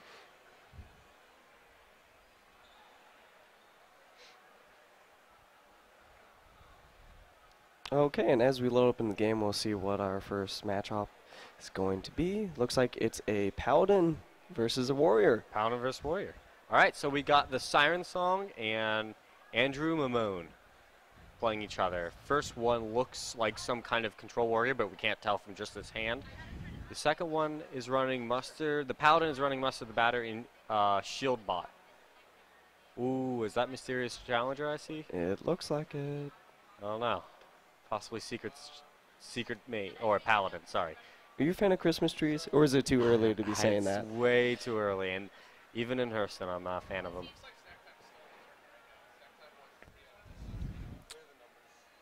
Paladin picks up the Noritron, but he also has the Shielded Minibot, which Shielded Minibot just... You know, I don't see a lot of Annoyatrons in this Secret Paladin deck. I usually see, as a 2-drop, Hunted Creepers, because they like to have stuff on board to trigger their secrets in case they draw them early. So right now, the Paladin's got a great hand because he hasn't seen a single one of his secrets, and he's got Mysterious Challenger in his hand. So he's going to be able to pull them out. They're not going to be drawn, so he's going to keep drawing actual stuff he can play on the board and keep tempo. So yeah, plus the Siren Song has a great effective use of mana for turn 2, 3, and 4. He doesn't have to spend 2 mana on just making a dude. Really efficient. Mana curve, yeah, yeah, absolutely. Just wonderful. So we have Andrew throwing down the Armor Smith. He's going to try to gain some health to get to his bigger creatures he has in his hand, like Dr. Boom and Sludge Belcher, which will hopefully slow down the game. I do like trading here. Yeah. You want to remove that as fast as possible. You know, hitting with the shield butt obviously doesn't do it any harm. It just removes the Divine Shield, which he isn't worried about. Using the weapon there was very smart by the Siren Song. Want to keep as many stuff on board as possible because the Warrior has to deal with it somehow. And he has a Brawl, so he's expected to. Ooh, there's Varian Rin. Okay. Nice use of Bash. Yep. Let's see Bash, what's let's see inside. what's out of it. Ooh, okay. So this creature, I don't know the name of it. Do you? I know that it's no. Inspire. Return this this minion's able to attack. If it's not inspired, it cannot attack. It's I believe it's a 2 mana card. Yeah, it's 2 mana. Yeah. Yeah. So he's gonna have to inspire in order to get that 2 damage out. But other than that, it's just gonna sit on the board. You know, Paladins use their hero power a lot, almost as much as Warlocks in most cases. They like to generate that extra board. And Siren's bound to have at least one Quartermaster in his deck. Yeah. So. Yeah. And with Competitive Secret now in his hand, he's going to be able to buff that. And so he's just going to start getting more and more damage. It's really not a bad drop from Shudder at all. And we see the second Shudder coming into play. And there it is. There's Competitive Spirit. So the Warrior is going to be careful. If he draws into a weapon, he doesn't want to attack in case it's the 2-1. He doesn't want any Avenges. So we're going to have to see how he deals with this secret if he's, you know, kind of nervous to play around it. Also, if it reduces the health to 1, you know, throwing down Sludge Belcher, that can Right, you lose some value. I do like the Brawl. Yeah, Brawl's good. You do run the issue of Avenge, but it's better to just have one target. But and we'll see if he has double Brawl in this deck. So he gets the Robocub out of Shredder. That's going to be buffed by Competitive Spirit with the Silverhand Recruit. And he throws down a Mysterious Challenger. Here is where things get mysterious. Alrighty. So he has 4 secrets in his deck. I don't know if any of those are Competitive Spirit, if he was only running 1 of each secret, but we will see here shortly. So he Bash executes Mysterious Challenger. That's going to spread Avenge on either to the Silverhand Recruit or the Robocub. Ooh. Goes onto the Silverhand Recruit. Probably best option. It returns Mysterious Challenger with 1 health. Double execute on Mysterious Challenger. That's a lot of removal on 1 card. especially since now you have to deal with 2 rune forward ring without a execute. Yep. So this is going to be pretty scary for the Warrior. Andrew Mamone is going to have to find a way to come back. I don't even know if he's going to get to play Varian when this game could be over before he gets to turn 10. Yeah. And can play it without dying the turn after.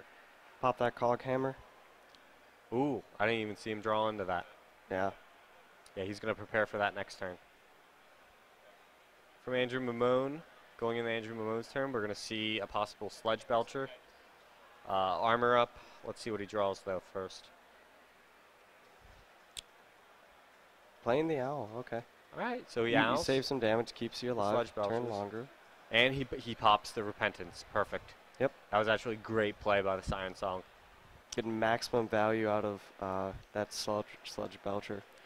And that's one of the difficult things about Secret Paladin, is you don't know, people run so many different variations of the secrets that Paladin has able to play.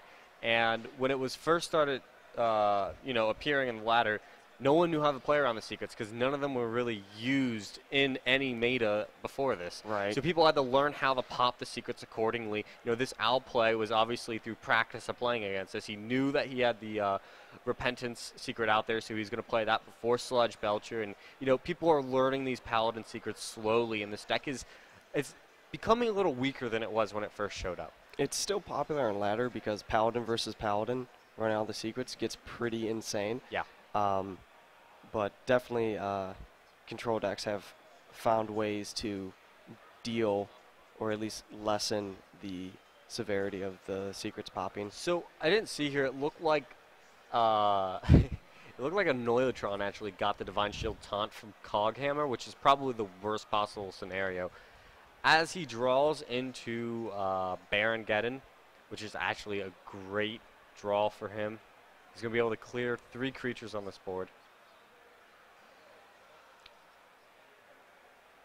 Oh, nope, only 2. That's my bad. Did not expect the 2-1. That was actually the first time he's attacked since Mysterious Challenger came into play. This almost reminds me of back in the day when you would never attack a hunter. Yeah. Yeah, you sit there and the biggest counter to a hunter was to play Ragnaros and just let him pick them apart slowly. Actually, Control Warrior versus Hunter as favored for Control Warrior. I bet Andrew wishes he was facing a Hunter right now. Because that Tyrion coming into play is just going to hurt him a lot. Pops that Repentance. Yep. Has a good chance to hit a rather large health minion now that we hit the 9 mana turn as well. Really seal the deal for him here. If Alex Strauss will come into play, he has the possibility of staying alive for another turn. Or wait, does he die? 13. No, Baron will actually kill him next turn if he doesn't gain armor. Yeah, the Paladin has 13 damage on board, so Alex Drowsing will kill him. It's always a good attempt. Yeah. He'll have to kill Baron Geddon by running it in the Tyrion and popping the Divine Shield to stay alive by 2 health. No, he doesn't.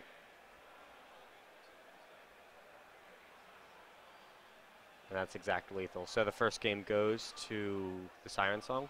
Yep. Siren Song had over lethal there with Consecration in his hand, and he was able to catch up on cards with Divine Favor. So now that the Secret Paladin is out of the way, we'll probably see Control Warrior again here shortly because it's such a strong deck against other matchups. We've seen it beat Handlock today. We've seen it beat a Mage today, another Grim Patron. Yep. So hopefully we see that Control Warrior again shortly. So we're going to take a second. We're going to thank another 6 of our sponsors.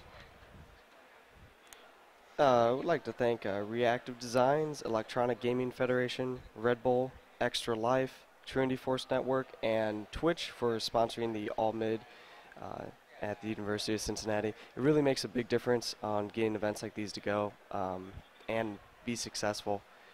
If you happen to be in the Cincinnati or general Ohio area, swing on by tomorrow for the Sunday event. We're going to have an open Hearthstone tournament, and we still have some loot crates donated generously by Blizzard to be raffled off for people. So swing by if you're in the area and have some fun. Absolutely. As we go into game 2, the Siren Song now playing some form of warrior.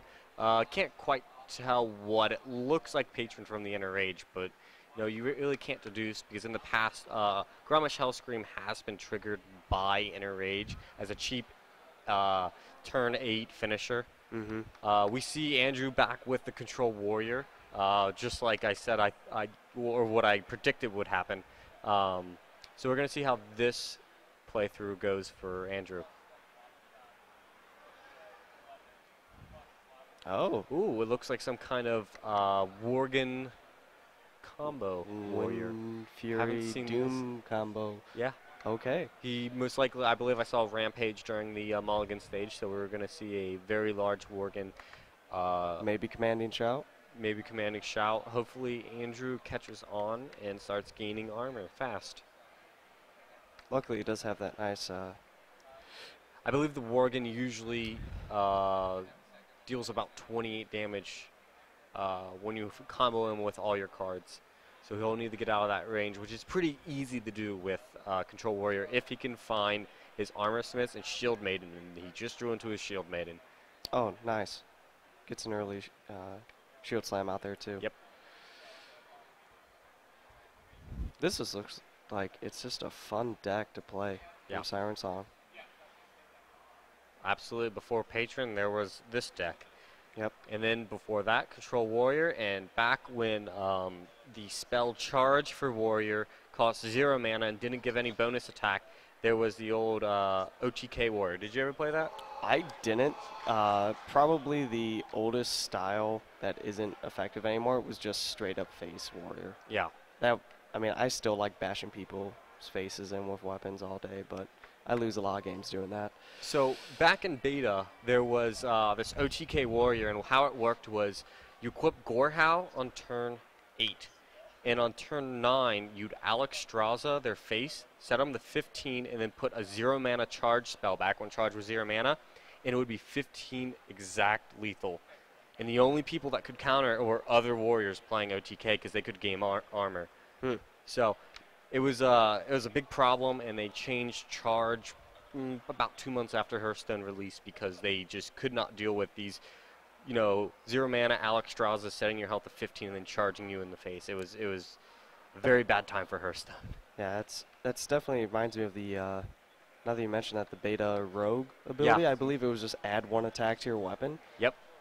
It used to be, I think it was a 1/1 weapon. If you hear power, you would gain one weapon. So they built it up kind of like a shade of Naxxramas until the rogue had like a 15 attack weapon, and they just blade flurry it, and the game would be over. It was ridiculous. Pretty much. Unless you manage to have an amazing board state and stack armor. They actually introduced Poison Blade in TGT, which does almost that same idea. Yeah, same idea. Only it's a 4-drop blade, so you have to basically use 2 hero powers to even put the blade down. And I've seen some Reddit threads where people talk about using Poison Blade, but I haven't seen any viable decks yet. So as we go into this game, we see Andrew Mamone draw into a lot of his late game cards. He's drawn in the Varian, Grommash, and Alexstrasza. It's important that he has Alexstrasza in his hand when he's playing Varian because he does not want to lose her battle cry. Exactly. Yeah, so from the Siren Song's hand, we see a lot of card draw, a lot of survivability. He's getting a hold of his combo for the Worgen. Picks up an execute, which is nice. And sadly, Andrew Mamone hasn't gained any armor like I was expecting him to. He better start on that soon. And he definitely doesn't seem happy about that right there, shaking his head with disappointment. So we'll see if at 7 mana he's able to commit this Raging Worgen in. It's 6 mana to put him and a Warsong Commander down on the field to give Raging Worgen charge. So we'll see if he's able to get that. It looks like he's not. Looks like he's still digging. Face is the place. Face is the place. It looks like he drew in the Brawl there. That Siren Song did, that is. So hopefully On this turn, Andrew knows he either has to throw down Sludge Belcher and or the Shield Maiden. But we'll see what he decides to do. It's the Shield Maiden and an armor up for 7 health. He's back at 21. But like I said earlier, I think the Raging Worgen combo caps at about 28 damage. Right here, Siren Song immediately knows that he has it. Yep.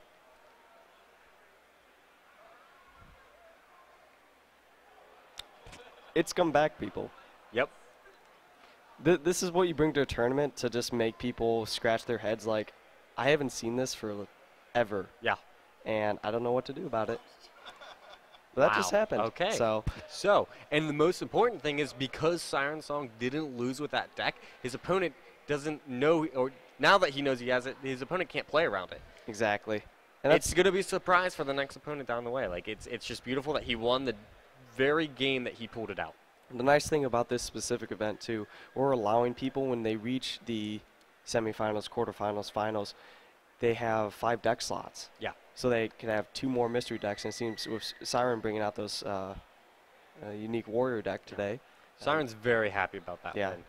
Definitely a nice pickup for him. And Andrew's back with Control Warrior. He really thinks that this deck can beat it. And I believe it can, especially in this matchup with running Brawl. I don't know if he's running 1 or 2 Brawls, but I believe that Control Warrior will win this if he can get those Brawls on time. Having that Zombie Chow for early board state, too, is nice. Yeah. But against Handlock, really, doesn't do much. Yeah. It's going to let the Handlock tap and then kill it and gain life, so it's going to be a rough start. I honestly don't know a lot of Control Warriors that play Zombie Chow. Usually, from what I've seen, they prefer Armor Smiths and Acolytes for early game. But we'll see how it does for him. So what do you think the Zombie Chow would represent, though? Specifically, if you look at this from maybe a ladder perspective over a tournament, maybe to help deal with the Tempo Mage, maybe? Tempo Mage, Aggro Paladin. Secret Paladin's better than Aggro Paladin now, but Aggro Paladin's still a thing. Mm-hmm. Zoos, but yeah, I guess against Mech Mage it's decent. Not anymore, you're right. Zombie Chow doesn't have a place in the meta unless you're playing Priest, where you can play an Arcanine Soul Priest and trigger 5 damage to them on turn 4 if the Zombie Chow makes that long, which in Priest a lot of times it will. So he's going to choose a Shield Slammer. We'll see what it pulls out. Looks like a Void Caller. Yep, there's the Void Caller. Probably isn't too happy about throwing the Acolyte down, but a card's a card. Yep, he's going to get at least 1 draw out of it. Hopefully Siren Song knows to not let him get any more, because he's already at 4 cards while Siren Song is at around 7. Yeah, 7 cards. Yep. And he goes to 8. He has a lot of card advantage over Andrew.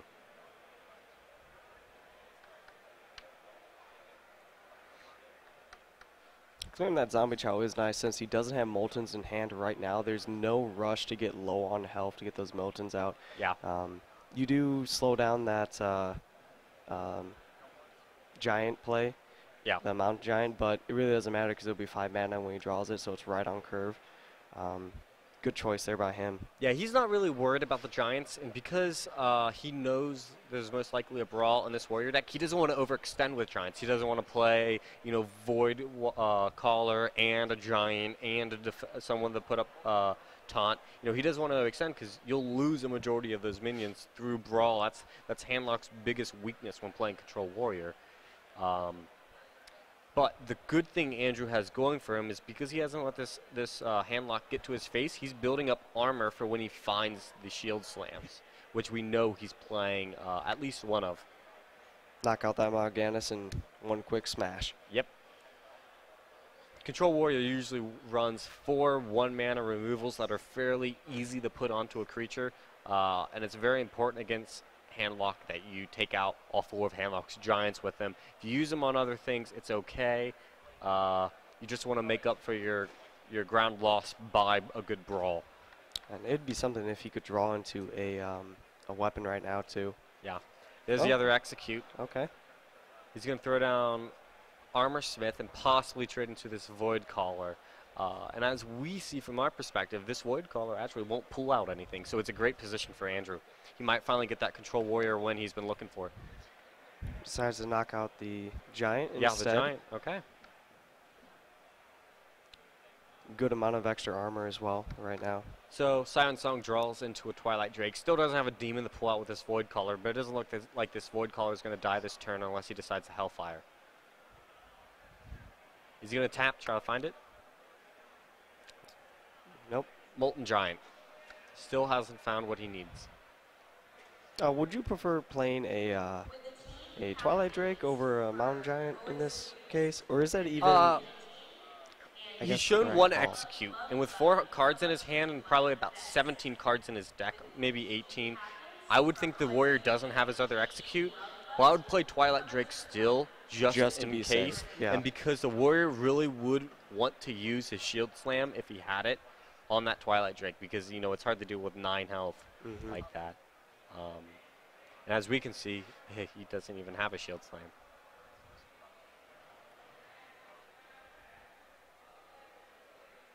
So he drops down Shield Maiden, goes to 19 health, and then passes directly back to Siren Song. Siren Song is kind of collecting cards, figuring out what to do here. He's really sitting there thinking. bland game, though, usually for this matchup. It tends to be back and forth quite a bit. Yeah. But this is just very slow, very deliberate, making sure that they get the maximum value for all their cards. Yeah. Before Shield Maiden, Handlock was favored for a little bit because there wasn't a really good way to gain a bunch of armor once Handlock, you know, got on the board. But ever since GVG, it's been, like you said, 50-50. You know, it's really up to whoever wins. And he's going to blow the other Execute on that Twilight Drake so that the other Mountain Giant's going to be clear to hit the board now. And Siren Song shakes his head. Yeah. In agreement, like he's ready for this now. About to throw down some Giants. Now, Andrew Mamone is getting low on cards. He's at 3. He will be at 4 next turn. He's really missing that card draw. That Acolyte only got 1 draw, and that's hurting him really bad. And it's even worse that the other Acolyte's at the bottom of his deck, too. Yep. I can't see any demons that this Void Caller would pull out, so he's still suffering. Siren Song is still suffering from not having any demons in his hands. He really doesn't want to trade it in until he finds one. I don't think he has room to tap even. No. Well, 1, 2. He's at, yeah, he's at 10 cards. Yep. He doesn't have room to tap. So he's going to play Ancient Watcher. Possibly tap here. He has 2 Sun Furies. Could see him tapping, play a Sun Fury. So if he draws into this and he doesn't get another demon, and this is the problem of running a demon handlock hybrid. There's not a ton of demons because you're not committed to one tribal. And he's just going to work on that armor so he's safe to put down his larger health creatures. Andrew picks up that BGH. Great card for clearing out those Decides Giants. to drop down the Armor Smith the last second before trading in to keep that health, and we know this Void Caller is not going to pull anything out of his hand. Andrew Mamona shakes his head pretty happy there. Yep. And now he's just going to keep on increasing his health total. Yep. As that 5/6 can attack, and that's the largest creature on the field right now. So Andrew's in a really good position despite not having good card draw.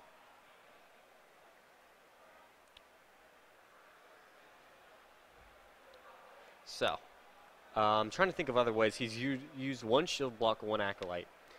He should have 1 more of each. This is his last Armor Smith. You can see Siren Song's about the Hellfire to get rid of it.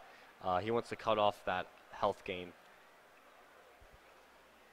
But we will see later on if Andrew's running True Heart. Gain 4 armor per turn.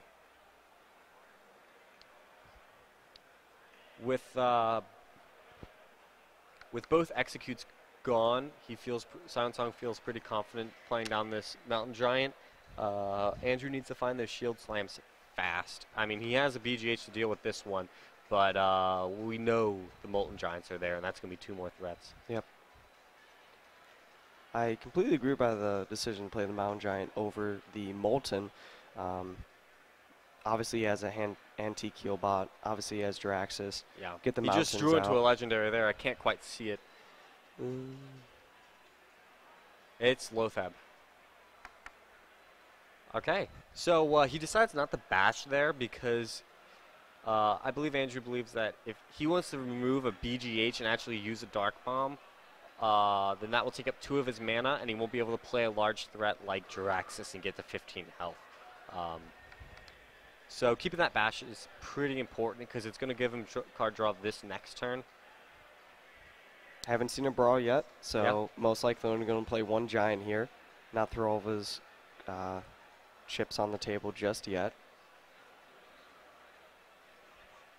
So Life Hope comes down, so even if he draws into that brawl, which he did, it's 10 mana. That takes up Andrew's entire turn. He won't be able to bash if the Ancient Watcher's still alive. Not that the Ancient Watcher's going to attack him. Oh, wow. The Molten Giant stays down, so that's 1/3 of his armor gone alone just from that hit.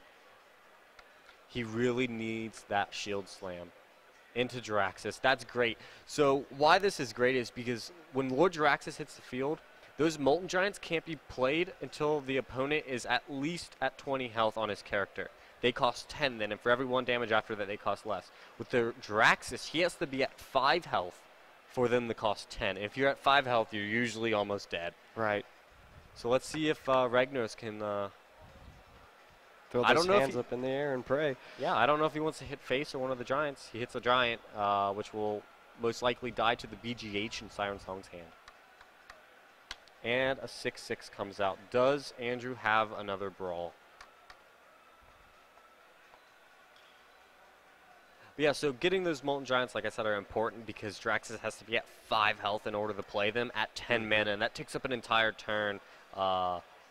If you're going to be below 5 health, yeah, it costs 5 less. A minimum you can cost is 6, and it's just not ideal. So he was able to dump them out, which is like possibly the best thing that Siren Song has had happen for him this whole game. He does have a Doom Guard too, so yeah.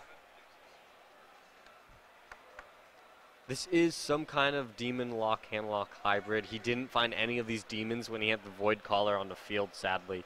But I don't think he's worried about that right now. He probably feels in a pretty comfortable position here. Yeah, absolutely. Just going to the think tank here a little bit, figuring out his next turns here. Siren Song, checking if he wants to reduce the armor on. Or actually, I think he did. Jiraxis did attack, right? Yeah, he did. So he's just going to the think tank there, making sure that this next turn he does everything right. Yep. So he's going to start creating 6/6 Infernals every single turn. It's going to be very, very hard for Andrew to deal with this, especially because looking in Siren Song's hand, he has 2 Argent Defenders that he's going to drop down and give them taunt. So he's basically got at least 24 health of taunt if he takes his time with it. And that's 24 extra damage that Andrew Mamone is going to have to work his way through. You know what is usually a really good feeling when you actually throw down Jiraxis and you have a full hand still. Yeah. For that Twilight Drake at the bottom, so you're not ending up with just a There's Yeti. the Shield Slam he needed 4 turns ago. Draws it now. It's not going to help him much anymore. Boombots really aren't going to do him much good here either. Minions have too much health. But we'll see. Hopefully, unless you got double 4s. Yeah, it's not going to do much. We haven't seen any form of... Oh, no, there is an anti-kill bot in Siren Song's hand. Yep. So, really, I'm not seeing many outs for Andrew here because even if he brawls, something big is going to be alive. And he's going to drop out on another 6/6 Infernal into a Doom Guard with charge. And that's actually game. So, yeah. Pretty quick series. Well done by Siren Andrew. Song, too. Well done. Like, oh, yeah. Across the board. Both players did a great job, but Siren Song, we're already seeing a little bit of, probably at least on the stream, the first player who used a little bit of ingenuity with his decks. Yeah. Bringing them in to really surprise people. We're not sure if that was one of the original 3 decks he had, but based on the result, it might have been one of the pocket decks he had in the back to help deal with things. Yeah, absolutely. Yeah, Raging Worgen deck. What can you say about that? That was phenomenal. He got the 1 win he needed out of it, so it's disqualified. His opponent couldn't, predict it the next game if he would have lost. The everything else about every other match was played pretty perfectly. I think that went really smoothly for Siren Song. Yeah, I completely agree. So, we're going to take a second and thank another 6 of our sponsors for making this happen. Gonna thanks Esports Q, ThinkGeek, Farfax Prince, Skoshbox, Electropop, and Gunnar. So thank you for helping us run this UC Hearthstone tournament and this intercollegiate AllMid day. Yep. Yeah. And generally speaking about this event as a whole, obviously you guys have probably just been watching the Hearthstone if you're on here. If you've seen the other streams, there's a League of Legends stream right now. Not sure if it's on the front page of Twitch. That was kind of talked about before the event started to help promote it a little bit. It might be up there. It might not be. But we also have a Smash event going on here. Yes. N64, Melee, Smash 4. All the big ones. Really good turnout for that as well. Yeah, I mean, I was really happy to see a large crowd here, not just for League of Legends, pretty decent turnout for Hearthstone, but the Smash community really came out in full force today. Oh, yeah.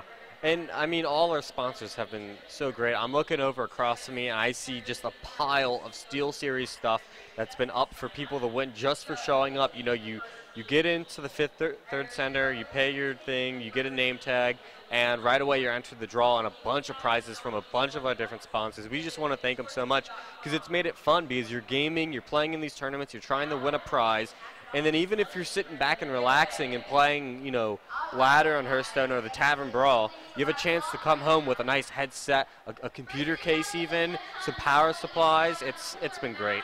Yeah, and the nice thing too, it's just not the tournaments here that are great. There's also just in the center of the gymnasium here, there's just a big LAN going on. Yeah. I mean, people are playing Heroes of the Storm, people are playing League, Counter-Strike, you name it, people are probably playing it here. Yeah.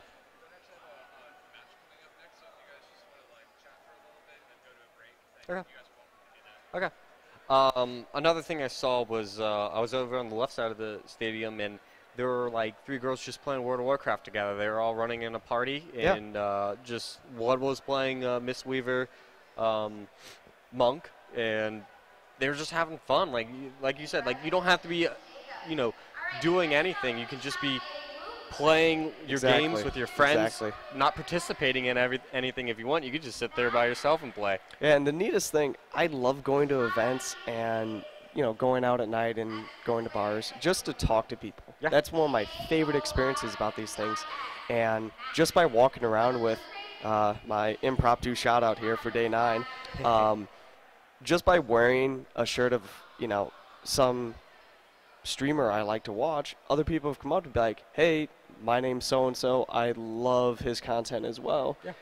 I want to talk to you. And immediately new friendships form. And that's why LAN experiences, especially at a collegiate level, are great because you're most likely going to find people your age as well with these. Yeah.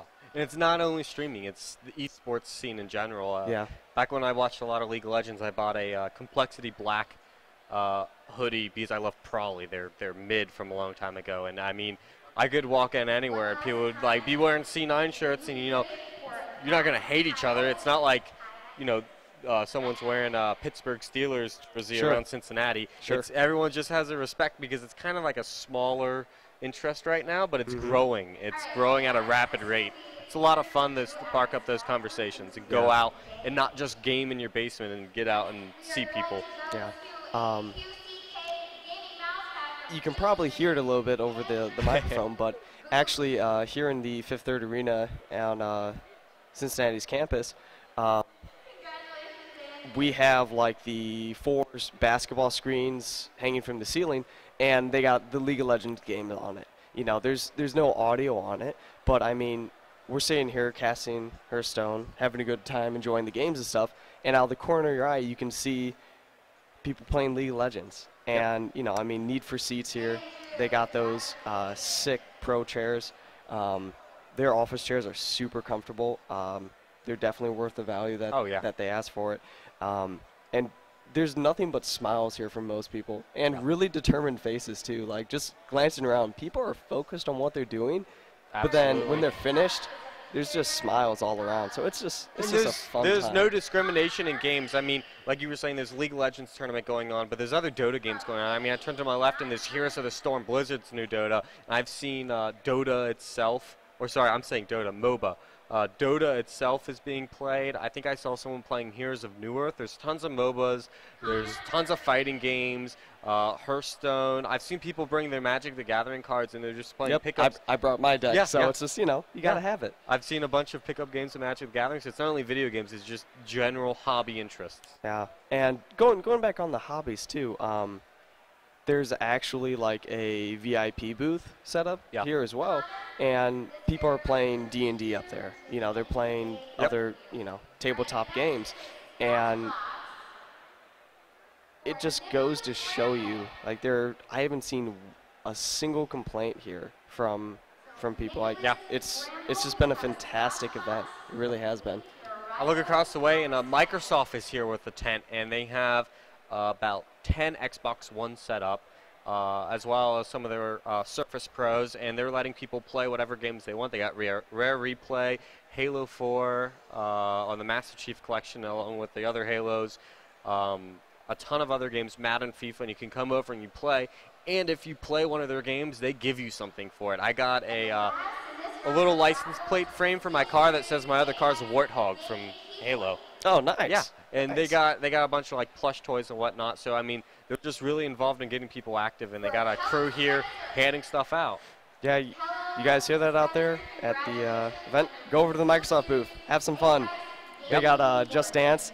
We've been seeing people have just been jamming out to Just Dance for like probably about 5 hours now, and yeah, it's just a blast. Yeah. Like, there was a guy over there earlier drenched in sweat. I mean, he had been dancing since I got there here at about 12 this afternoon, and it was about 4:30, and he was still going hard. Mm-hmm. Yeah. So for you guys in chat, if you guys have any questions for us or anything, feel free to type it in. We'll pull it up, get a look at it. I am interested on if you guys have any other favorite games that you like to stream or at least like to watch. Yeah. That's always something I find interesting. Also, if you're obviously you might be Hearthstone fans, but if you have any small-time streamers that you really enjoy their content, give them a shout-out in chat. I mean, this is a perfect way at events to kind of promote people, spread what I like to call the wealth of streaming to everyone. Mm-hmm. Obviously, you have the really successful people who are professional gamers, but then you also just have the people who do it for a hobby and for fun. And it really is a great way to, if you got a friend that you like to support, be like, hey, check out his stream. He plays arenas and he tells great jokes. Yeah, it doesn't have to be Hearthstone or anything. I mean, just really any game. I streamed Fallout New Vegas on my first playthrough of it ever. I put it on the hardest setting. I put it in the realistic mode. We have to drink water as you work through the desert and whatnot. And people came into my chat. They'd make fun of me for being bad and constantly going back to checkpoints. And we had a lot of fun on stream. So real quick, we're going to check the Twitch chat and see if there's any questions.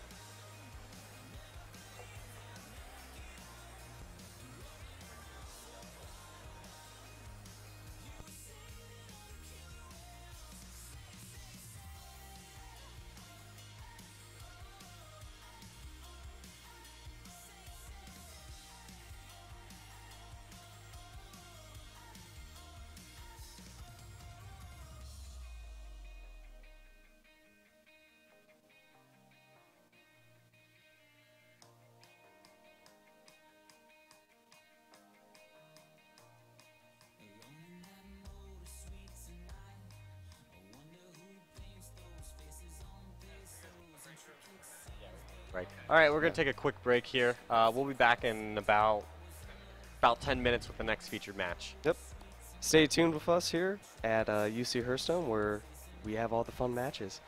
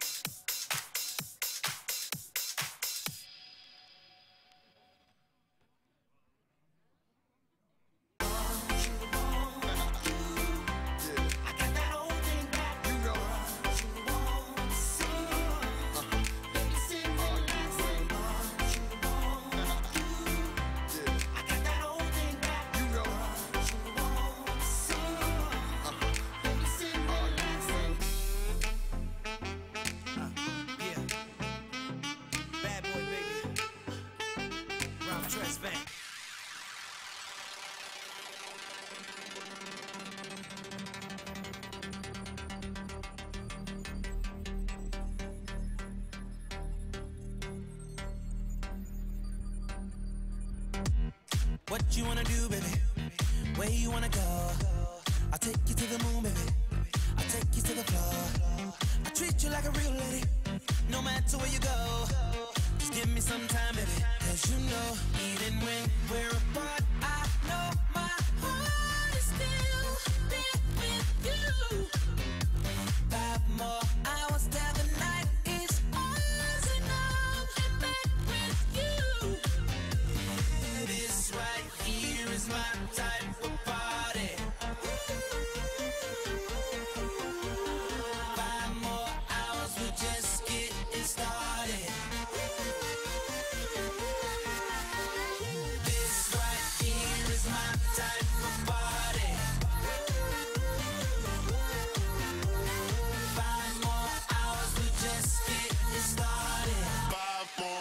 hours, we're just getting started.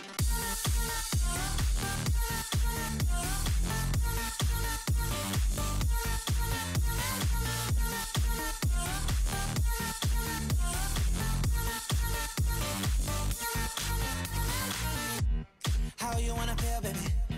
What you wanna know? Just pour another drink, baby. Come on, pour a little more. I treat you like a real lady.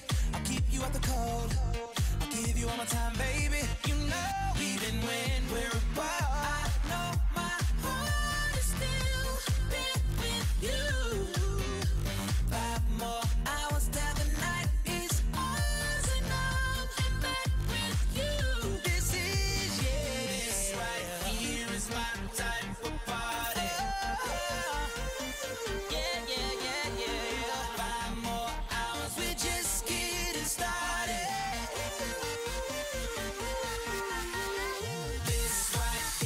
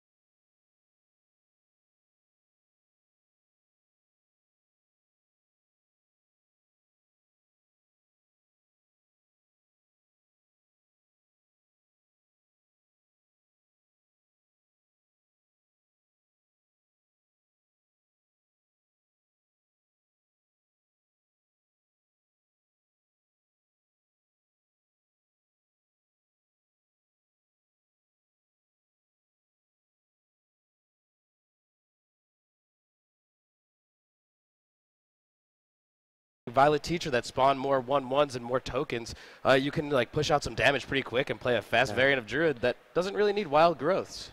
Token Druid's always fun. The ramp potential you have with your tokens through the +1/1 buff. Yeah, the power of the wild. Yeah.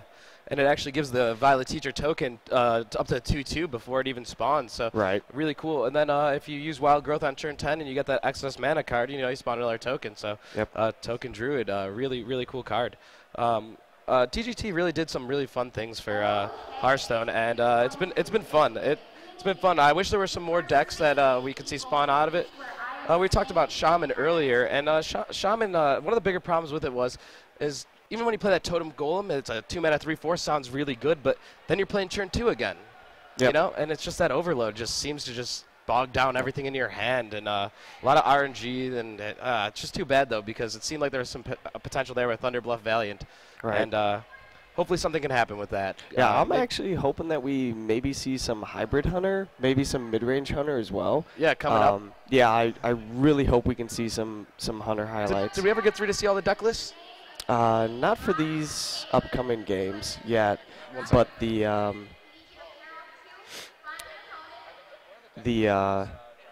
deck lists are being prepared for us, and so we can let you know what's going to happen. And we're still waiting on the other opponent to get it set up all set, and we'll get the game going here in a minute or two with you guys. But again, just wanted to give a shout out to our amazing sponsors here at the AllMid Collegiate Invitational.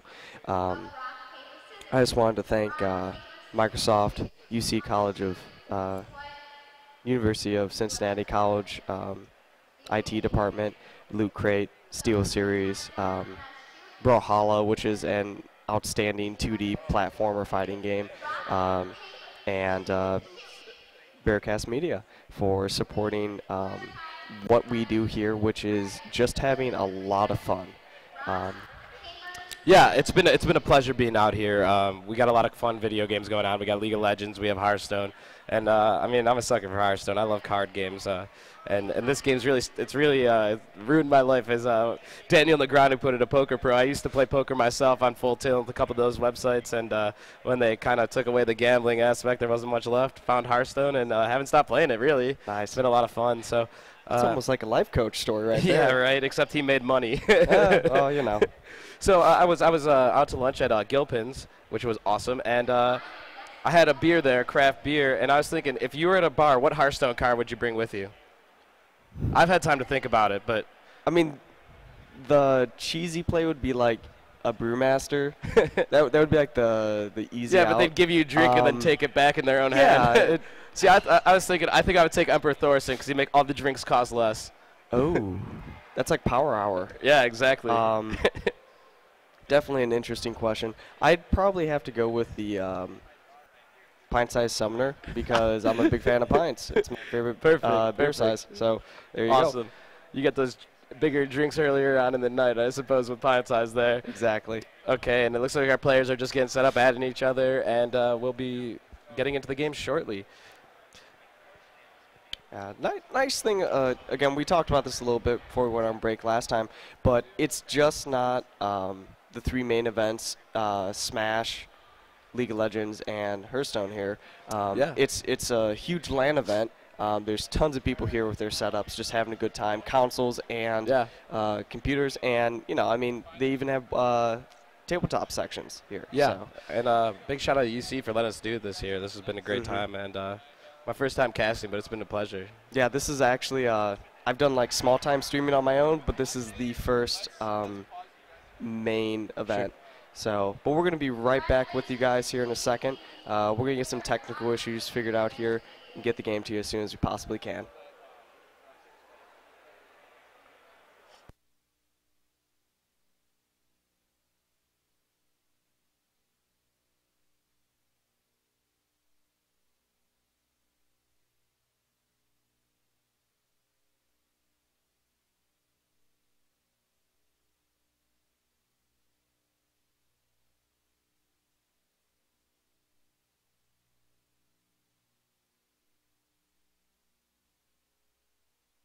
Okay, and we are back. It looks like we have a handlock up, and it's against a Tempo Mage. Oh, yeah, one of my favorites. And it's Psych Ryukin, who we saw earlier with his Tempo Mage, and Heck. And we haven't watched Heck play yet, but we've watched a lot of handlock today, and I think it's done really well. I think at least every player that's had to play their handlock has won the match. For the most part, yeah. I can't remember an instance of it losing, and it's just a really powerful deck.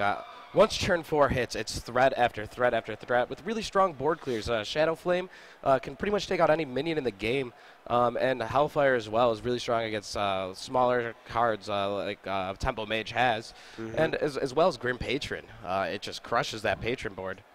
That all spell hand. Yeah, that's a tough beginner. You really in this matchup, I played a lot of times. I played Tempo Mage to Legend, and one of the big things in Tempo Mage when you're taking that deck up with those high ranks is you really want to hit your Mana Worms, your Sorcerer's Apprentice, and your Mad Scientist because you need minions on board. Although the deck is about 50% spells, and I mean, you look again. He just drew an Unstable Portal, and it's how much can you really hold on to that coin and value it because it's really strong with the Flame Waker when you can Flame Waker coin Arcane Missiles on turn 4. On turn 3, I mean, you get 7 points of damage in that spreads across the board. And, you know, if you have to ever coin an Unstable Portal or something like that just to get something on board, you really just are – it's not a winning play. Yeah, luckily there's a nice top deck of the Mad Scientist. That helps a lot for having that early board presence also, there. and we see the Mad Scientist out there, and we've seen Psych Ryukin's deck. He runs 2 mirror entities, and Handlock does not have a lot of – time to really get through and find things that won't work, and that is a Sun Fury Protector, I believe. Yeah, so outside of the Antique Healbot, there's really nothing that can be put on the board that will counter that mirror entity, and you don't want to play that right now. Yep. And and yeah, so we'll see what happens here. Twilight Drake most likely is going to come down next turn for the handlock. And we're just looking at this hand here, and it's all spells. And he's got nothing to really catalyze off of these spells. Back when Tempo Mage first became a bigger deck, it started right before Blackrock Mound, but after GVG, it was more of a control-based deck. And then when Flamewaker came out, it became a lot more aggro-styled. We saw less minions in the deck because Flamewaker needs that. And some people would even run Gadgets and Actioneer just to get through that deck, but it's just too slow. And when you have these hands like this, it's really hard to fight back.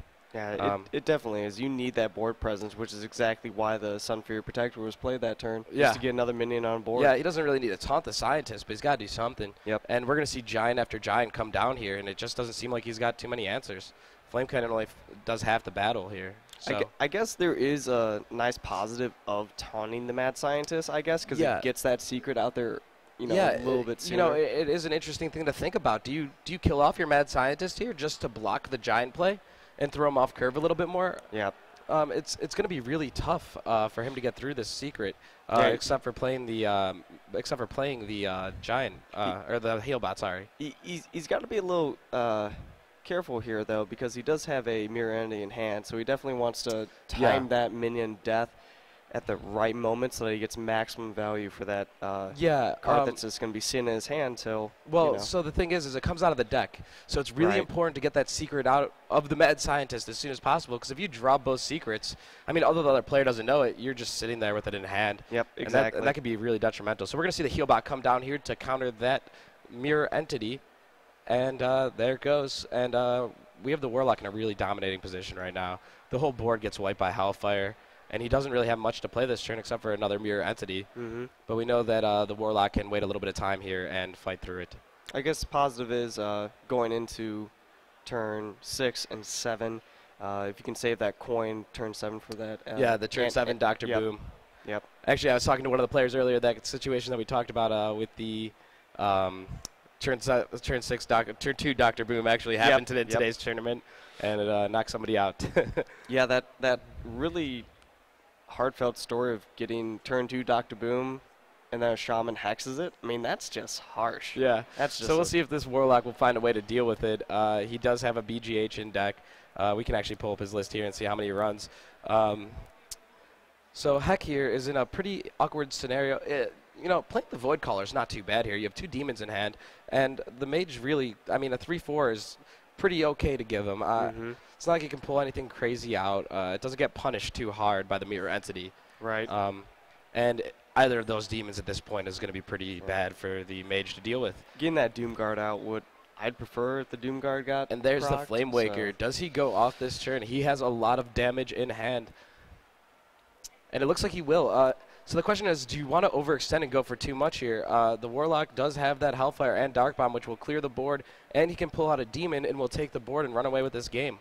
Yeah, I'd almost consider popping the... Popping the collar first? Yeah. Yeah. You always pop that collar. This is a really... shout out to 3-6 Mafia.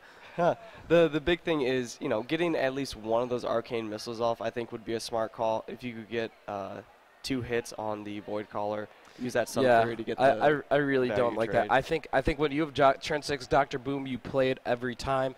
He has to know that Hellfire is in this deck, at least one of them, and at least one Shadow Flame, and he is going to get punished for that play. When this Hellfire comes down, that Flame Waker will get destroyed by the Dark Bomb, and it is going to be tough to recover because he will be so card dead. Yep. And unfortunately, too, there isn't much left because his hand is just cheap spells. So he's really running out of steam here pretty quick if that Hellfire gets popped this turn, which it obviously is going to. So yeah, this is going to be tough to recover from. So out comes Mal'Ganis. Mal'Ganis, one of the better cards that came out of GVG. Void Caller really brought that into competitive play. And we see here that it's going to be tough to deal with. He can get it with a Frostbolt and a Ping, but there's another turn of not playing Dr. Boom. Yep. I mean, we just keep seeing him delay and delay. And it's going to make it really tough for him to play this game out if he can't effectively fight back on board or ever take it back again.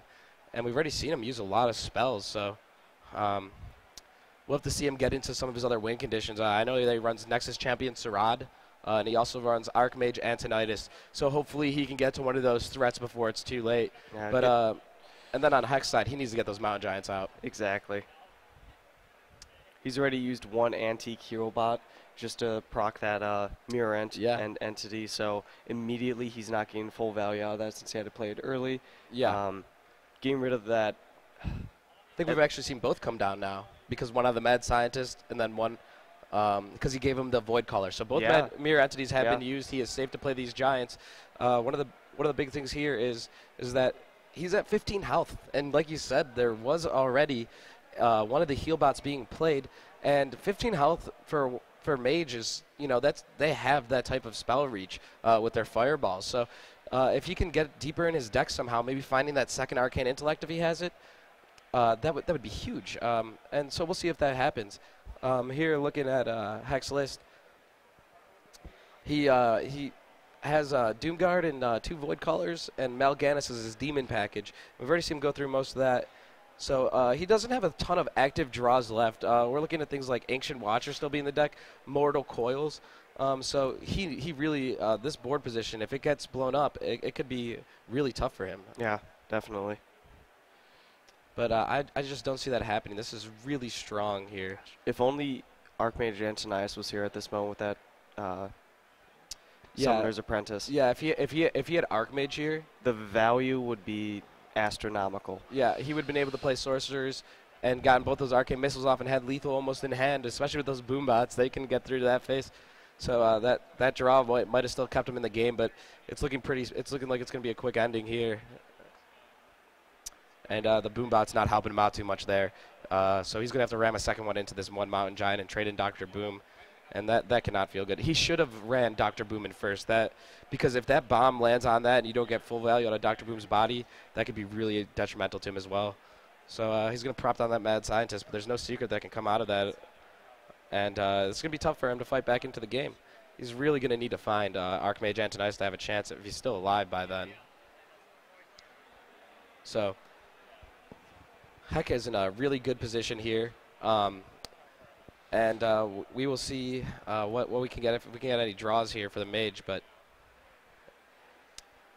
so that ping could make Heck play a little bit more defensively, thinking that he's got the fireball reach on turn 10. But we can see here that he doesn't, and he's not getting through this anytime soon. The mind games are real sometimes, though. It's really important to bluff. It's on ladder, maybe not so much because you're not seeing the same person time and time again, but I think it's really important just to, make sure that your opponent has to think more than you do. Or just give them some other things to work on and try to figure out about your deck. And we see here that's a dead draw. This game will be wrapping up, and it will be Heck as the winner. That Doom Guard will just close things out here. But that was a really tough game for Tempo Mage, drawing that opening hand of all 6 spells. Yeah. He never got value out of his coin. He held on to that to the end. And I think the big defining play was playing Dr. Boom on turn 7 instead of turn 6. Maybe having that early game board position would have really changed things. But he waited on it a little bit too long, and it really hurt him in the long run. Yeah. Wait on that Dr. Boom allows the hand lock to be extra aggressive with their play style. Yeah, right. They can flood the board and not have to pay for it. Exactly. Having the Warlock be in a defensive position really goes a long way for buying yourself time to find your win conditions in your deck. Yeah. So, as we can see, Heck pulls out the win here in the first best of 3 we have, and I believe this is the... I think this is the loser bracket.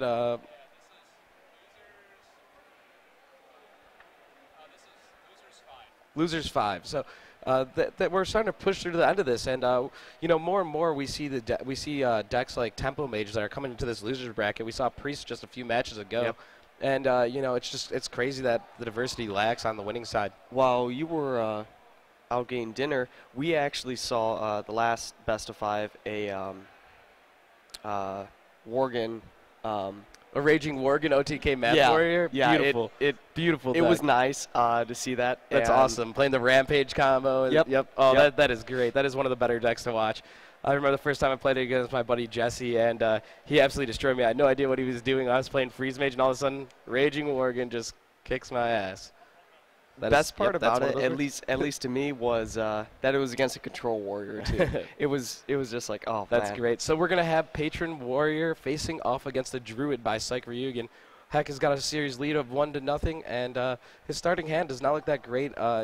Against Druid, it's really important to have that Grim Patron combo go out as early as possible, because their only AoE spells that they ever play is Swipe. So if you can get an empty board Patron scenario, they usually can't remove it too effectively. They have Wraths that can get rid of 1. They have Swipe, which can get rid of 1, but it also spawns other ones if it's not a solo patron. And that makes it really tough on the Druid. So you really want to, on turn 5 or turn 6, spawn 4 patrons. And that's really important to the game style. So we will see what happens here. We see ramp cards in the Druid's hand, Darnassus Aspirant, as well as the Innervate in the coin. So really important for the Druid that there's no Fiery War Axe in the hand of Heck. Mm-hmm. So it might be really good for him to get that Armor Smith out as soon as possible in case he draws an Inner Rage or a Cruel Taskmaster and can remove that ramp card. Can we get a Wild Growth one time, please? Yeah. Please, maybe? Cross your fingers? Every good Druid player would have already drawn it in their opening hand, according to my sources. It looks like, is he going to go for an early Loath? No, there doesn't really seem to be anything to innervate here. Besides the Naxxramas, the Shade, but even yeah, but then, you get that out. You get that out. If you're gonna do that, then you would coin out the Aspirant. So right, you really don't have too many big turn 3 plays anyway as a Druid, so you like to keep especially so when you're playing Druid, the only reason that you really have to coin this out is if you have Shade of Naxxramas. But a lot of players will say that if you have these type of ramp cards, if you were to pass on turn 1, play the Spirant on turn 2. On turn 3, you would essentially have 4 mana, so then you could innervate coin a 7-drop like an Ancient of Lore or Dr. Boom, which is a lot more valuable. So here, your whole mana behind that. So there's a lot of things to be thought about in that, because instead of going 1-4-5, you're going 1-3-4. And that difference in mana can make a huge impact, especially when you kind of have some dead cards. He can innervate out the Loatheb, but if we see an Execute drawn off the Slam or something like that, so it's really slowing down his gameplay. Yeah, even then, having the Slam and being able to stop that ramp ability with the Armor Smith is also a nice touch. It's not ideal, but you can at least use the Battle Rage to draw 2 cards as well off of it. So yeah, this is a pretty clear line of play here, using the Slam on the Aspirant, slowing down this Druid. The Shade of Naxxramas is actually one of the cards in Druid that makes it so strong against Warrior, because they have no way to attack this minion, and it just bumps up that combo damage potential. And it's really, really difficult for the Warrior to deal with it outside of a Brawl, which we know Patron Warrior isn't running Brawl. They don't have room in the deck for it. Right. And it's kind of it kind of goes against their own strategy. So we will see how Heck is able to deal with this board state. Kind of has a dead hand right now, unfortunately for him. There. Oh, sorry. Oh, I was just kind of thinking in my head what I would do in this situation. Yeah. Probably Battle Rage, unless you draw something really special. And he gets that Grim Patron. Yeah, that's so good. now he's got to be thinking, all right, I need to find this inner rage, because like we were talking about earlier, if you can get those patrons going, if you can clear this board a bit and get those patrons going, Heck really, or Psych Ryukin does not really have a way to come back on board. And we see Emperor Thorson drawn. So if, like we were talking about earlier with the ramp play, he would have been able to drop Thorson this turn without wasting an Innovate Mana Crystal had he waited on that coin. He could have coined out the Emperor this turn and had a much stronger board state and also discounted his full hand. So we're going to see him waste a Mana Crystal here. And it's all just spawns off that one play that just has such a huge butterfly effect into the mid game. So, but I think you have to do something. I actually would play the Lotheb here and just try to shut down spells, because if he does have a good Grim Patron turn, you know. Yeah, you lose the Whirlwind ability immediately on that, so. Yeah. But this is going to be tough for Heck, though. He really needs to get those Acolyte of Pains going, but he doesn't really have a good activator for him outside of the Unstable Ghoul. But you also risk running out of Whirlwind effects for later on in the game. Exactly. So we will see the Emperor Thorson come down here. By the power of Ragnaros, he will reduce those cards. By 1 mana. Yeah. Which was wasted. Yeah, and I think we'll see the Acolyte come down here, and he's going to go with the Unstable Ghoul just to get some draws off. Very important in this deck to get multiple draws off of your Acolytes. Exactly. We've seen it earlier where Acolytes were traded in dual patron games. Acolytes were taken out with Fiery War Axes, and yeah, we knew the result at the end, but it might have been safe to say that reducing that card draw, possibly could have. And I think we're going to see it get silenced game. here for that exact reason. Even though Lotheb's a really powerful card, and he's debating it because Patron, Inner Rage, Whirlwind is a really strong turn 6 play. But he has a board where you can kind of deal with that, especially having the Keeper of Grove in hand as well. Mm-hmm. I really would like to see him silence that Acolyte of Pain and just shut off card draw. I think it's just too important to stop this Patron Warrior from getting to his important pieces. We haven't seen a single weapon for the Warrior, which is also really important. It's incredibly, incredibly powerful having that Death Spite early on in the match. Completely agree. Just having that single charge on the Death Spite, knowing that a Whirlwind's there on the go, really can, I don't want to say put fear into your opponent's, plays, but knowing that they can just smash into your face and get a few extra patrons or a few extra draws. Yeah, and it just trades with 5 way. drops too. So this is going to be a really tough board state to come back from. The pressure that the Druid's putting on is just too strong at this point. And it's going to be very difficult. This is a terrible matchup for Warrior, even Patron Warrior. I mean, it's worse for Control Warrior, but they just don't really have the AoE to really fight back in this scenario. And we see the Whirlwind come down there just to gain some armor, draw some cards. And he does run a Brawl. That can be huge next turn. When he drops that, if he goes for Dr. Boom over Lotheb, that could swing this entire game because he's out of cards. Definitely. And he's got the Fiery War Axe to maybe deal with whatever comes out. Yeah, especially since the Druid hasn't drawn any. And Savage Roar there would have been lethal. Or anything. He had a lethal top deck and just did not get lucky enough. So we'll see one more draw out of this Acolyte. Druid, the way they can swarm the board and just Warrior, I mean, he's teched in a Brawl, but normally that card doesn't exist in this Patron deck.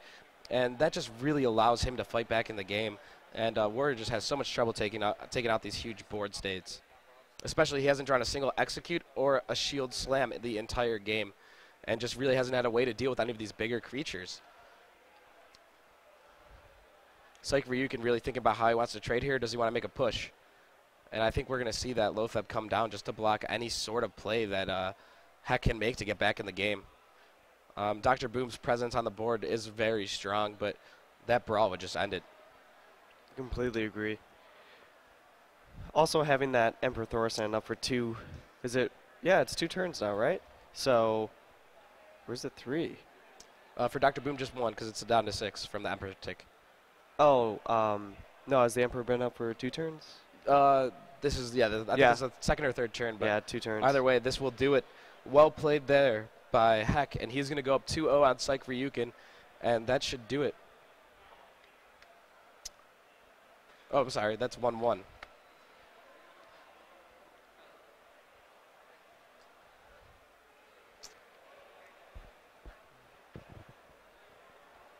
So the Patron Warrior falling victim to the Druid there, and we will get the next game underway.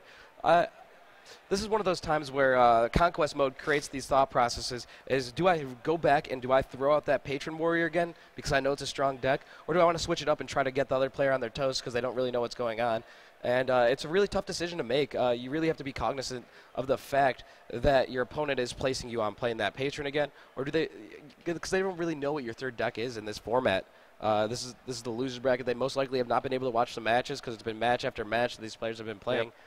And it's really tough to decide if you want to throw that back out there. One of those things is no matter what, you're going to have to get a win with the deck. So if you don't think it's your strongest deck, you should play it again. Exactly. And we're going to see the Tempo Mage versus a Druid. Last time he didn't find either of those fireballs and his hand was full of spells, and this time he's found both, but both. Still only spells. So he should ship all of that back and look for some of those early game minions. And we see the Shade of Naxxramas, Innervate, Darnassus, Aspirant, and we're missing a card. That is a bold strategy.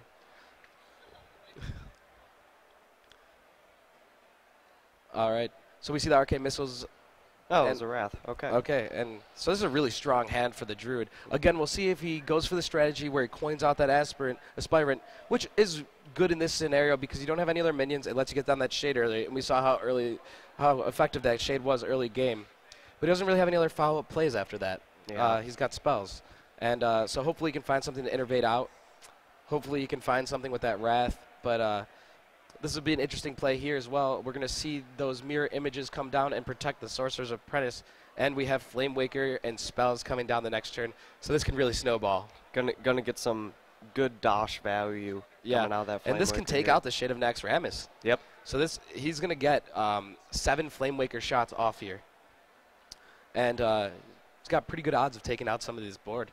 One of the things he can do is if he really wants to, he can make a play where he holds back a little bit because he can't get through just yet if he can take out one of the 2 creatures. Yep. And just try to hold on. But that swipe will meet the Flame Waker.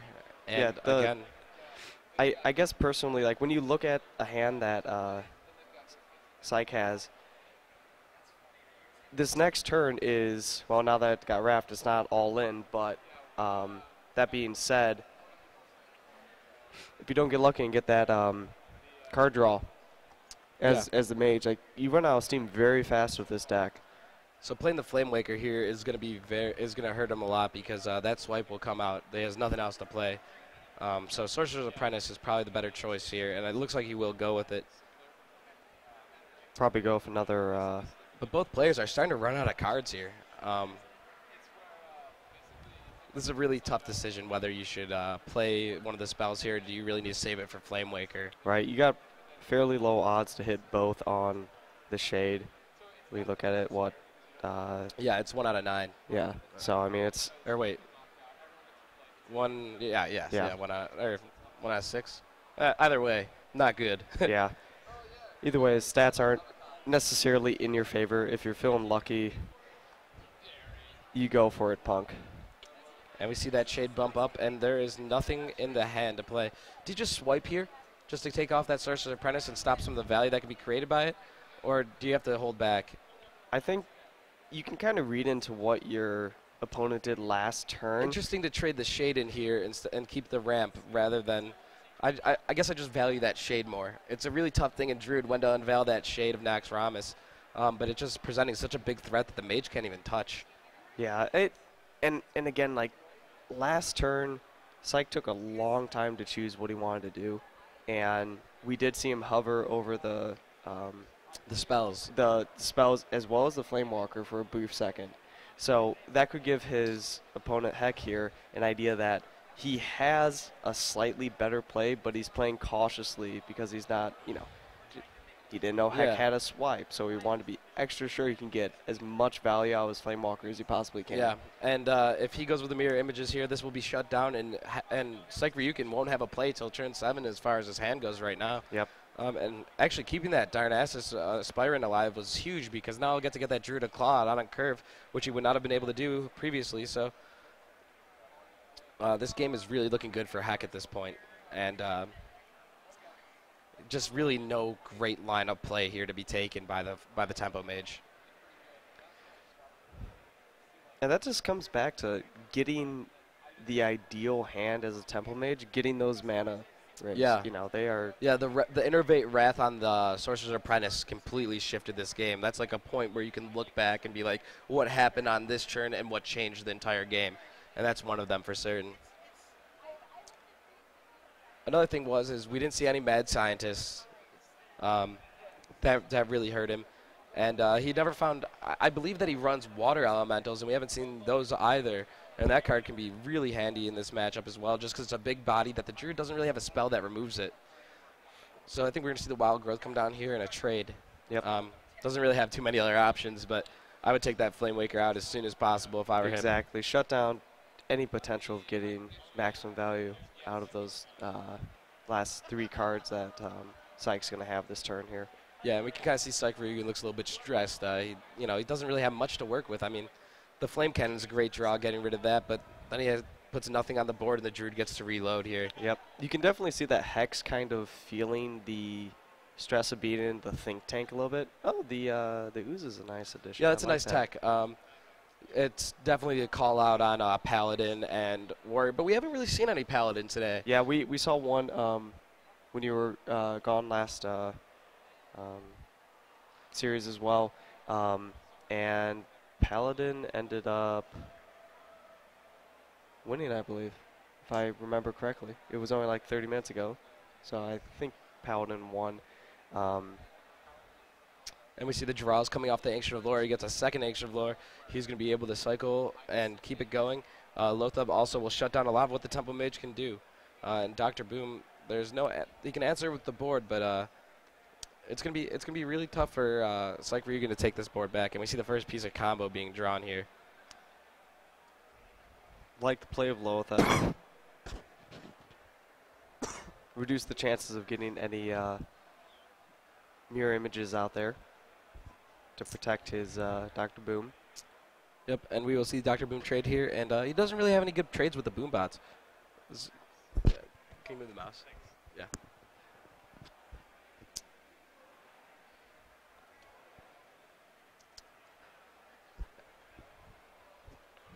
That was a good first hit off the Boom bot there. Yeah, he really needs to put that unless he's going to plan on playing Sarad and pinging.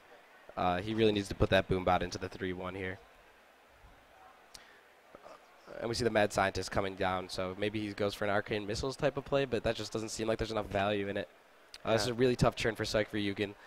He doesn't really have anything that gives him full mana efficiency here, except for that Arcane Missiles play, which is not very strong.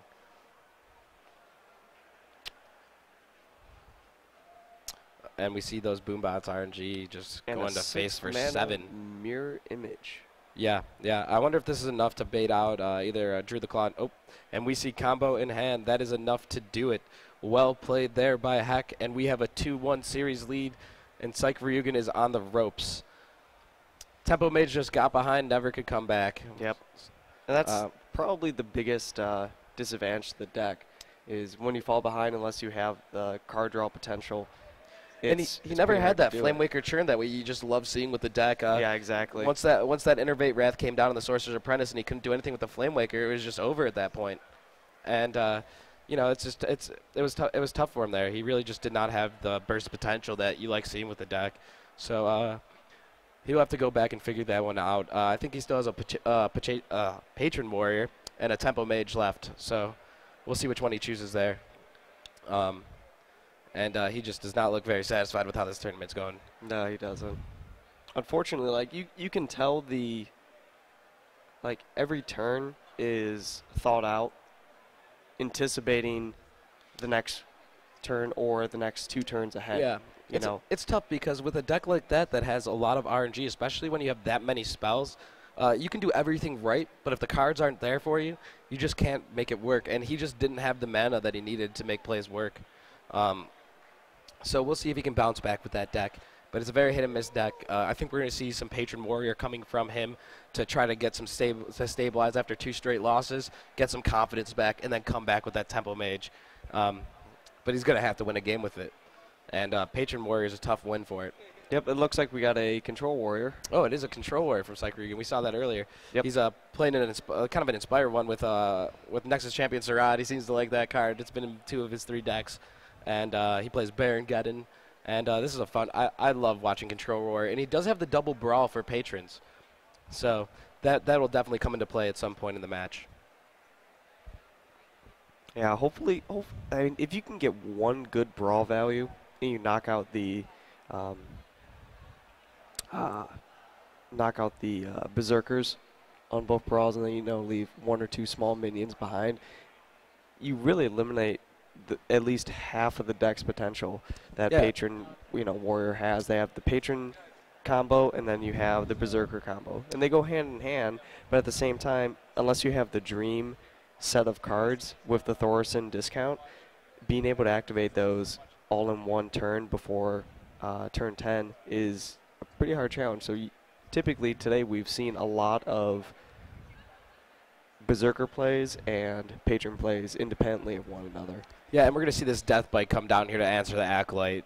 Don't let him cycle here. Just standard play against Patron Warrior. You just cannot let them get to their combo this early in the game. And especially with that Armor Smith up and Whirlwind in hand, he would have gotten to it pretty quickly. We're not going to see any Battle Rage value here, most likely, because he only can get 1 card. And that's just simply not enough to make it worth your while. But Yeah. He's getting close to getting a combo together with Inner Rage and Whirlwind. He just needs that Patron. It would be interesting to see if eventually, if Psych knocks Heck below 30 health, at least in the early stages of the game. Like, we're slowly moving into the mid game right now, but reducing the effectiveness of card draw every way you can on a Patron goes a long way, in keeping that that health capped off at 30 really does shut down. Yeah, definitely, especially against that Battle Rage. And he might actually have to Inner Rage this Acolyte, and then go for just as many cards as he can pick up. But this is a really tough spot to be in for the Patron Warrior, not being able to cycle through and find his actual Grim Patron that sparks all these ridiculous combos. Actually, what we see here is with the double Belchers and the Shield Maiden, this curves out really well for Psych-Ryugen, and Baron Geddon's actually very effective in this matchup.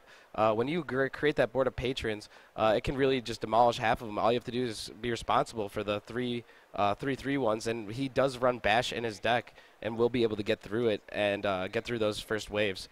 And there is the Grim Patron.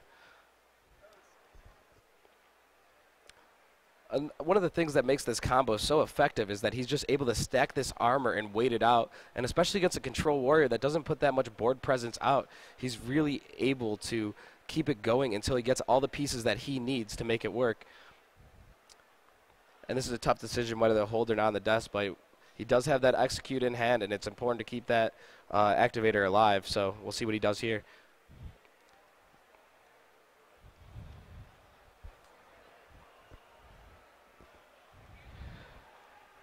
And it looks like he's going to drop that Sledge Belcher and let this Acolyte get 1 more draw. And he also can go for a play next turn with a Battle Rage by putting out the Ghoul and Whirlwinding and pick up more cards here and just try to find either a War Song or an Emperor or something just to make the deck flow a little bit better for him. Yeah, hopefully Heck can draw into some... Okay, another Grim Patron. Means he has a little bit of swing room when it comes to clearing the board with at least one of them going into this. And he's going to go for the first wave. Yeah, and the interesting thing about this is Heck has to know that Psych runs a Baron again too. I mean, yeah, it's pretty standard in Control Warrior, and it's gonna be pretty effective on this board. he can just trade in that Sludge Belcher and go for it. But it clears on board. Might have a better way to deal with these patrons. He can use an Execute here and then hit it with his axe, but that also kills off his Belcher. So it looks like he's going to go for the Baron Geddon. Oh, no, he's 1 mana off. Sorry, that was a mistake. Probably for another Belcher and an Execute here. And just shut down this first Grim Patron. Yep.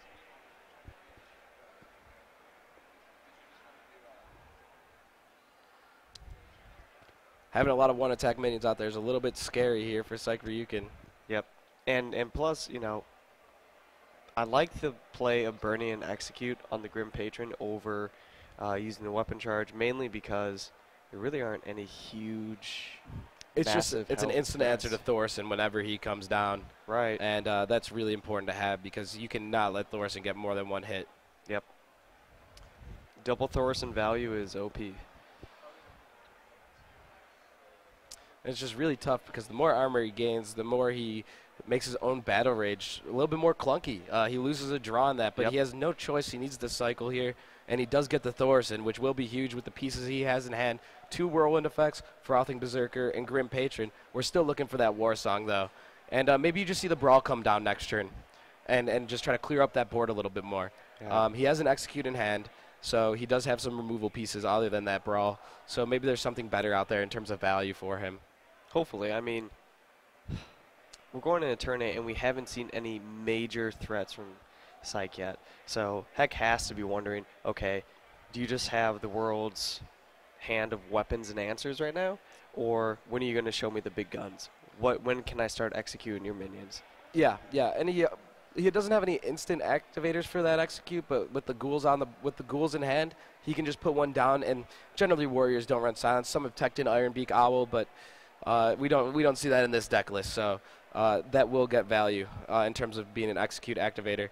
But one of the things now is it gets to a weird point where it's like, do I keep playing minions because Frothing Berserker is a thing? Yep. And you can burst somebody down from 70. So the more he puts down, the more he kind of hurts himself in some respects. And we see the second Execute drawn here. And he's going to go for the Emperor. Getting those 1 mana spells reduced to 0 is huge, especially when it comes to that Frothing Berserker churn, because even if he has a taunt up or something that he can't get through, he can just execute it and get it right out of the way. Even if it's one of those slimes, you're not really looking for it in terms of value. It's like, that's a great thing to execute. You're looking just to get out of the way of your Frothing. Yep, exactly. But he's really going to need to find that War Song soon. Although the Warrior is going for a slow grind. He does draw Gromash. And he might look to get that second Deathbite prepped up. And if he finds Alex Straza, this game will be ending shortly. Very, very shortly, especially since the majority of the armor has been chipped away from Heck here, since he hasn't been able to develop a good board presence to take out these minions. So yeah, next turn we see 23 points of damage. So this will be lethal if there's no armoring up happening, or if he waits another turn to answer this board. I wonder when the turn is to Brawl in this scenario. I haven't played with Brawl in Patron Warrior enough to really know that dynamic. Right. So we will see when he chooses to use it. Yeah, I imagine it would be in a situation where you have not necessarily presence of board versus lethal, but present like effectiveness of your hand in the current moment.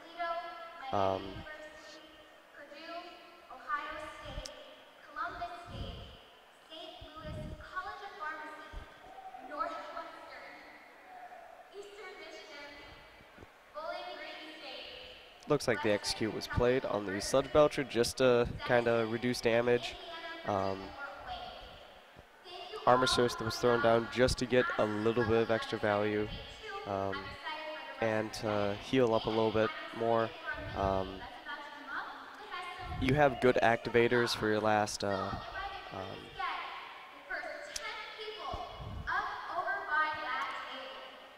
just generally good activators here with the ghouls for your patrons. Yeah. But, you know, it would be nice to finally draw that commander. And here comes Baron Geddon onto the board. this will clear out some of these smaller minions that would be activators and bumping up that Frothing Berserker's damage potential. So he'll clear that out. And he's got a ton of armor, just absolutely a ton of armor. And Baron Geddon hits so hard. Some people try to cut it from their warrior list, and I just can't get on board with that because if he sticks, he's hitting for 9 a turn, and he's just controlling that board state. So we're going to really need to see Heck do something here to stabilize or get rid of this Baron because it's looking really grim for him. Yeah, and I don't mean to make a pun with the patrons. Hey, guys, you hear it at the event? Everyone needs to get in here. We have patron puns. So does he? There's a play where you can brawl with a ghoul on the board to activate and execute.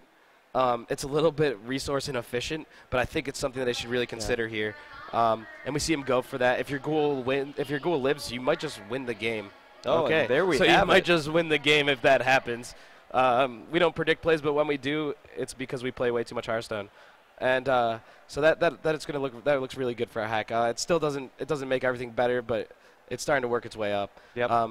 He really needs the. I mean, for Psych Ryukin right now, he doesn't really have any cards other than Gromash, which you want to use as a finisher to put on the board. Right, using it just for going face after clearing the ghoul with the weapon puts it at risk of the execute. Which, but if you clear the ghoul with the weapon, your armor's too hard to shield slam your own Grom to activate it, so you have to give up your Deathbite activator just to get rid of a ghoul, but you kind of have to get rid of it at the same time. Right. So it's a really tough position here, and he is going to have to shield slam an unstable ghoul. That is just the power of Grim Patron at its finest. And now the game is for Psych Ryukin just keep on waiting it out. The Grim Patron cycles through his cards faster, so he will hit fatigue first if he can last that long. We haven't seen a single War Song drawn. We've only seen one Whirlwind, and we see the second. I think this is his second Deathbite up there. And is it the time where you can just go for cycling the Battle Rage as he is? Yep. And there's another Whirlwind. So next turn will be the turn to put out those patrons, but with Brawl in hand and Bash, they're going to get answered. Exactly. The interesting thing, too, he has another Berserker at the bottom of the deck, so he might want to save one Whirlwind, but at this point, when you're running long cards and your opponent has that much health, at some point you just got to say, I got to go. I got to go face, and that's the only place I can go. Yeah, it's tough because for the Grim Patron Warrior, because he knows the Warrior really can't burst him down from this unless he sees maybe like an Alex Straza, but he does have that execute, so it's kind of a weird dynamic of I need to do something, but I can wait. And he has to wait for that War Song now because with that second Frothing Berserker in hand, he needs a massive combo, and I don't know if he had enough Emperor value to make that happen. It's going to cost him 7 mana just to get down both Frothings, the Grim Patron, and the Unstable Ghoul, so he can't do it with the Patrons, so he's going to need a board state with enough minions on it because he can't spawn those Patrons for extra damage on his Frothings. Oh. And we see Quick Shot. Okay. In the hand of the Control Warrior here off of Nexus Champion Sarad. That card, when it first came out, everyone's like, Hunter does not need another 3 damage spell, and it's going to draw them a card. Yeah. And actually, Hunter's had a little bit of trouble since the release of TGT. We saw some Ram Wrangler experimentation, but nothing really made sense for that archetype. So maybe we'll see something in future time, but as of right now, it didn't really break the deck as much as people thought it might. Yeah, we definitely will probably see some form of a weapon, armor up and pass, or maybe just. Yeah, I think it's Deathbite. I think it's time to put out that Deathbite. The only thing that you don't want to do with is Harrison Jones. Right. Harrison Jones would be really bad for him if that came out. He needs every Whirlwind effect that he can get, and because when you prep the Deathbite, you already have that Whirlwind in play and you don't have to pay mana for it. It's like a free Whirlwind because he is missing some Emperor ticks on cards like Whirlwind. When that's 0 mana and you have some of those from Emperor, it's really powerful. Yeah, and Heck does not look too happy about that turn. He was debating playing at least the Fiery War Axe to try and bait out a Harrison Jones if it is, in the hand. He seems just kind of He is just right where is my War Song? Yeah. Where is it? both War Songs, last 2 cards in deck. I'm sorry? Both War Songs are still in there somewhere. And there's Harrison Jones. That belongs in a museum. Harrison Jones is one of the cooler legendaries in the game. Yep. And He is just the back when Oil Rogue was big, post GVG, because of Tinker's Sharp Sword Oil coming out. Harrison Jones was everywhere. There were so many things in the museums that they had to build new ones. It was ridiculous. And the Control Warrior does have that quick shot or the bash to answer this. I think the bash is a little bit more effective here because you can still use the quick shot to actually activate your Gromash, which is a weird play that's probably never happened before, but something to consider when you're playing this. Yeah, definitely. Just to throw in a little bit of movie fun here, do you guys know what the direct counter to Harrison Jones is? I don't know. I'm guessing it's something under that rock, whatever that in Temple of Doom, that big rock that rolled after. That's actually really close. It's actually Snake Trap. Ah, because he hates snakes. Fair enough. Maybe it's Cruel Taskmaster with his whip. Took that right away from Harrison Jones there. And we see the shield block, so he's going to get deeper looking for this War Song Commander. And just still not finding it. Just drawing blanks. I mean, the Inner Rage is a very useful card, but... And Hex actually just laughing because he can't believe that the last two cards in his deck are War Song Commanders. Yeah, this is just complete. And down comes Yustakar Trueheart. Yep. That is an extra 4 armor. Wow. Does he really have 58 points of damage? Let's count it out. So we have War Song Commander, Frothing, War Song. Frothing is 6, 8 mana. So then he has to play Whirlwind, Unstable Ghoul, and the Despite. That's 3 Whirlwind effects. He's going to go with the Grim Patron. Okay, so that's 4. I think he is just short by about 15 damage, which is not. Well, actually, no, because the Grim Patron's going to hit. He can Inner Rage them. I think he might actually have lethal on this turn. I think Hex is going to take it. He only has 1 Frothing, but the Inner Raged Grim Patrons plus the extra Patrons will be an additional 20 damage, at least. He might have it here.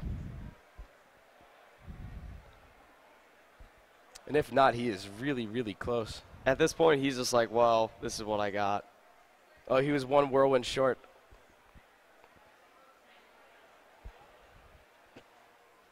Wow.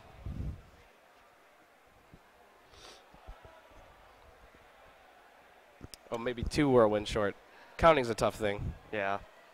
Especially in a state like that. I mean, heck. And here comes Brawl. And that'll pretty much seal the deal. And heck, just has like, okay, yeah. Well, he still has 1 more War Song with the Frothing, but I just don't think there will be enough minions to bounce it off of. Yep. Especially with Psych's ability just to clear with Execute. And the Justicar hero power upgrade. Exactly. He can almost out-heal the damage that's coming at him at this point. And Psych Ryukin will take the game. Well played by both players. Both War Songs being in the last being the last 2 draws there. Really, really killed any chance he had.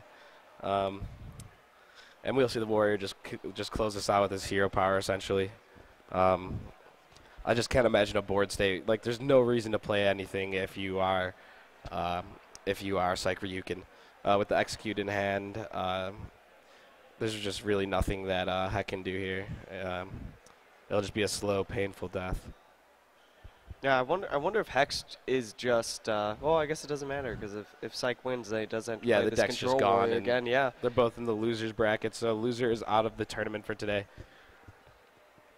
But so we're gonna see Tempo Mage and Patron Warrior. Yeah. That could be interesting. Yeah. One of the things to look for in that matchup is just drawing weapons. Yeah, this just will not be enough damage. He might just go for it just to say, yep, that was both of my War Songs at the bottom.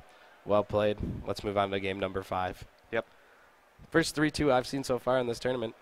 Yeah, at least at the casting table. Yeah. So that's always exciting. I guess it goes to show that even if it is the losers bracket, the games and the players tend to be a lot closer, and you tend to see.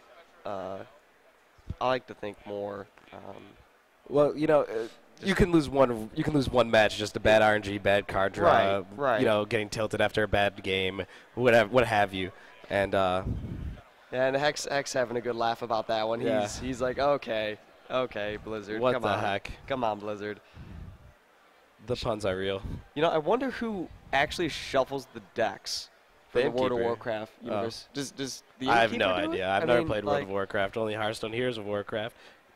I mean, But- I wonder if Ben Brode Ben shuffles Brode's the just- decks, and yeah. he just laughed that entire time when he was shuffling. Ben Brode's that one. laugh is an epic thing. It is. All right, and we see Harrison Jones in the starting hand. A golden Harrison Jones. Mm-hmm. So in this matchup, the Warrior really wants to find his Fiery War Axe early. Super important. He's going to hold on to that War with potential Battle Rage value. It's nice to see the Mad Scientist as well as the Frostbolt in the opening hand of Psyche, throwing any ability to shut down the Armor Smith early. Same thing with the Ghoul to deny extra armor gain or card draw from Acolytes. Yeah. And yeah, it looks like he's running essentially a list that I played a lot around with. That was created by Hopform. He actually got #1 legend with the list. It's a really strong deck, but every turn has to be a powerful one. You can't have any dead space in the deck. It's what tempo is to some degree, and we see here that he has got both Frothing Berserkers. He might have to play one out as just a tempo Frothing Berserker, just to keep control of this board and push for damage early on. With the Unstable Ghoul out there, it can get pretty big.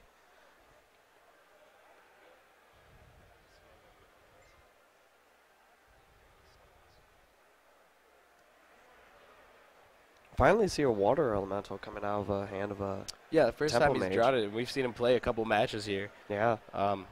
It's been really tough going for him with this Tempo Mage.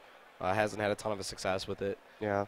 I definitely don't have a favorite card, but I think one of the cards I tend to consider as a launch card in the general Hearth, ones that I suggest new players get, play Mage, get that Water Elemental. Yeah, it's one of the basic cards. It's one of the better ones. It's got a great stat line and it has a really powerful effect, especially in meta right now where we have a lot of Paladins and we do have a lot of Warriors. Freezing up that weapon is really, really powerful. Yep. And those Arcane Missiles were just brutal. And it is a mirror entity. He doesn't. I think those are the only secrets that he's running. And unfortunately for him, Warrior has a lot of good answers for it. Giving them an Unstable Ghoul is actually beneficial to yourself. Right. But he does not have an Execute here for that Water Elemental. And I think playing the Ghoul here is actually really strong. He sets up for a Grim Patron turn next if he wants to. And we'll see what he goes with here. And he's just going to armor up and pass the turn, it looks like. Dr. Boom coming into the hand there. And both hands are pretty slow right now. And here's Emperor Thorson. So now you just have to sit and wait it out. Hopefully the War Songs this time for Heck are not the last two cards like last. I don't know if he'll be able to handle that. Yeah, that might be a little too much, especially after a full day of playing in the tournament and everything. This is really strong for Psych Ryukin. He will be able to play Dr. Boom next turn or stop a board of Patrons if they come about. And the Deathspite is not able to be played. If he plays Thorson, it goes over to the other side as well. And there goes and the secret does pop there. Oh, wow, and Heck completely forgot that it was Mirror Image, too. Yeah, this is going to be really tough to come back from. But I think with his hand state the way it was, he had to play it. He was simply not going to win the game if he didn't play it there. And it's up to Psych Ryukin now. Do you think you have enough to win this game? Can you play that Archmage with the Arcane Missiles here and try to close it out? Hopefully you can, and you don't have to burn a Fireball on a single patron. Yeah, it's 50-50. Either it happens or it doesn't. So let's see if you can get two on this Emperor. And he does. Wow. And Heck's really got to hope that he finds this Brawl soon. Without a Warsong Commander, it's going to be really tough to clear this board, or an Interage for that matter. And here comes the Warsong Commander, not in the bottom two cards this time. Does he have enough damage right now? If he were to play Warsong, he has both Warsongs discounted. Is this enough to... So he can play both Warsongs. No, he needs more mana. I don't know if this is... He thinks he has it. it'll be 6 minions, so that'll be 8 on each frothing. He went too fast. He did not count that out right.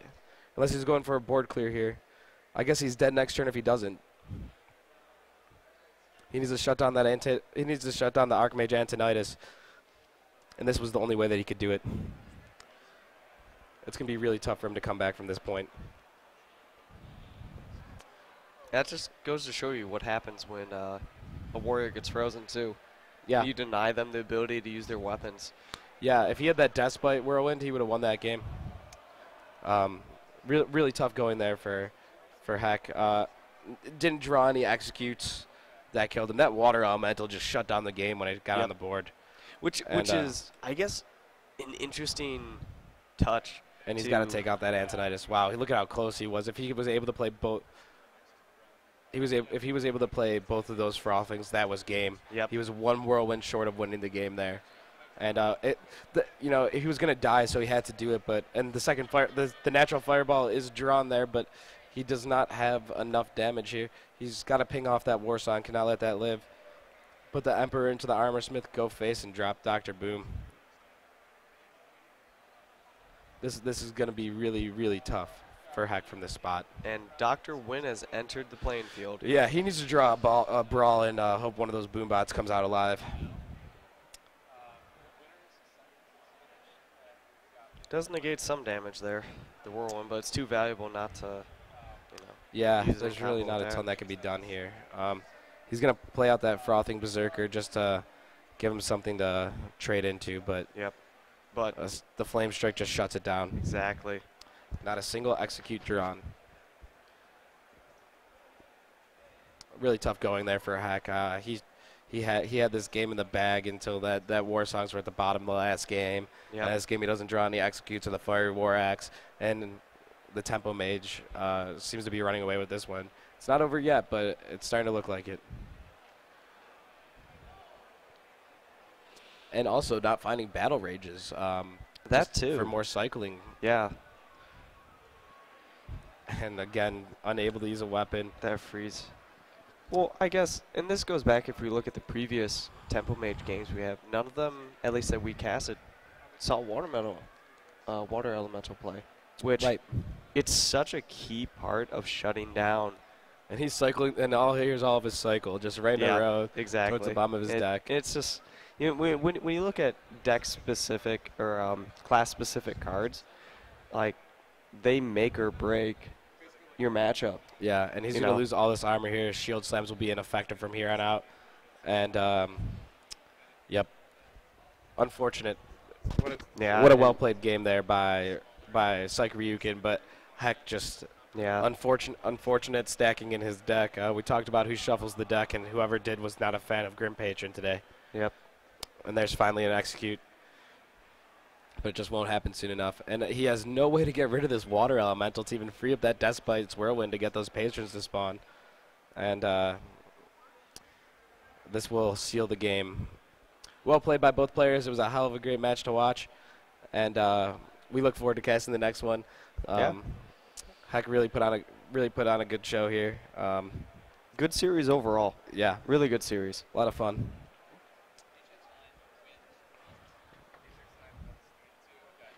All right, well played by both players, and we will get the next match started here soon. And I'm sure if we want to ask Heck about how he feels about Warsong Commanders at the bottom of the deck. Yeah, we might have to have a quick little chat with Heck to see how he thought about that. Maybe if he has a personal opinion on who shuffles the decks. Yeah, right, exactly. Unfortunate. Yeah. And we will get into the next match shortly here. We'd like to thank some of our sponsors. Active Designs, Electronic Gaming Federation, Red Bull, Extra Life, Trinity Force Network, Twitch, Esports Q, ThinkGeek, and Fairfax Prince. Thank you guys so much for making this event possible, and we will get right into the next match soon. Well played by both players there. Actually, so we had players submit 5 deck lists here, and there were some really cool decks that didn't make it out, and we keep seeing the same lineups, but there were some variants in decks. We saw I was looking through and I saw a couple of rogue decks, which is one of the cooler ones to watch, but we just haven't gotten a chance to see them be played. Yeah, and people might have played them off stream, or they might be saving them as kind of like their substitute of their 3 decks going into the semifinals and finals here. Yeah. I mean, it's a viable strategy. Save the sleeper decks that people aren't expecting. Someone off their game like we saw earlier with the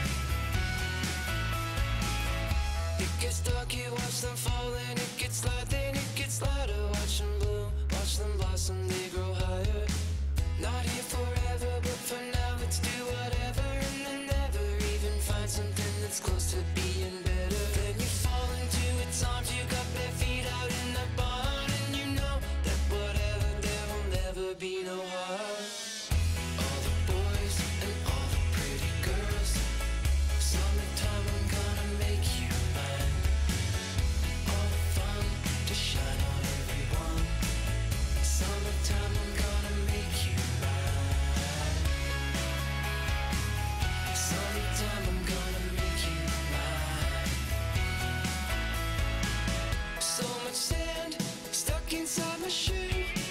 We watch a thunderstorm kill an afternoon. We feel no pain, go swimming in the rain. Two hearts that were apart are now the same. So won't you tell me if you wanna be my baby? That's for sure or not, or maybe we won't try. Come along, no need to cry. And the sun comes back around, I'm back in town. You just got found just now, it's just that good. Cause we could and we were always down. All the boys and all the pretty girls. Summertime, I'm gonna make you mine. All the fun to shine on everyone. Summertime, I'm gonna make you mine. Summertime, I'm gonna make you mine.